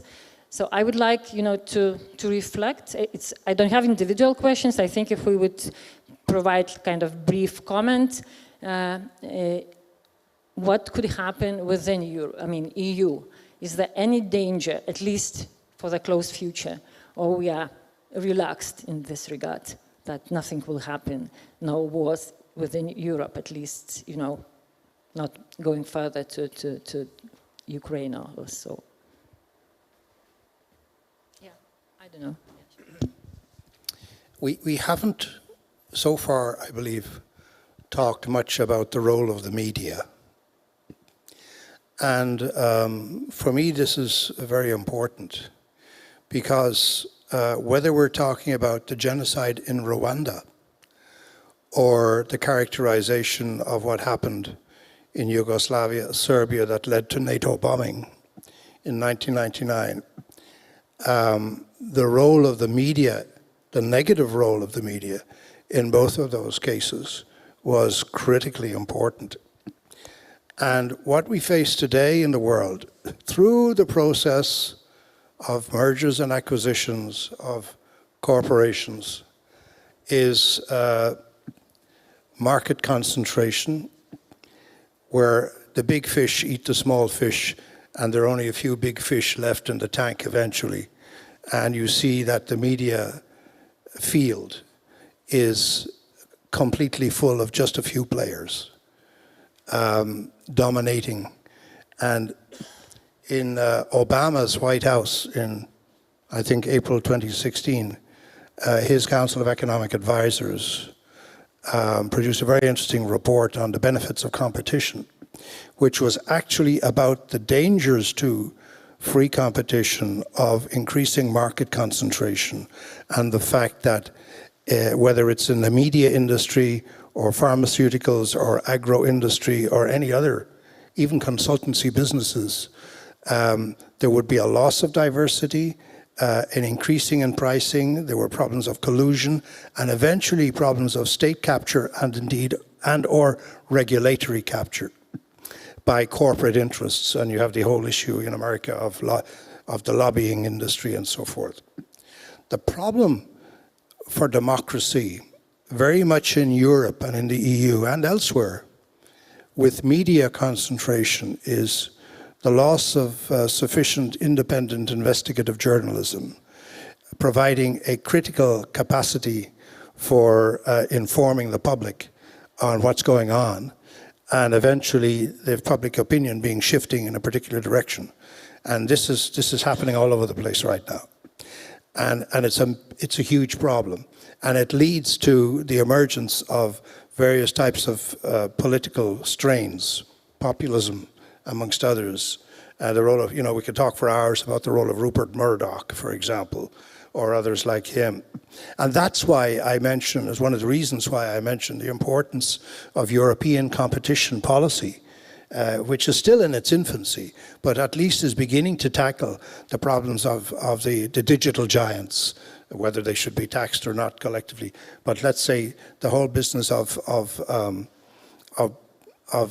reducing the power and influence of major global corporations. There is in fact no global treaty on this. There have been moves towards a treaty, but in terms of values and norms, we only have in the corporate world the UN Global Compact, the OECD Principles of Good Corporate Governance, and these are voluntary instruments. There's no enforcement mechanism. The EU could be the shining light globally in leading in a way forward towards more effective enforcement mechanisms for ensuring that corporations, not just in the media area but in others, and this will be important for climate change as well, that there is more, they are held to certain standards, and these standards must be enforced.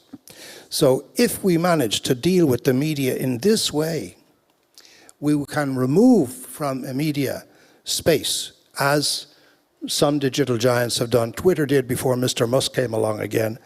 They moderate the dialogue, remove the hate speech, remove the demonization of political opposites, because one of the big problems we've had in the past decade or two is the loss of polite courtesy in political debate in parliaments across the world.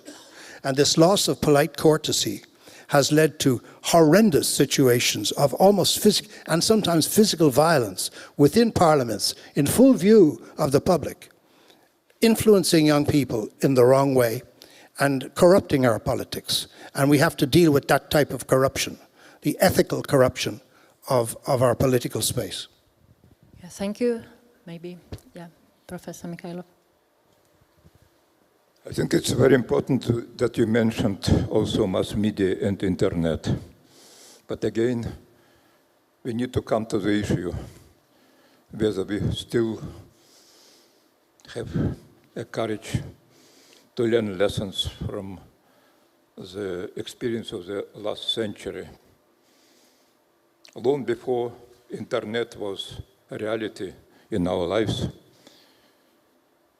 there was a book of José Ortega y Gasset, The Revolt of the Masses. There was another book of Elias Canetti, Crowds and Power. It was before internet. We could be all reminded when the space of internet appeared, how huge was euphoric expectation. There is something where no censorship will be possible. It is forbidden. So human beings will be expressing freely without any kind of limitations. It was euphoric also, understanding. Now we live in reality, and again, we have to name things by their own name. There is also young generation. They, from such kind of early childhood, get used to all these gadgets, and they live completely in different reality. I think more and more we should understand, all of us sitting here,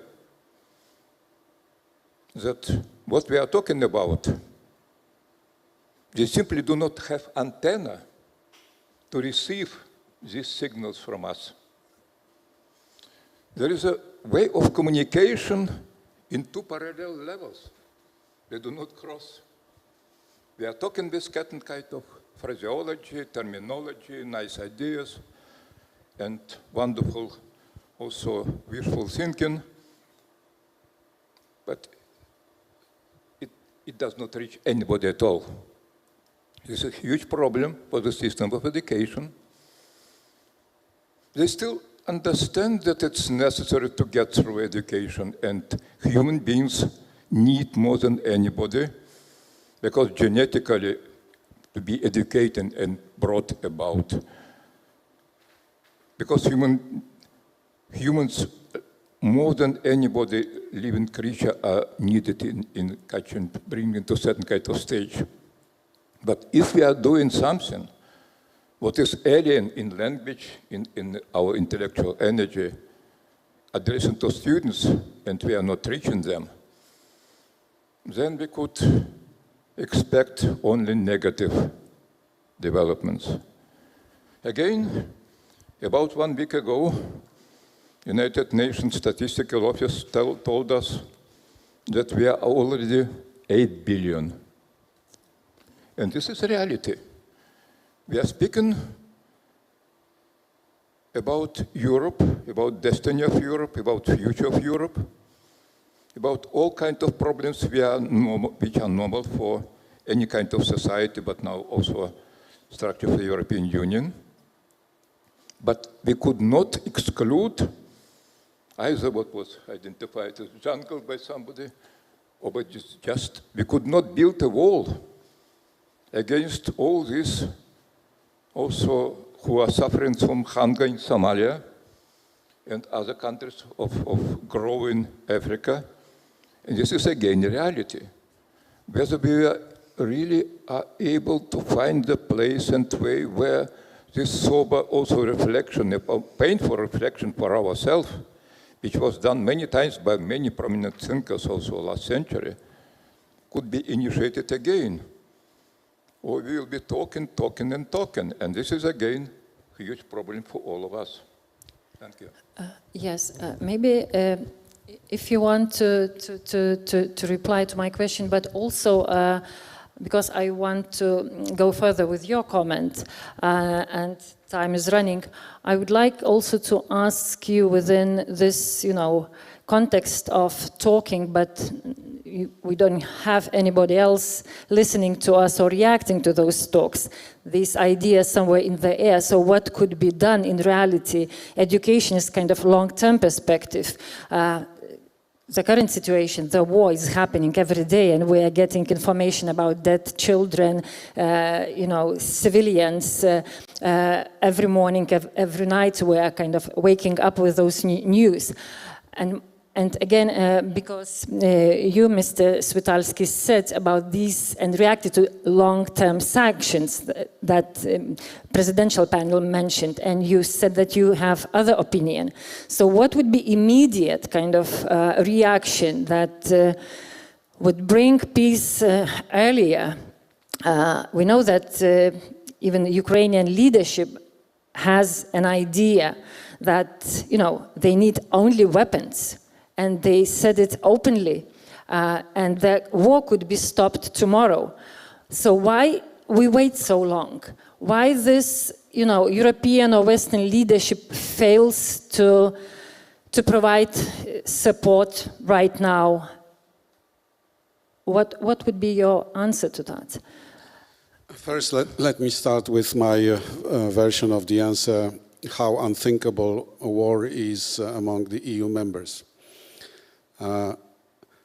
Please compare how different leaders reacted to Prime Minister Orban displaying his football scarf with the contours of Great Hungary.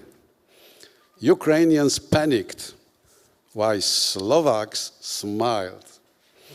And I think it shows that whatever we think about the viability of the European project, it gives you a sense of additional security. And I believe also in Lithuania, in Kaunas, you look at Poland differently when we are together in the European Union in comparison how you look at Poland before 2004, if I may be very direct.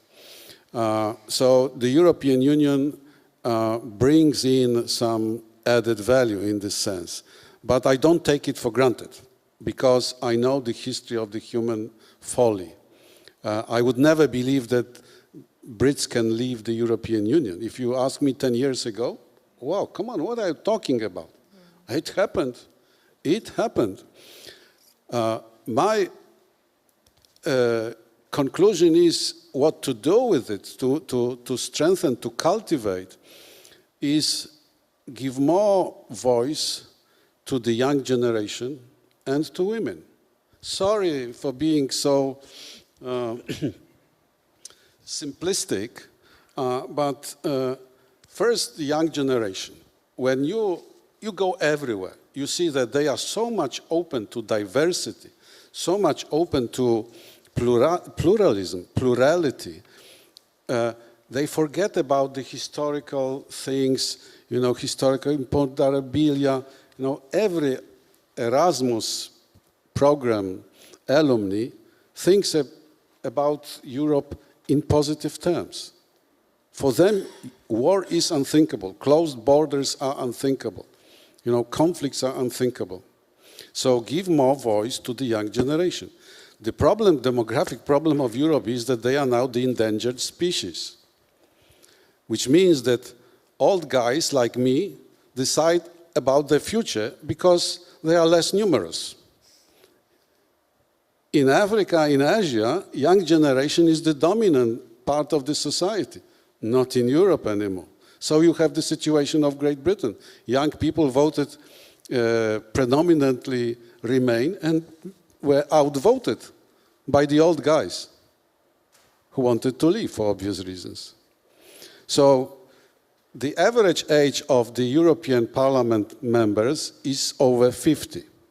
And there are delegations, including the Polish delegation, one of the oldest, that is over 60.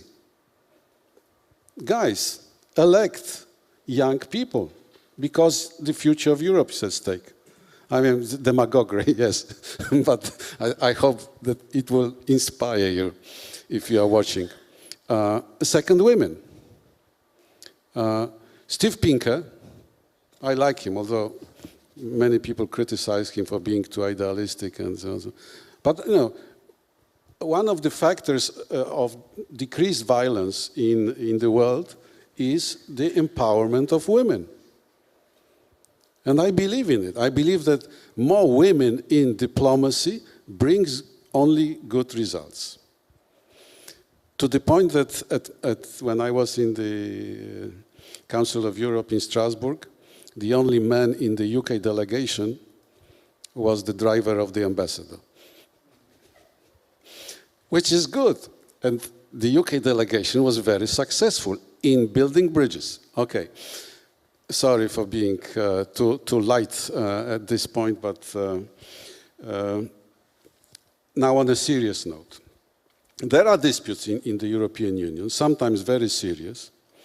Sometimes the emotions are very high, even if not visible for the public. I myself, from the inside, I experienced the impact of such disputes, including very emotional, symbolic.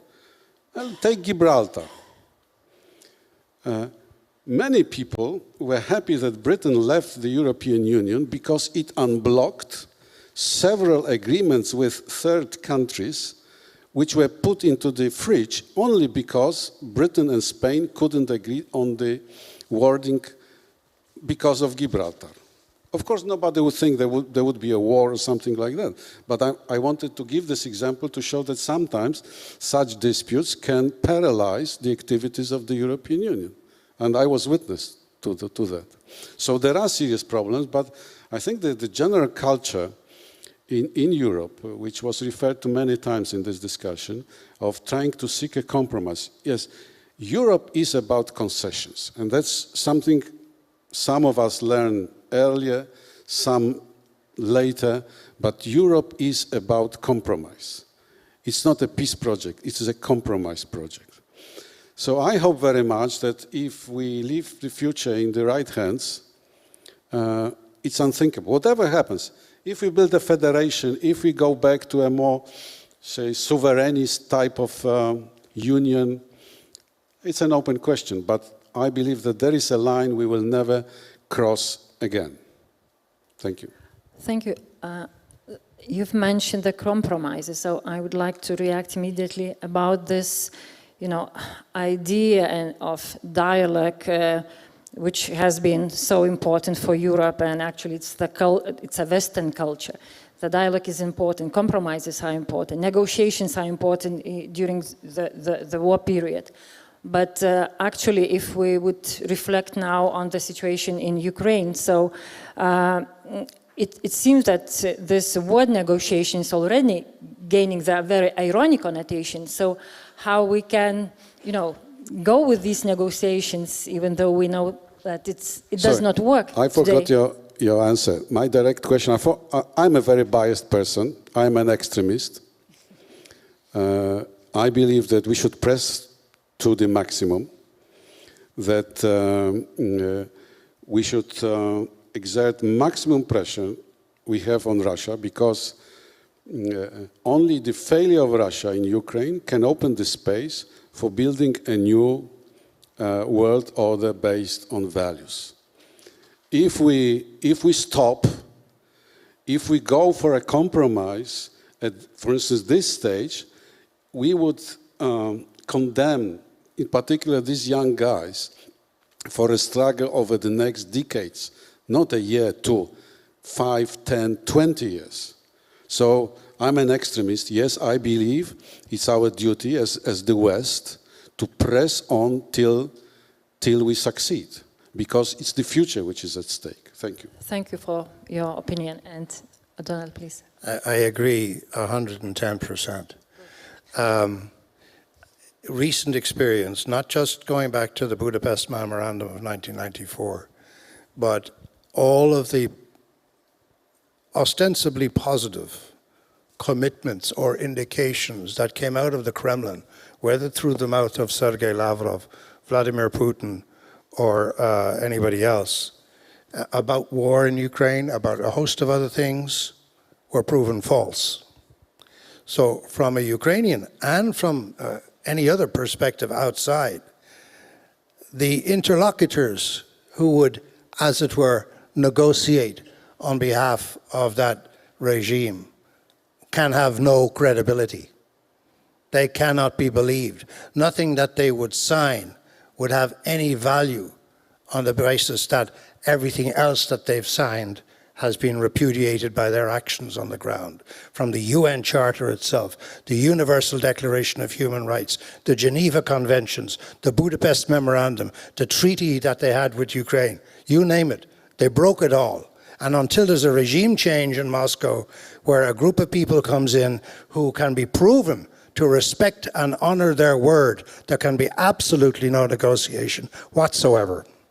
Thank you very much for your opinion as well. And Professor Mikhailov, do you want to reflect? It works, so just... Yeah. Well, we're speaking today. We should be realizing that people are suffering and dying exactly at this time when we are discussing all these issues. I think it's important that we are addressing the issue of the young generation. They're sitting here at the university. And it's crucial for the future of Europe, for the future of the whole world, how this young generation will take up initiative and act in this troubled world. And again, question to all of us, older generation, how it came about that they, young generation, are facing such terrible reality, which is now surrounding us. Again, we are coming to the issue of the quality of education. Unfortunately, in too many cases, education, and particularly in the sphere of social science humanities, has discredited itself. It is a well-known phenomenon. When, again, Hannah Arendt was writing in the middle of the last century, the crisis in education, by the way, the same kind of article from her book, Between Past and Future, in translation into German, when education was not translated as Bildung, but Erziehung. The notion of Erziehung has discredited itself in the Soviet past because of the definition communist upbringing, and it is really discreditation. But it doesn't mean that Erziehung is not necessary. It's highly important. I read the book of Ortega y Gasset, The Mission of the University, which was published in English translation immediately after Second World War. And editor of this book of translation is writing in introduction, if we could address properly the issue of education, this is young generation, probably we could prevent the Third World War. It was published immediately after Second World War in 1946. We know quite well very powerful German intellectual tradition. The notion of Bildung was famous, but in the middle of 60s, somebody whose name is Georg Picht organized in Germany public discussions that lasted for 2 years, and the title of this discussion was German Bildungskatastrophe. Again, German Bildung, educational catastrophe. Again, if we will be not addressing the issue of the nature of education in our world of internet and reality of young generation being there, and temptation to replace a real reality with all these challenges, troubles, and threats through just being in this artificial reality, then we will be facing real problems. How to solve it? Only in practical way. But I think it's important also to depart from traditional way of impression that social sciences, humanities are just certain kind of thinking where art, science, art, literature, poetry, painting are simply what could be approached only from the standpoint of theory. And that's why Hannah Arendt was saying that last critique of Kant, the critique of power of judgment, probably is a certain kind of core of new possible political theory. But it is a special discussion for such a kind of purpose, but a lot of things should be done in education in order that present young generation, which live in completely different reality, should be reachable by our wonderful, nice ideas. Yeah, I hope that it will happen, but because we have 2 minutes left, I would like also to add that European leaders failed, and I think that when during this presidential panel, someone said that Europe is not in crisis. I think that Europe is in crisis, in very deep crisis, and for a very long time, Europe lived in its own myth that they have celebrated progress, triumph of liberal democracy, economic prosperity, and they, according to Fukuyama, I think that they thought that this is the end of the history. I mean, it is not. They did not look for alternatives, and they failed constantly to recognize Putin's intentions. So I think, therefore, we in the situation today, and Ukraine is suffering. So my last comment and also question, but for very short reaction. That the war in Ukraine is a chance for Europe to recharge. It's like a wake-up call, I would say. It's a test. And with very last signs of European leaders' solidarity. But I would say that civic society showed enormous solidarity even before our leaders, with all the not only humanitarian aid, but also with military campaign, I would say, collecting funds, fundraising for Bayraktars and other military weapons. So this is an additional topic, but which is very important. So what would be your kind of last comment? The capacity exists as we see. Is Europe will survive and will stay as a strong political actor in the global arena? Are you optimistic? I am optimistic. Of course, being a pessimist has one advantage. Pessimists are always right. It was a joke. I am optimistic. I believe in the capacity of us, of Europeans, of Westerners, to reinvent ourselves. So yes, as our professor was reminding us, Spengler and others, we are in crisis for more than 100 years. And the European Union is now in a series of political crises, starting from the financial crisis 2008, then you had the migration crisis, you had the first Ukrainian crisis, COVID, and so on and so forth. I only hope that these crises make us stronger. But here a lot depends on young Europeans, European voters. They should forget about taking for granted that whom they elect are responsible people who will care about better Europe. Here I see a big danger. Quality of leadership. Europe is lacking. I'm sorry to say that. I don't aspire in my age.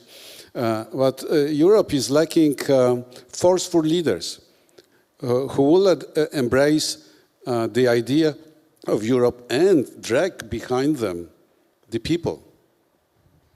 Very short comment, Professor and O'Donnell. We should be not afraid of the notion and word crisis. Probably we humans are such kind of creatures that need to be challenged.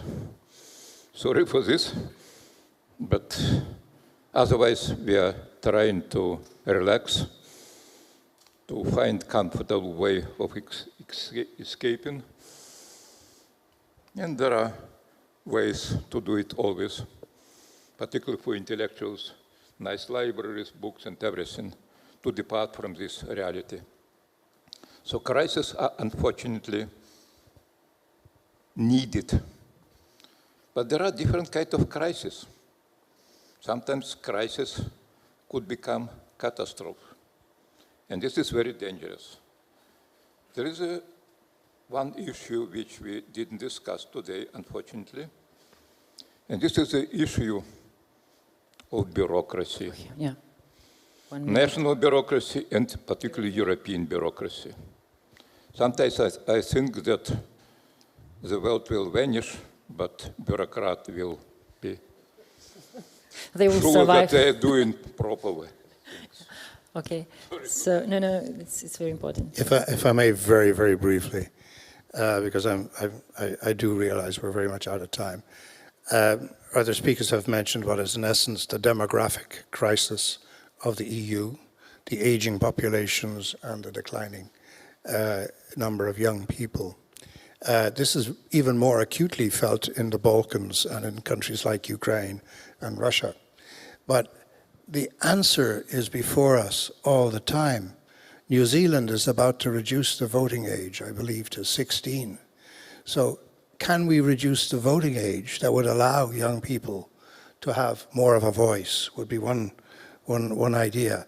The other is, in terms of migration or immigration, one of the big problems with dealing with refugees, and it became very acute with the Ukrainian refugee response in Europe being so favorable and so inequitable towards non-Ukrainian refugees who have been there for a very long time, is this whole question of status determination, as it is called legally, that we have to accelerate the process of status determination for incoming refugees and asylum seekers, give them the legitimacy to go out and work straight away, to go out and become taxpayers, in fact, to go out and pay their way in society and to lead a relatively normal life. And part of this issue of immigration also is to recognize that immigrants are not the cause of problems of crime in our societies. The causes of crime in our societies are organized criminal networks that are transnational. They are the ones who are the human traffickers and doing other things like that. But instead recognize that the immigrants are the young, fresh lifeblood that will restore our societies and will have an absolute vested interest in the sorts of things that in the EU we believe we are defending as values.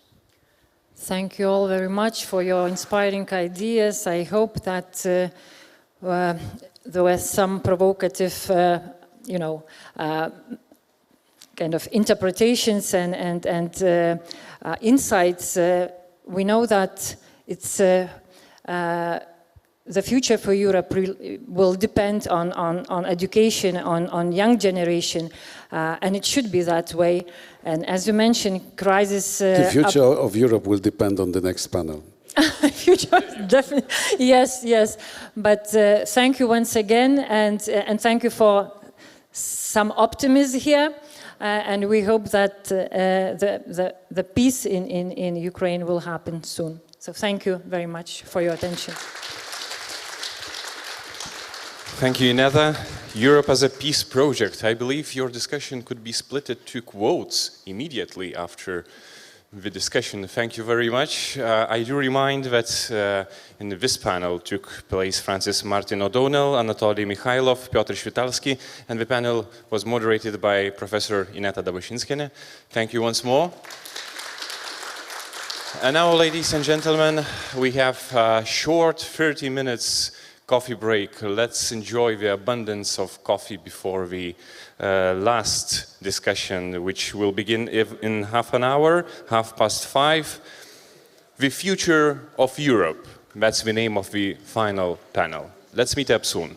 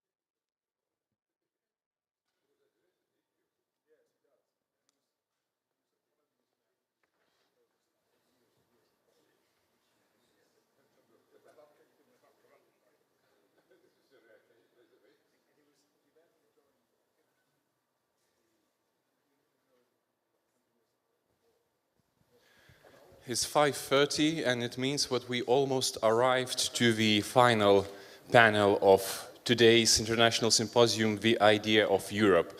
So I think you can applaud somehow, because it's almost final of this magnificent day.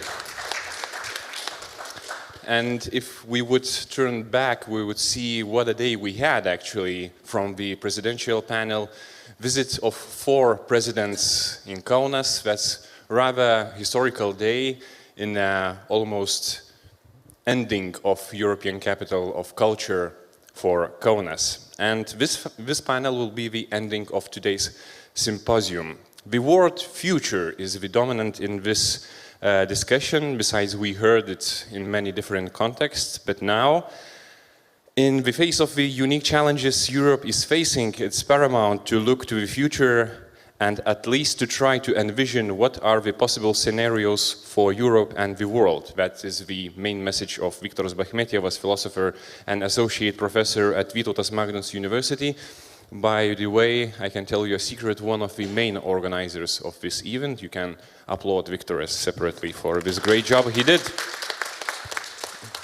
And the panel is joined by Gilbert Casasus, professor of European Studies at University of Freiburg, Mikhail Menakov, senior fellow at Kennan Institute, editor-in-chief of Kennan Focus Ukraine, Nathalie Nougayred, former editor-in-chief of Le Monde and editorial board member of The Guardian, and Viktoras Bakhmetievas, philosopher and associate professor at Vytautas Magnus University. Viktoras, the floor is yours.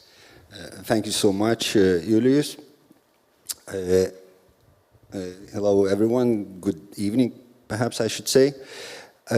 Our panel is called The Future of Europe, and in one sense it's the most difficult panel. To make prognosis of the future is the most unenviable task.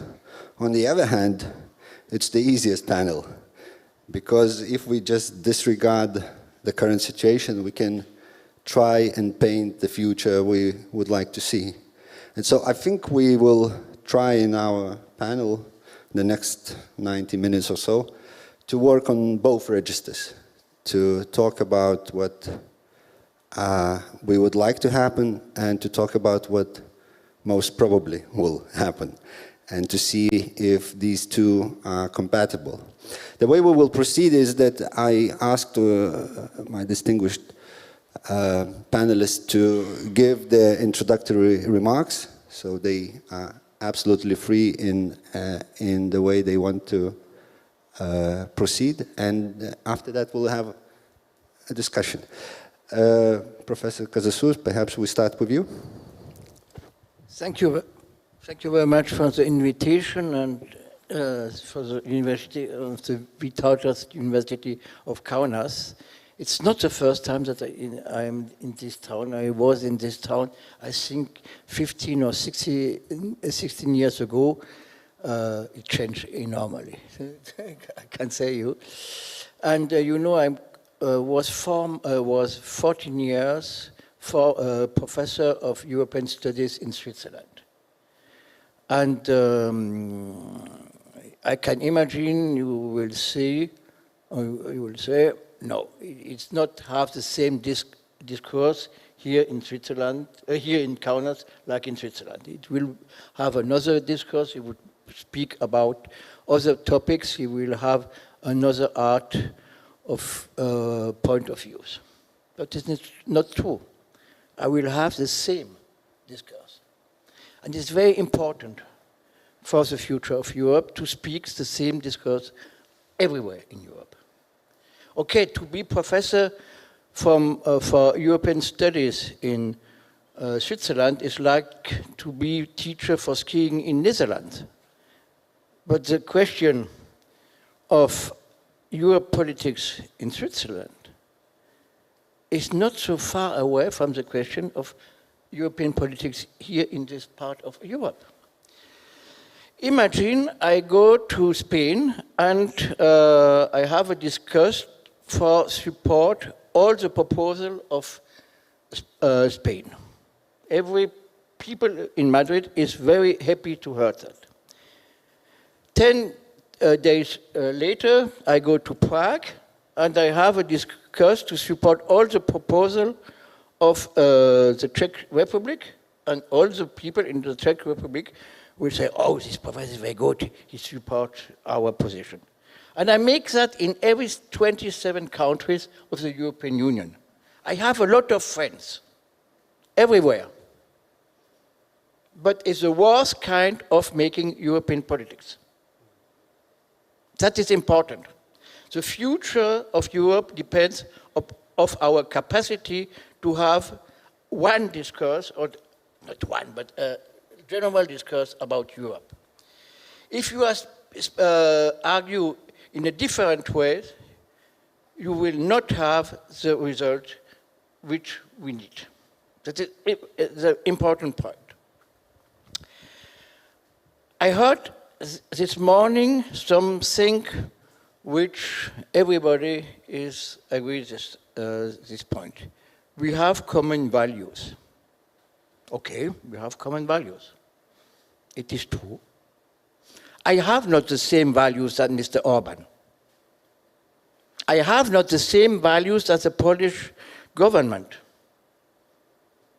We must be able to criticize some governments or some people who are not able to accept the values of the European Union.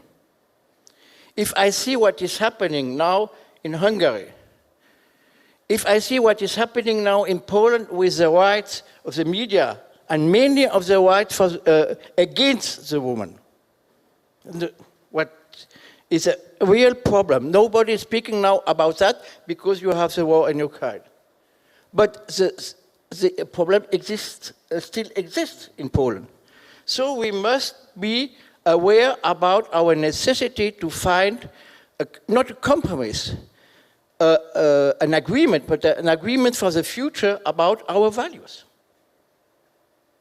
And the European Union has here a mission, mainly in the question by the rights between men and women.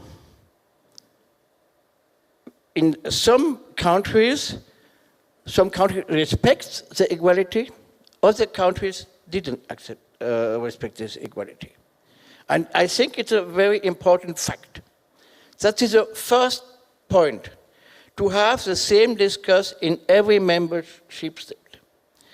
The second point is to overcome our history. 27 years ago, the former president of France, François Mitterrand, had a great speech at Strasbourg at the European Parliament. And it was a time of the war in the Balkans. And he said, we must overcome our history, our memory. When we are not able to overcome our history, it will be one result. The result is war. Nationalism is war. Are you now able to accept this point of view? Are you able to announce the nationalism character of some countries in the European Union? I'm absolutely not a friend of Putin. Absolutely not. Why I'm not a friend of Putin? Because it's an old communist? No. Because it's a nationalist.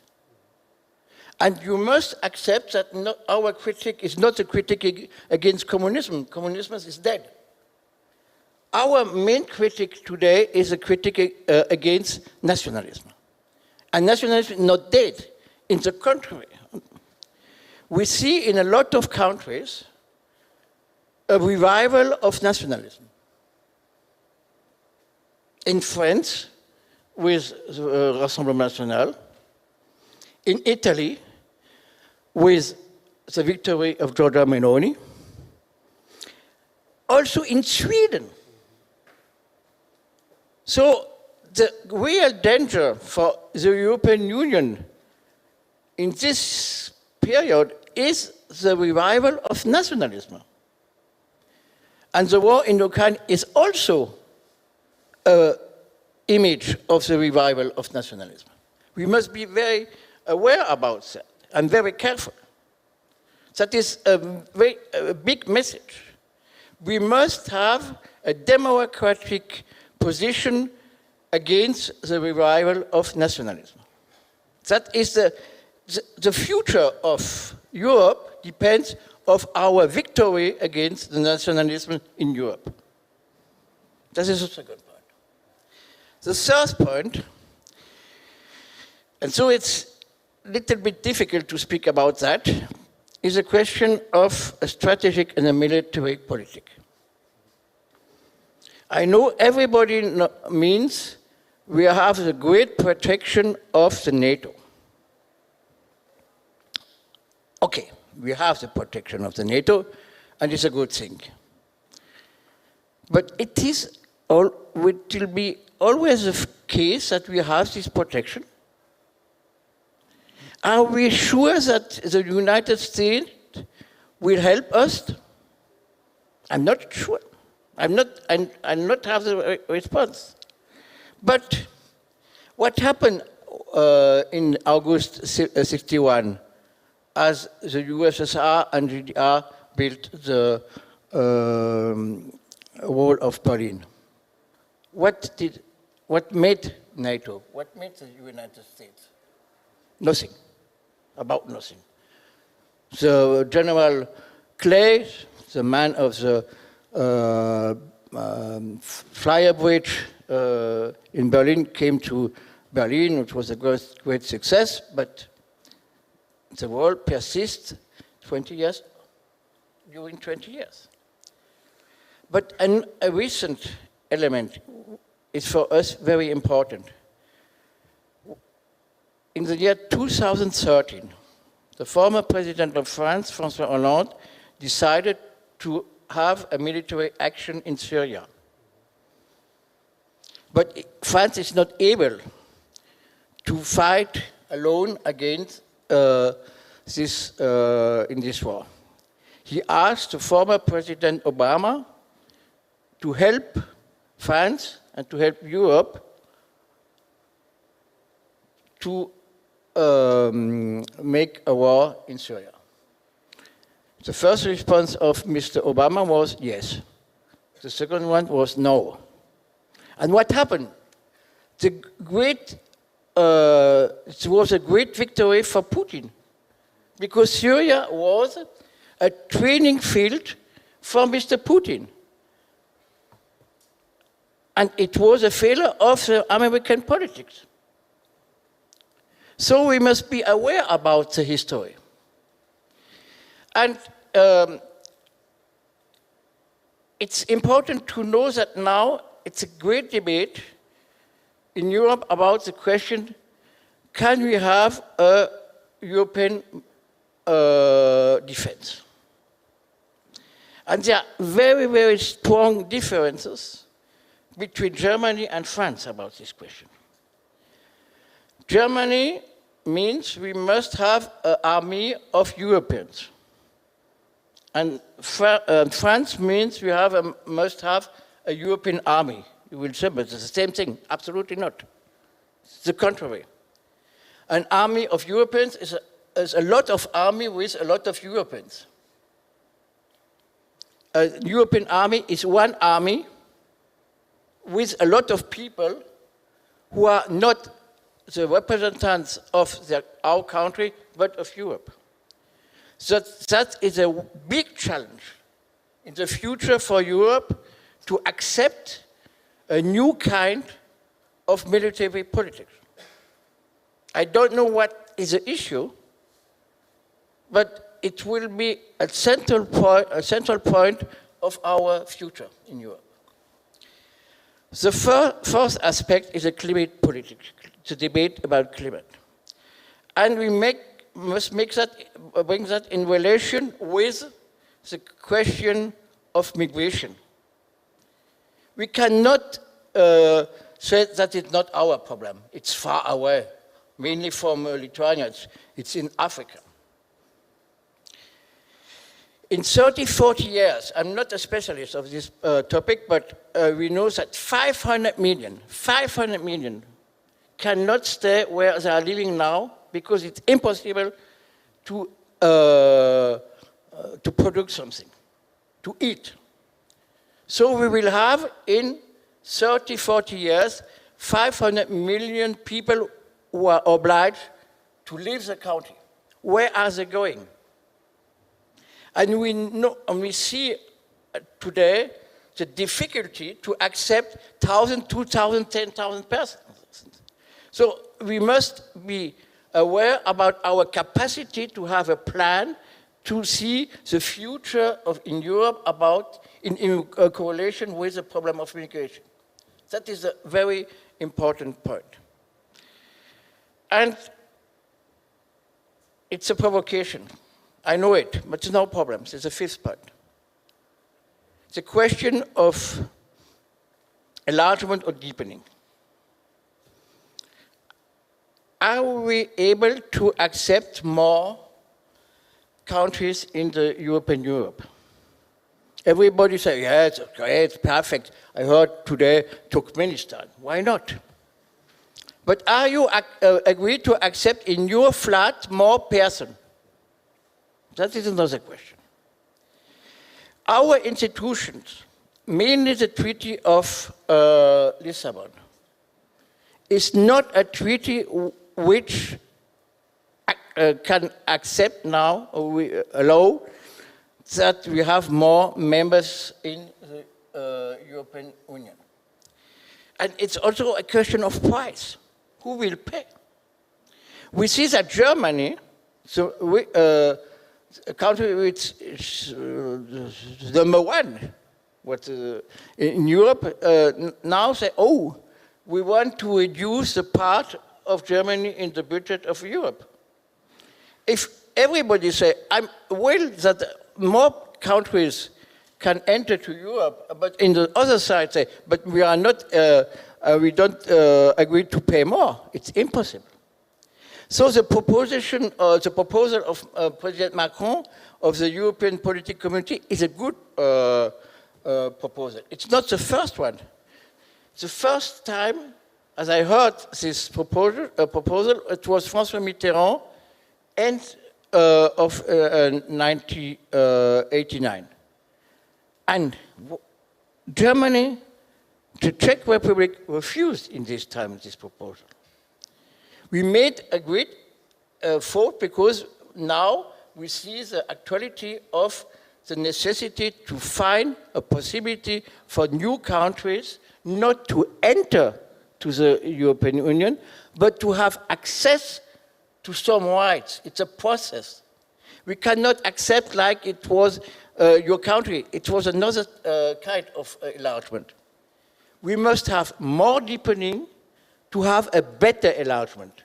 If we have first an enlargement, it will be a source of a lot of problems. So the future of Europe is a new kind of thinking, to have a prospect way of thinking, not to say we will find a compromise. In Switzerland, we are the champion of compromises. Compromises is very good, but it's not the best solution. Compromises is always the last solution.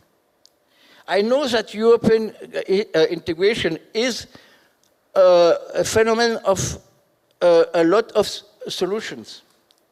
But now we have another challenge. We must be aware about the necessity to have a new way of thinking Europe. And, and the first, to have a good future for Europe, is to ask some questions which are difficult. We have a lot of difficulties to respond to this question, but we must be, how can I say? We must be adult. We must be. We are not children in Europe. We must be adults in Europe, and say, okay, it will be difficult. It's a challenge, but this challenge is our challenge, our common challenge, but not a challenge in which time, in a lot of time we say, oh, it's not so important, I will see later. No. The future of Europe, and that is my last word, is not to see later, is to see now for the future.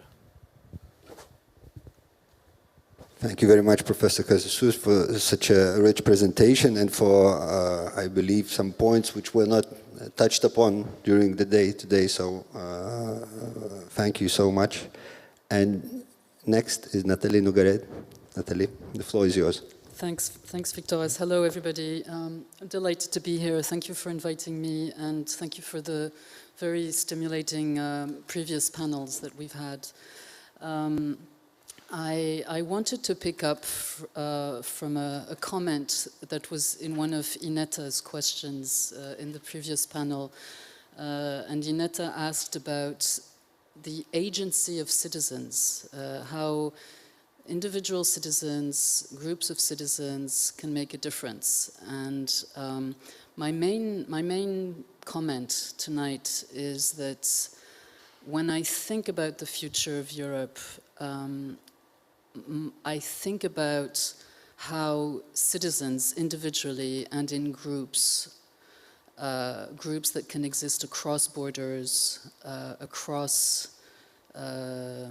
all sorts of identities, can make a difference.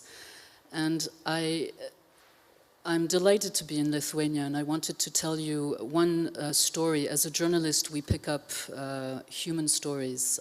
I'm most interested in the human stories I worked for many years as a diplomatic correspondent, looking at governments, states, how they organize themselves, how they act together or not. But if I think about my 30 years in journalism, the things that always I take away with me and that strike me and that help me think are the human stories. And this is a human story that I heard a few years ago. I was in Lithuania, and I was with a young Lithuanian. He was much younger than me, slightly younger than me. And I asked him about the events of January 91. He was 16 then. And he told me how he experienced the events of January 1991 in Lithuania. So he decided to go, without his parents' authorization, he decided to go in front of the parliament. And he told me, he described this scene where he was standing in front of the parliament with a large crowd of people. And of course, everybody was worried about the Soviet troops and what they were doing. They were trying to crush the aspirations of people in Lithuania. And he described to me this moment when they were all standing in the cold and they heard suddenly the noise, the sound of tanks rolling. And he said that, I asked him, so what did you do? What was your reaction? And he said, we stood together even more, shoulder to shoulder, and we started singing. And those tanks did not come to the parliament. But this moment where people were standing shoulder to shoulder, believing, and he told me, I really believed those tanks were coming, and they were coming, and they would shoot at us, and I thought I was going to die. He was 16 years old, and we sang. And it's a very powerful image also to pay homage to Ukrainians. Much has been said about the Ukrainian situation, the war, this terrible war. But I think that these events should resonate, and this decision of citizens, individuals, to decide that they will do something and they will resist is something that should touch all of us, all across Europe. I also think, keeping with this idea of the citizen, the agency of the citizen, of course you come to the idea of civil society. And I'm a big believer in the defense and the growth of civil society. And I'm a big believer in that happening at a scale of the continent. And when we say Europe, many of us, whether we are journalists or politicians or activists, we often think about the EU, the European Union. But I think we should think about Europe as a continent. Somebody mentioned the subjective geography. So my subjective geography of Europe is truly the continent. And that's why I see Ukraine as at the center of Europe, not on the border of Europe. And today, in many ways, it's at the center of Europe. And so we think about civil society, and I think that one way we can think about the future of Europe is being more active. And Anatoly Mikhailov earlier told us that we should be thinking more pragmatically, not just fluffy ideas. I think that, and I believe that much of the younger generation in Europe is interested in having better connections across our societies, building this civil society across the continent. And it's difficult to do. I'm a journalist, and I know, maybe you know also, that we have a problem with our public space, our common European public space. We do not have enough media spaces, media initiatives that help us better connect and be better aware of the realities in other people's countries. Also, civil society organizations struggle with this. I'll give you, or even grassroots organizations struggle with this. But they're interested in developing it. I remember a few years back, we mentioned Italy and the political events in Italy recently. But remember a few years back, we had Salvini. And remember, during those years, there's a movement, a grassroots movement called the Sardines. So this was in Italy. Young people started demonstrating in the squares, and they called themselves the Sardines because they wanted to show that they could fill the squares as tightly with people, shoulder to shoulder, as tightly as sardines in a can of sardines. And it was a joke, of course, but it became a very powerful symbol. And it was a movement against the far right, against Salvini. And I met one of these young activists at a conference. This was before COVID, right? We could all meet more easily before those 2 years of less contacts. And I asked him, are you trying to connect with other anti-far right or anti-authoritarian groups in other places in Europe? And he said, yes, we're thinking about it, but it's not that easy, but we're thinking about it. And I saw that when one movement starts in one country, it's not obvious that it will spread to other countries. But we know of one movement that did spread very widely. And here I want to say that during one of the coffee pauses, I asked a young person who was in the audience, I believe a student at the university, I asked her, so is it interesting for you? Do you find that the topics are interesting, that the questions that are raised are questions that matter to you? And she said, I've heard a lot of this before, she said. Okay, maybe it was one person. I didn't ask enough people to have a full impression. And I said, okay, so what was the topic that you would like us to mention? And she said, global warming. And this, we know, is a topic that the younger generations in Europe care about a lot. In 2018, you all remember Greta Thunberg. So I'm not going to discuss Greta Thunberg, but I'm going to just mention the movement that happened. This movement spread across Europe, like, with social media and internet, it spread across Europe. You had large demonstrations in different countries, in different cities. And then it spread to other parts of the world. The interesting thing is a paradox. It starts in Sweden, this young teenager in Sweden. It spreads to the rest of Europe. Then it becomes global. But nobody in the movement calls it a European movement to start with. Isn't that interesting? None of these young people decided that they wanted to label it a European movement. It's interesting. They were successful in becoming a European public space, but they did not label it a European movement.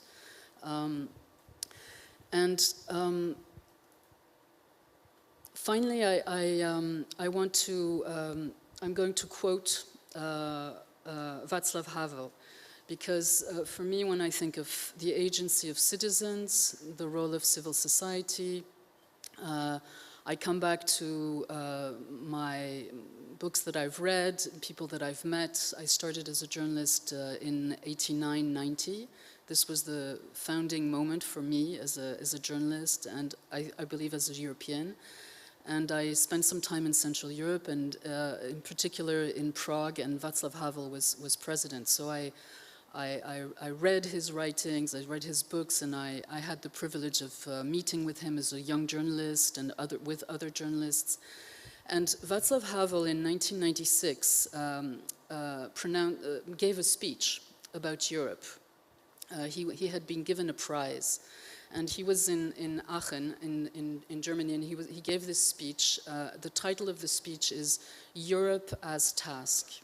And I just want to read one of the last paragraphs from this this speech, because I think that even if it's from 1996, which feels like another planet almost today, I think it does say important things to us today. And it's about also about the role of Europe in the world, and it's about the limits that we have to be realistic about, and also the ambitions that we have to have in mind.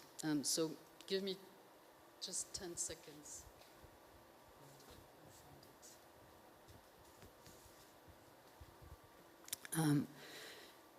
Europe's task is no longer, nor will it ever be again, to rule the world, to disseminate by force its own concepts of welfare and of what is good, to impose its own culture upon the world or to instruct.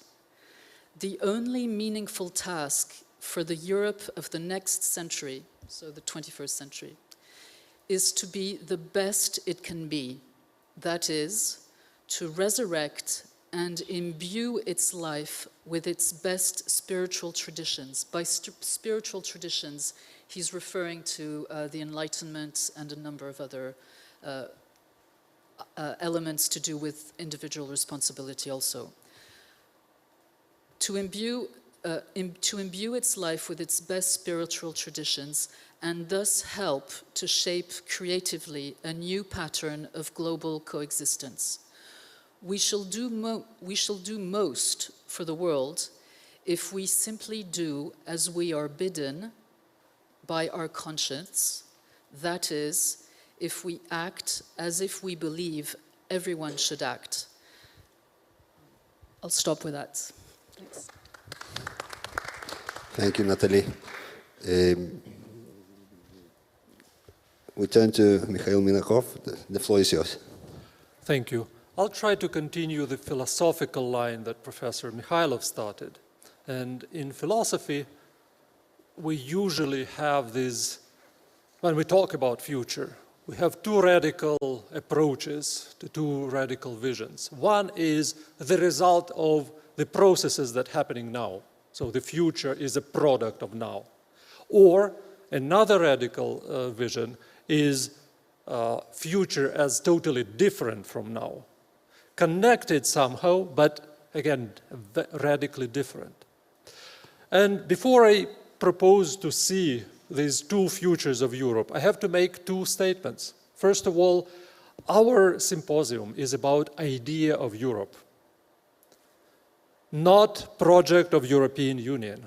But it was so important to see that when we talk about Europe, somehow we think about European Union. Sorry, guys, the eidos idea, this Platonic, ugly metaphysics, it does not depend on politics or geography. It's politics and geography that depends on ideas. And idea of Europe, when it was at full force, probably in the beginning of 21st century, it's dealt with a huge space between Dublin and Vladivostok. So that's the space I will offer the vision of the future. And when I talk about this space, it was reformed by the idea. Because ideas, they touch human souls, human part of this space. It touches nature and global warming as the product of a specific relation to the nature in this space, but also materiality without life. In this space, European idea was a product of a long debate of enlightenment. So enlighteners didn't talk about Europe. They talked about universal ideas and universal values, and this is how it ended up with the idea of Europe. And what they discussed, they basically two major elements of the European idea, which is how to build a rationalized, emancipated society based on what Natalie was talking about, based on citizens. So we have to invent, literally, human actor individuality. And then the society, republic of these citizens. And the other part is how to stop the natural state, which is war. War is unnatural for humankind, so we have to make an effort and make an unnatural order, order based on rules, in which war is no more. So approximately in 1752 or 54, Montesquieu made a resume saying that basically we need republics based on what we can call today constitutional democracy or liberal democracy, or democracy based on the human rights. And then these republics will establish both livable society, where individuality, community, and nation, the political body, can exist. And there's also a byproduct of republics is international perpetual peace. Not eternal, but perpetual. And this idea, at the moment when it was pronounced, was very, very big fantasy. It was a fiction. Because Europe, as non-idea, we know Europe tribal, we know Europe feudal, we know Europe imperial, and this is not connected with the idea of Europe. The idea of Europe is being realized in organizations like Council of Europe. That's the momentum when we have political and legal systems in the beginning of 21st century committed to one thin balance between sovereignty of a nation state and human sovereignty. So that in every constitution of the members of Council of Europe, we have a balance of human rights and the rights of government or the state. And then we have another organization, OSCE, Organization for Security and Cooperation in Europe, a guardian of the principles from the the final act of Helsinki conference. So OSCE and Council of Europe are failing organization, disappearing organization. Their raison d'etre disappeared this year. So we are in that situation where the idea of Europe is undermined by the war in Ukraine, the war started by Russia. And there are other ideas which are fighting today in this big space of Europe. One is, of course, Eurasianism, idea of Eurasia. And Putinism is very much connected. It's a nationalist, imperialist interpretation of alternative to the idea of Europe. But there's also another idea. It's idea of the West, which also divides this big space into several areas. Let's face it. So that's the first. The second thing is connected with the metaphor that we already discussed, garden versus jungle. Well, in the global rhizoma of cultures, societies, and communities, there are definitely these two poles of garden, the organized, ordered, in the Enlightenment way ordered garden, and there's a natural jungle-like rhizoma. But pay attention that there are different gardens. So there's English-style garden, which I prefer actually. Or there's a French-style garden, which we can associate with the EU. There's Chinese garden, Japanese. Or there are different types of jungles. Well, when we say jungle, we refer to the word that probably unites African and Southern Eurasian experience. But there's also selva in Mesoamerica and in Latin America, well, in Southern America. Or there's taiga that is currently fighting with the French Guardian of European Union in my country, in Ukraine. So these are two statements. And now the two visions. So if we continue the processes of today, I fully agree. It's nationalism that ruins the remainings of the reality created by idea of Europe. It's nationalism that offers to cancel basically the emancipation of a citizen. And then it's just a matter of time when European Union, the last fortress of the idea, will disappear. We have already, right now, different projects within European space. Well, United Kingdom, with its own vision of the Europe, which is competing with EU. There's Istanbul and Turkey that has its own European vision. There's anti-European vision of Taiga, of Kremlin. And we have these internal divisions. We witnessed this year the beginning of the arms race within EU member states.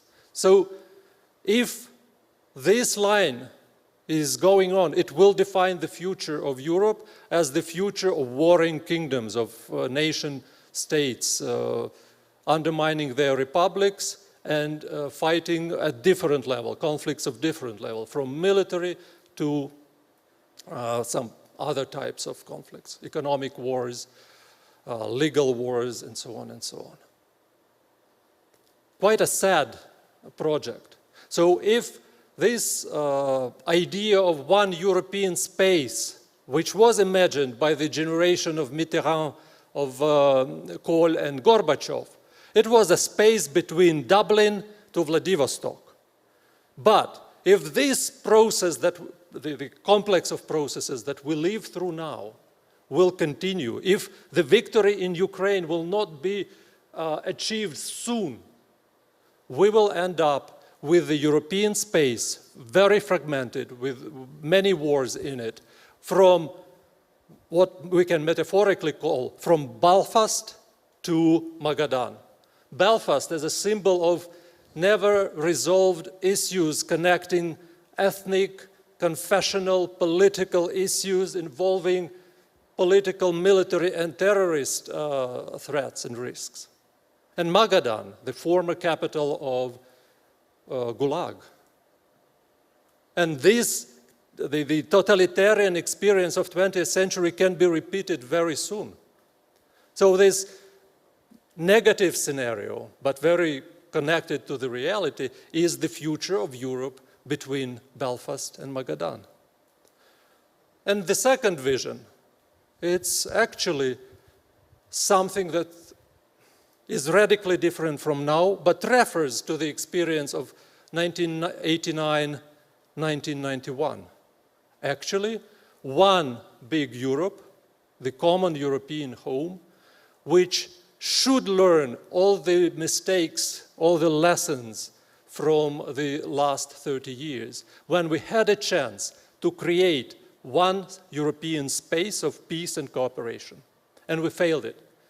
Our democracy, especially democracy in the east of this space, was very fragile. So my parents, generation of my parents, and my generation didn't create stable political systems based on rule of law and democracy. We failed European enlightenment. It's our responsibility for what's happening now. But there's also another element here.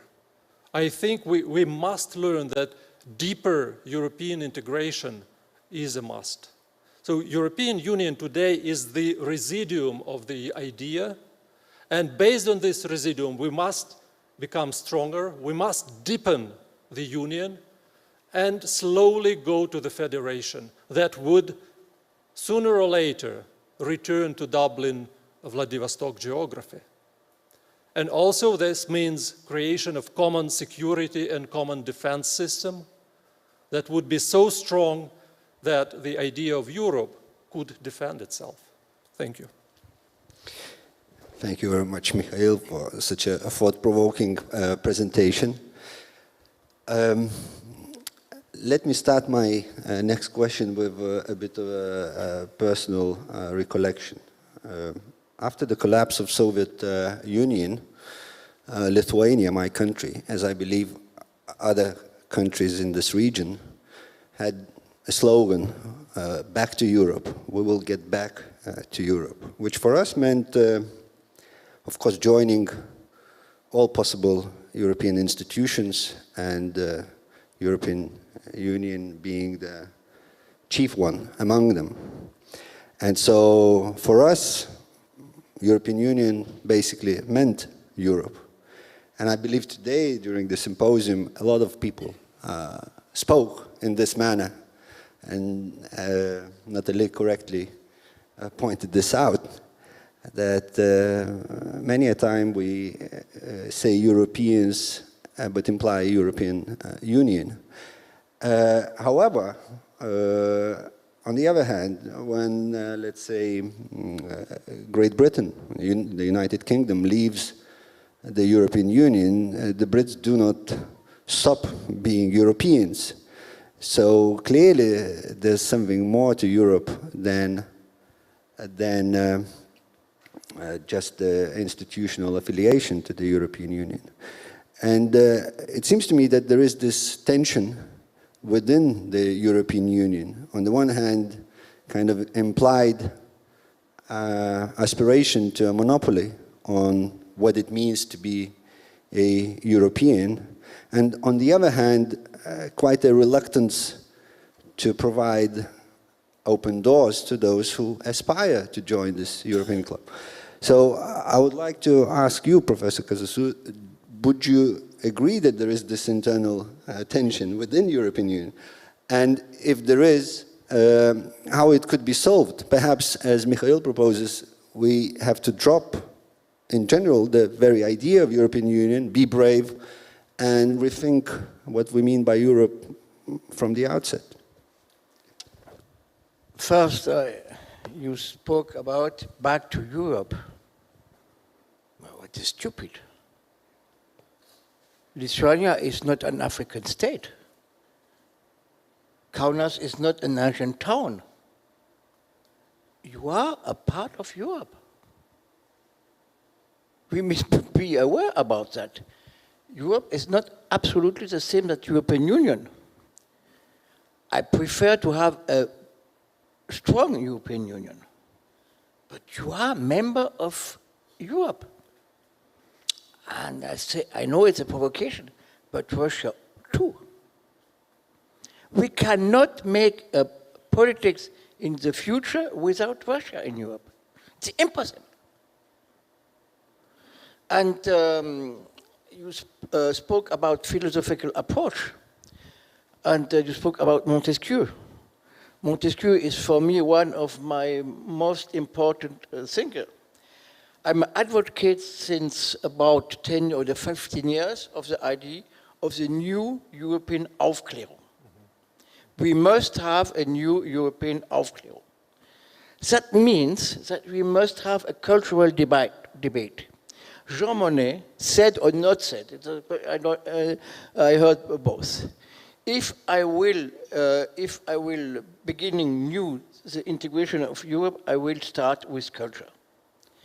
With culture.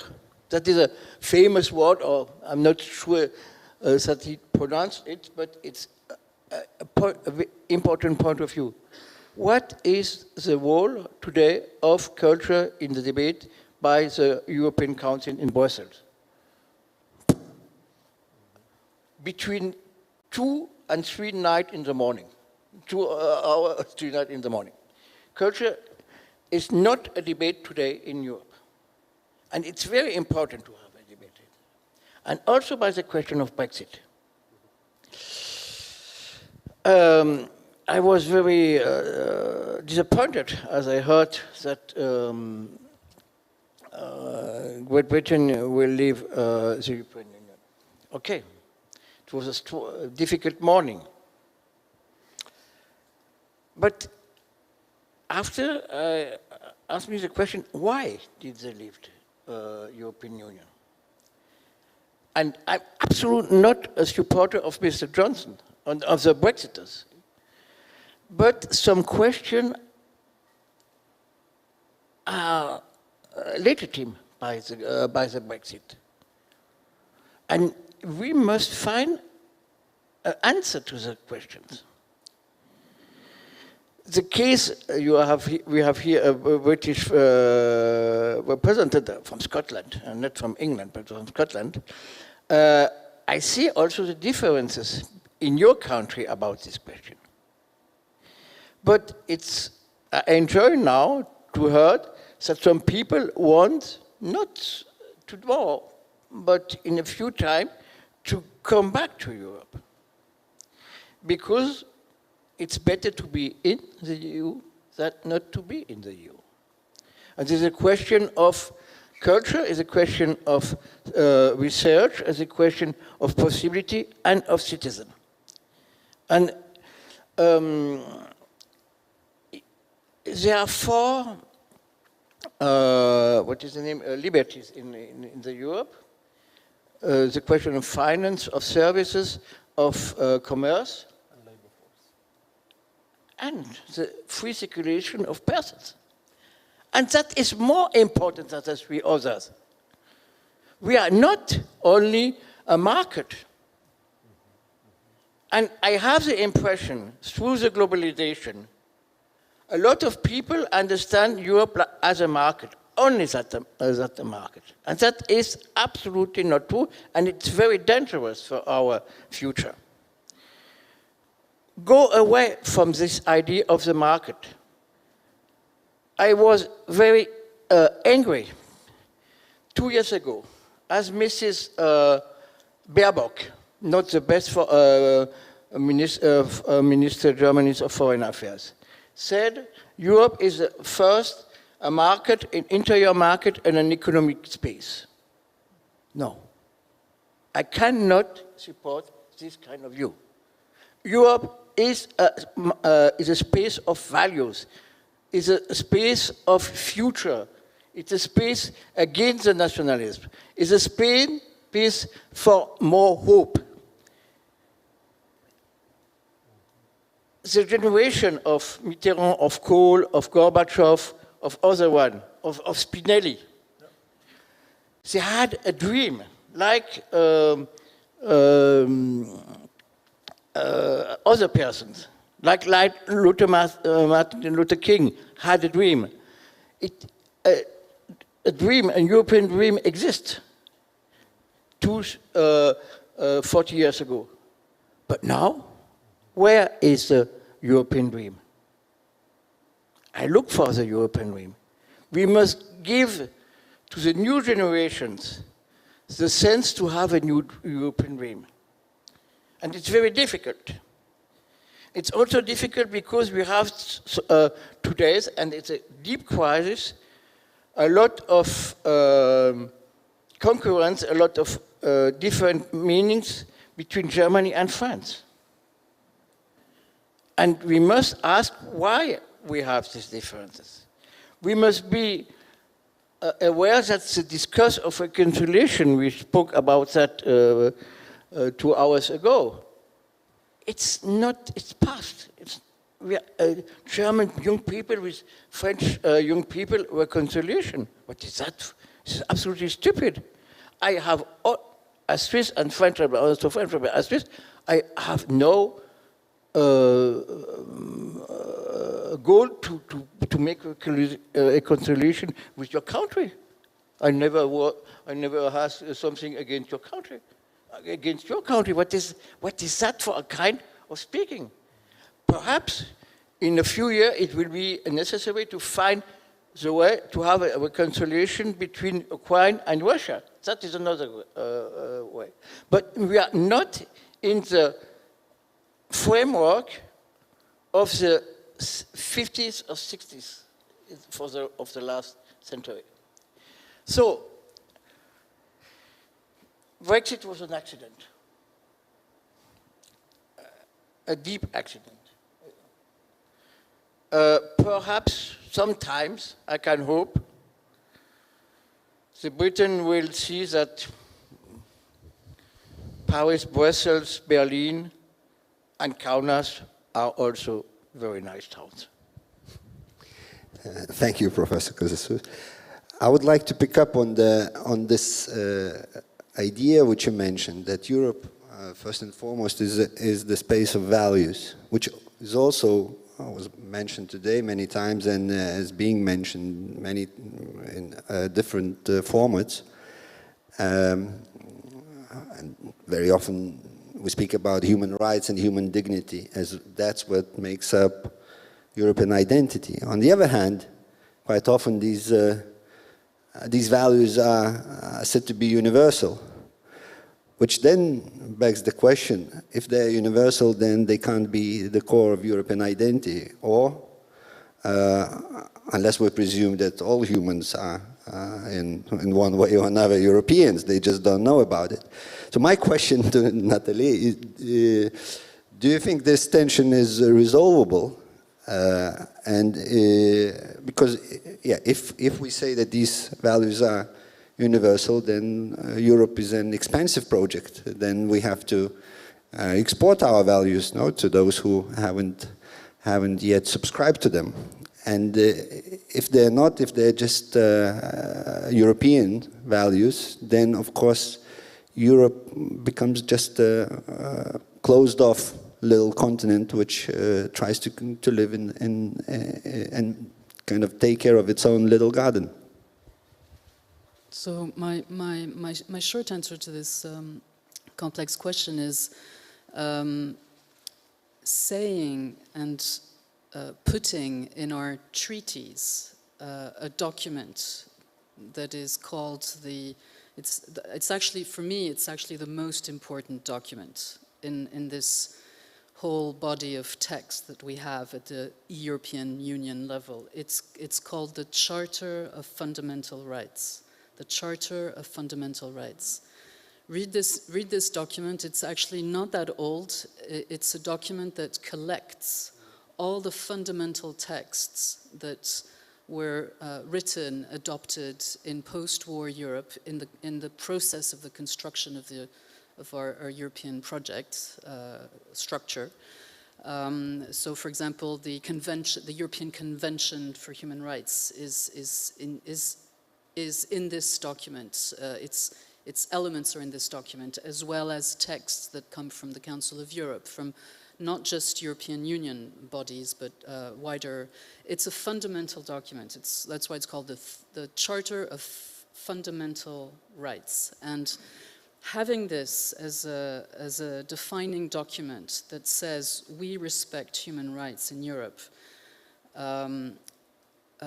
is possible to say this is our European document, our reference, and it's possible to say that and at the same time to believe in the universality of rights, which, by the way, of the universality of human rights are written in the UN Charter of Human Rights, which was adopted in 1948 and is a global reference. Not just European countries adopted this. So I think that I don't see actually a contradiction. But when you look at between the notion of European defense of human rights and a universalist approach to human rights, I don't see a contradiction. Europe is about other things as well. The European project is about other things. One thing I want to note is when you read this Charter of Fundamental Rights, I think Article 2 is a place where immediately our difference with the United States is written. And I say this as somebody who believes very strongly in the transatlantic link. Article 2 of the Charter of Fundamental Rights says there is a right to life and the death penalty is unacceptable. That article puts us in a different place from the United States. Thank you. In 2019, Timothy Snyder, an American historian, said in his speech for Europe in Vienna, in Judenplatz, he said, addressing the Europeans, he said, "You are the only source of hope for the future, the Europeans." I remember it struck me, of course it was during the time of when Donald Trump was the President of the United States, but my conclusion would have been that it's hopeless. But I would never have thought that Europeans are the only hope for the future. Of course, I think he meant in the sense of saving democracy, observing human rights, but also as someone who can be active in global affairs, who can be a responsible actor, especially with the global challenges like global warming. I would like to ask all of you, maybe starting with Mikhail, does Europe have the capacity to be a global actor, especially in light of all the internal challenges it faces now, which are unresolved and which we've been discussing throughout the day?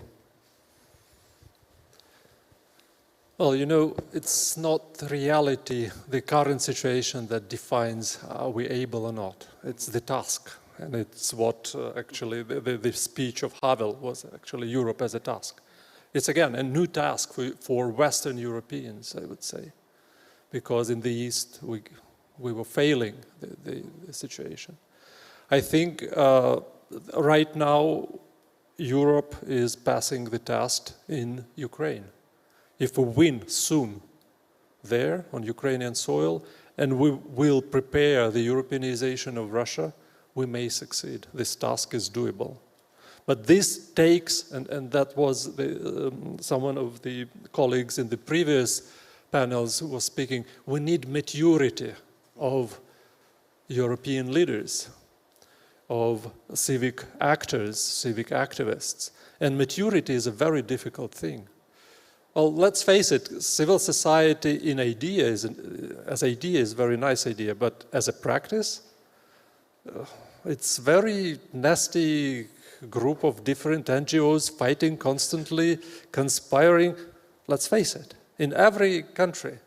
But the byproduct of this competition is more room for freedom, more control over power elites.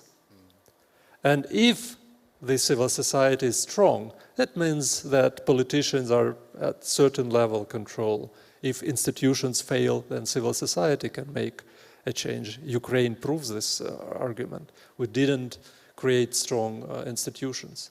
So Western Europeans today is the last hope, because other projects, Enlightenment projects, and Enlightenment is not only the light, there's a big shadow. Let's remember Horkheimer and Adorno, wonderful book, Dialectics of Enlightenment. Look at Northern America. There were different Enlightenment projects of 18th, 19th century, connected with genocides and not only with the American Revolution and the Declaration of Rights. Or look at Russian Empire, it's also an Enlightenment project. And both projects in Northern America and Russian Empire were promoted by German philosophers and activists, actually, and also princes. So Europe is responsible also for these parts of the world, and reinvigoration, the new life for freedom and universalism depends on Western Europe, I would say so, yes. It's already, in our panel already twice, Professor Kazasuz and Mikhail Minakov both spoke about that we need adults in the room, we need responsible leaders. And Natalie, you spoke very eloquently about the role of civic society, although I understand Mikhail is a bit more skeptical about its efficiency. But also here, I believe extremely important is the role of the media. It was already mentioned, I think, in the previous panel. And maybe Natalie, you could comment. What's the perspective on the development of the media, I would say, or what could we expect? Free media is one of the pillars. We all know that from our Democracy 101 courses, one of the pillars of any robust democracy. But we see that with the current new media especially, and with the concentration of media enterprises, it seems that we are at risk of losing this extremely important instrument for our democracies. There's actually a connection between this question that you're asking, which is a huge question, and your previous question, because I believe that when Timothy Snyder gave his speech, it was in Vienna in 2019, it was an address to the Europeans, and he said that the first thing he said, well, very quickly, the main thing he said is that we as Europeans should get rid of our myths, that we live with too many myths about ourselves and about our nations. And he said that we believe that we tend to believe a myth, which is that European nations after the Second World War decided, suddenly they saw the light, and they decided to come together and be friends, and they built the European Union.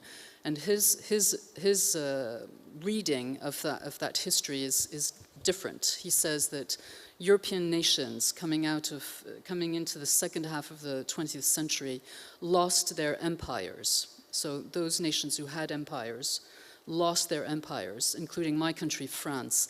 And as they did this, as they lost their empire, their best landing place, the place where they could land and feel that they had influence and feel that they existed within a larger entity than themselves, was the European project. So I'm just summing up Snyder's take, which is very interesting.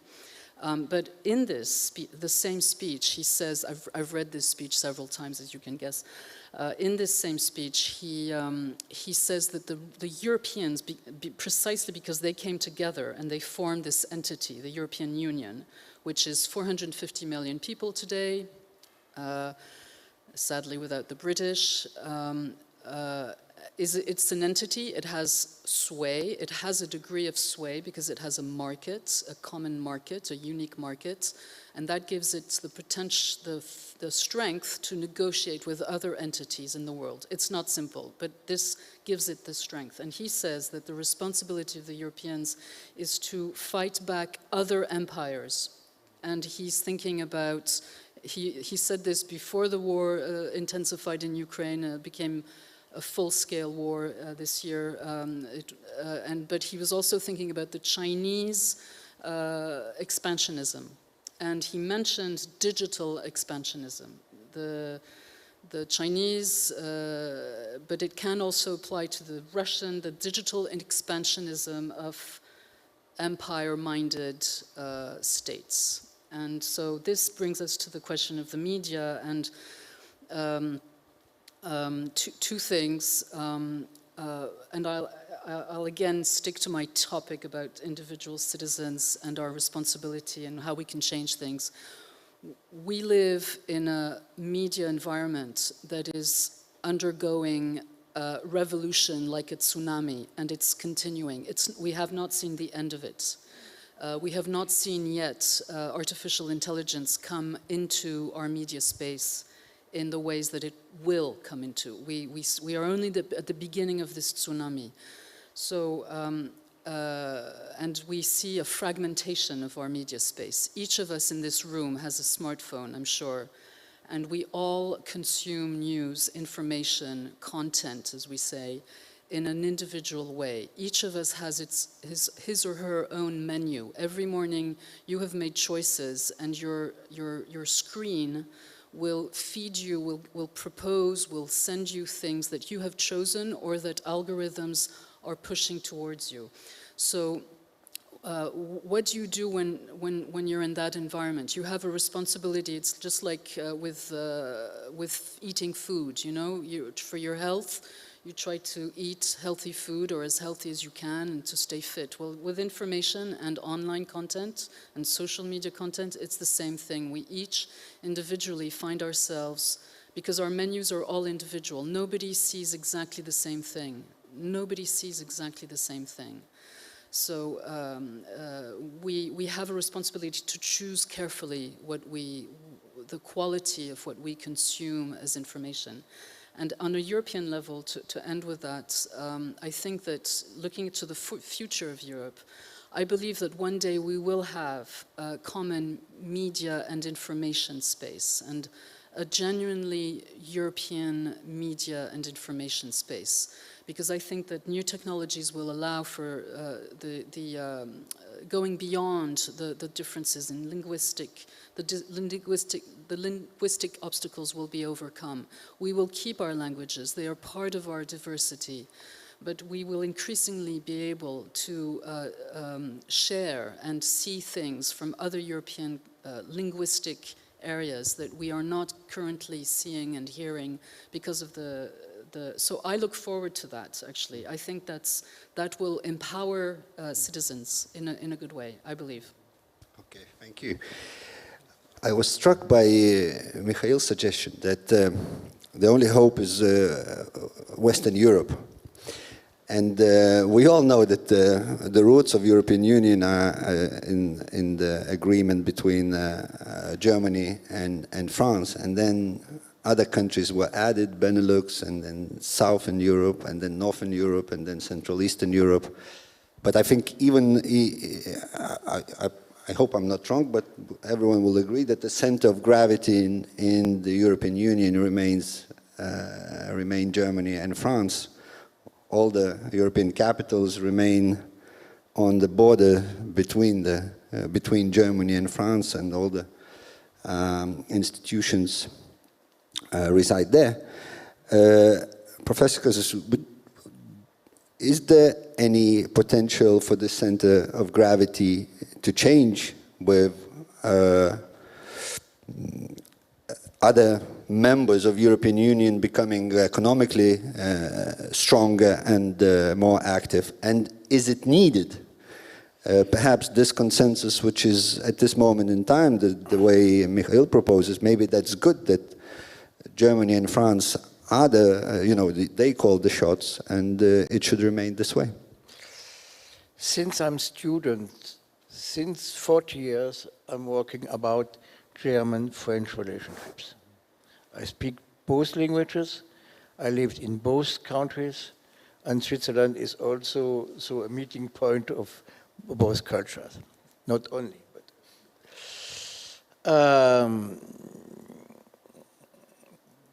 I worked for German French institutions. Sometimes I say, oh, I can never heard one word more about French-German institutions. I hate these institutions. And the next morning I say, okay, you can hate it, but it's a crucial point of Europe. It's a logic result. If the relationship between France and Germany are not good, Europe cannot advance. If the relationship between Germany and France are good, it's a progress for Europe. But since 40 years, I have always the same speech. The German-French relationships, a friendship, is a law with 2 articles. Article number 1, where we are the best friends of the world.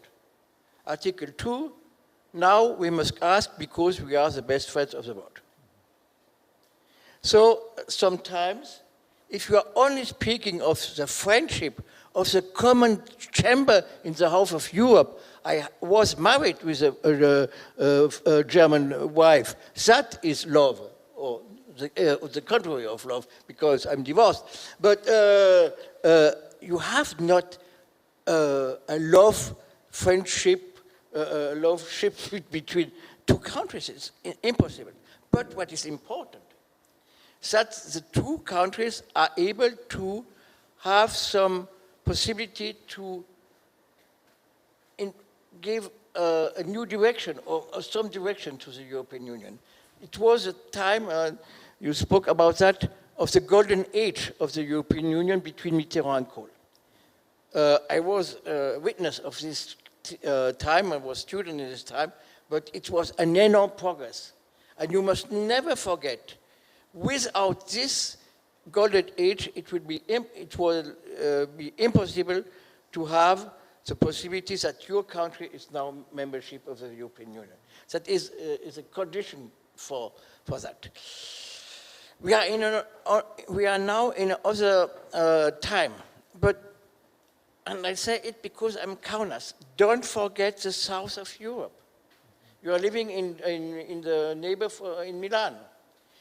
You never forget what happened 6 years ago, or 7 years ago, about the crisis in Greece.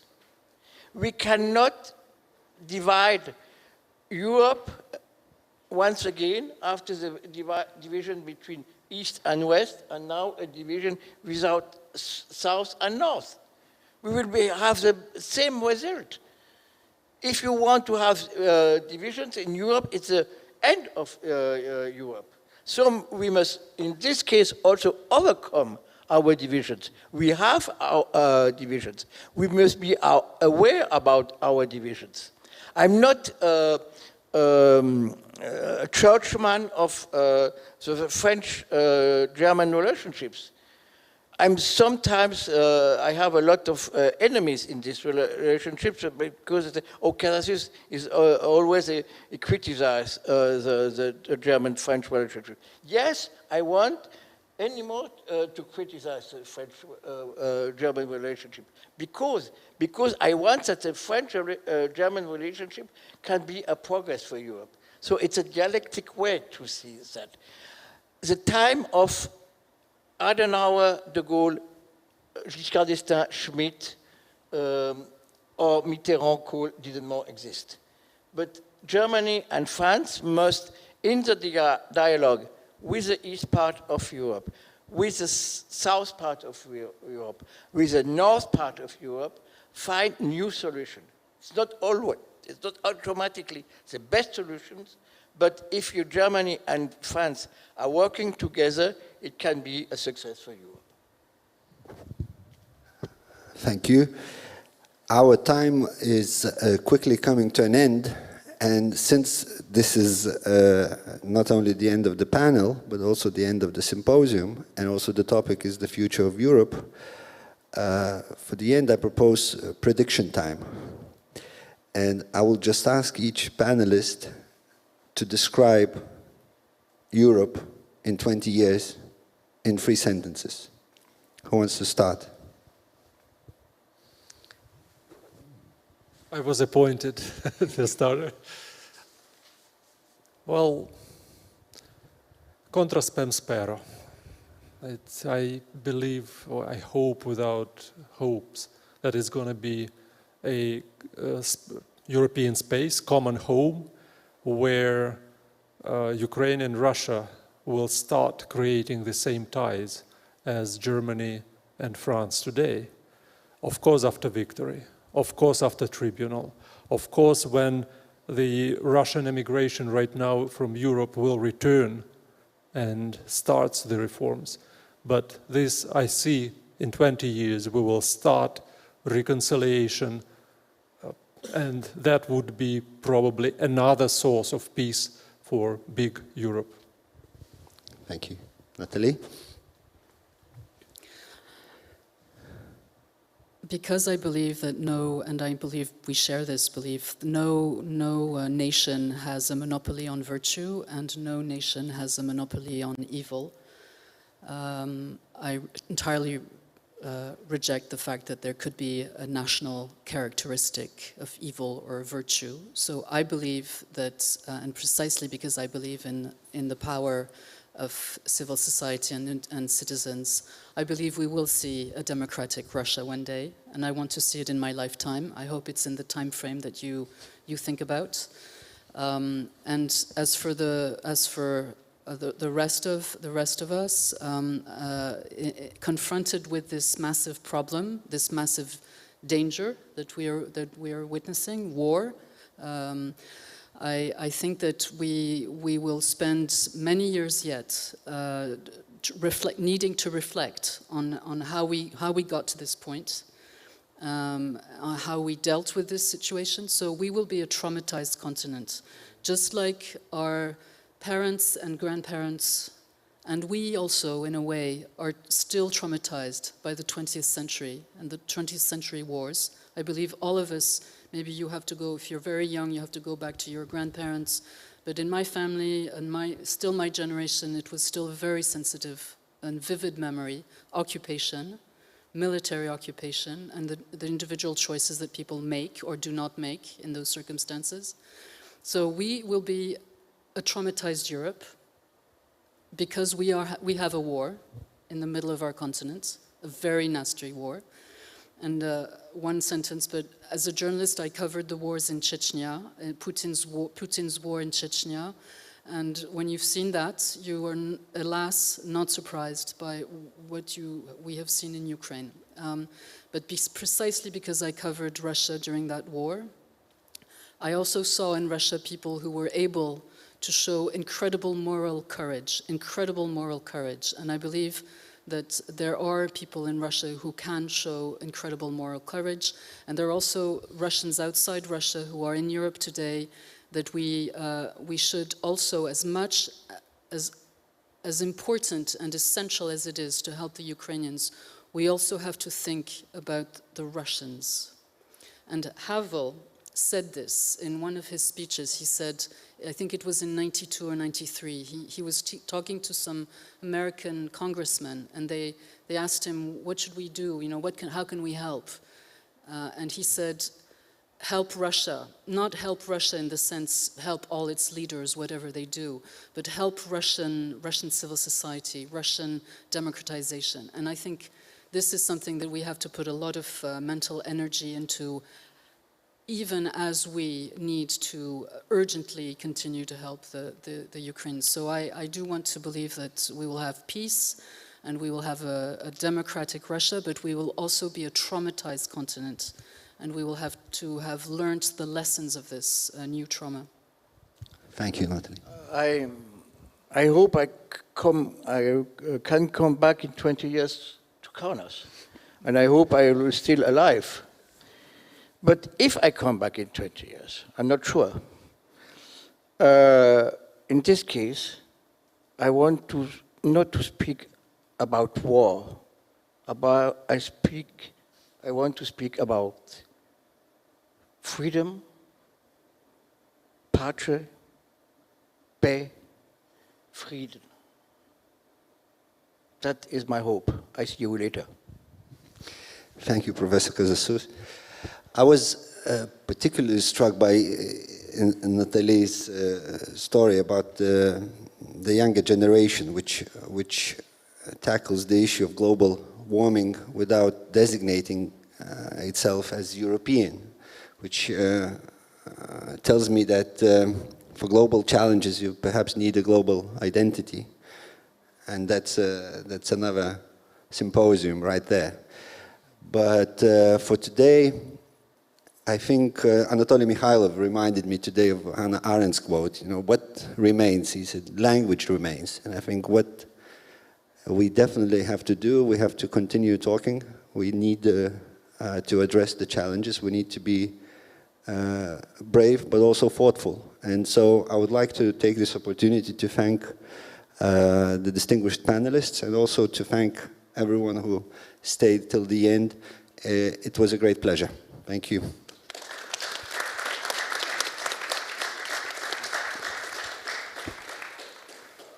Thank you, Viktoras. It was the future of Europe, and I think that conclusion belongs also to every and each of us, what we think and what we conclude from our panel. So, Gilbert Kazasus, Mikhail Minakov, Natalie Nugaired, and Viktoras Bakhmetievas, please, once more, your huge applauses.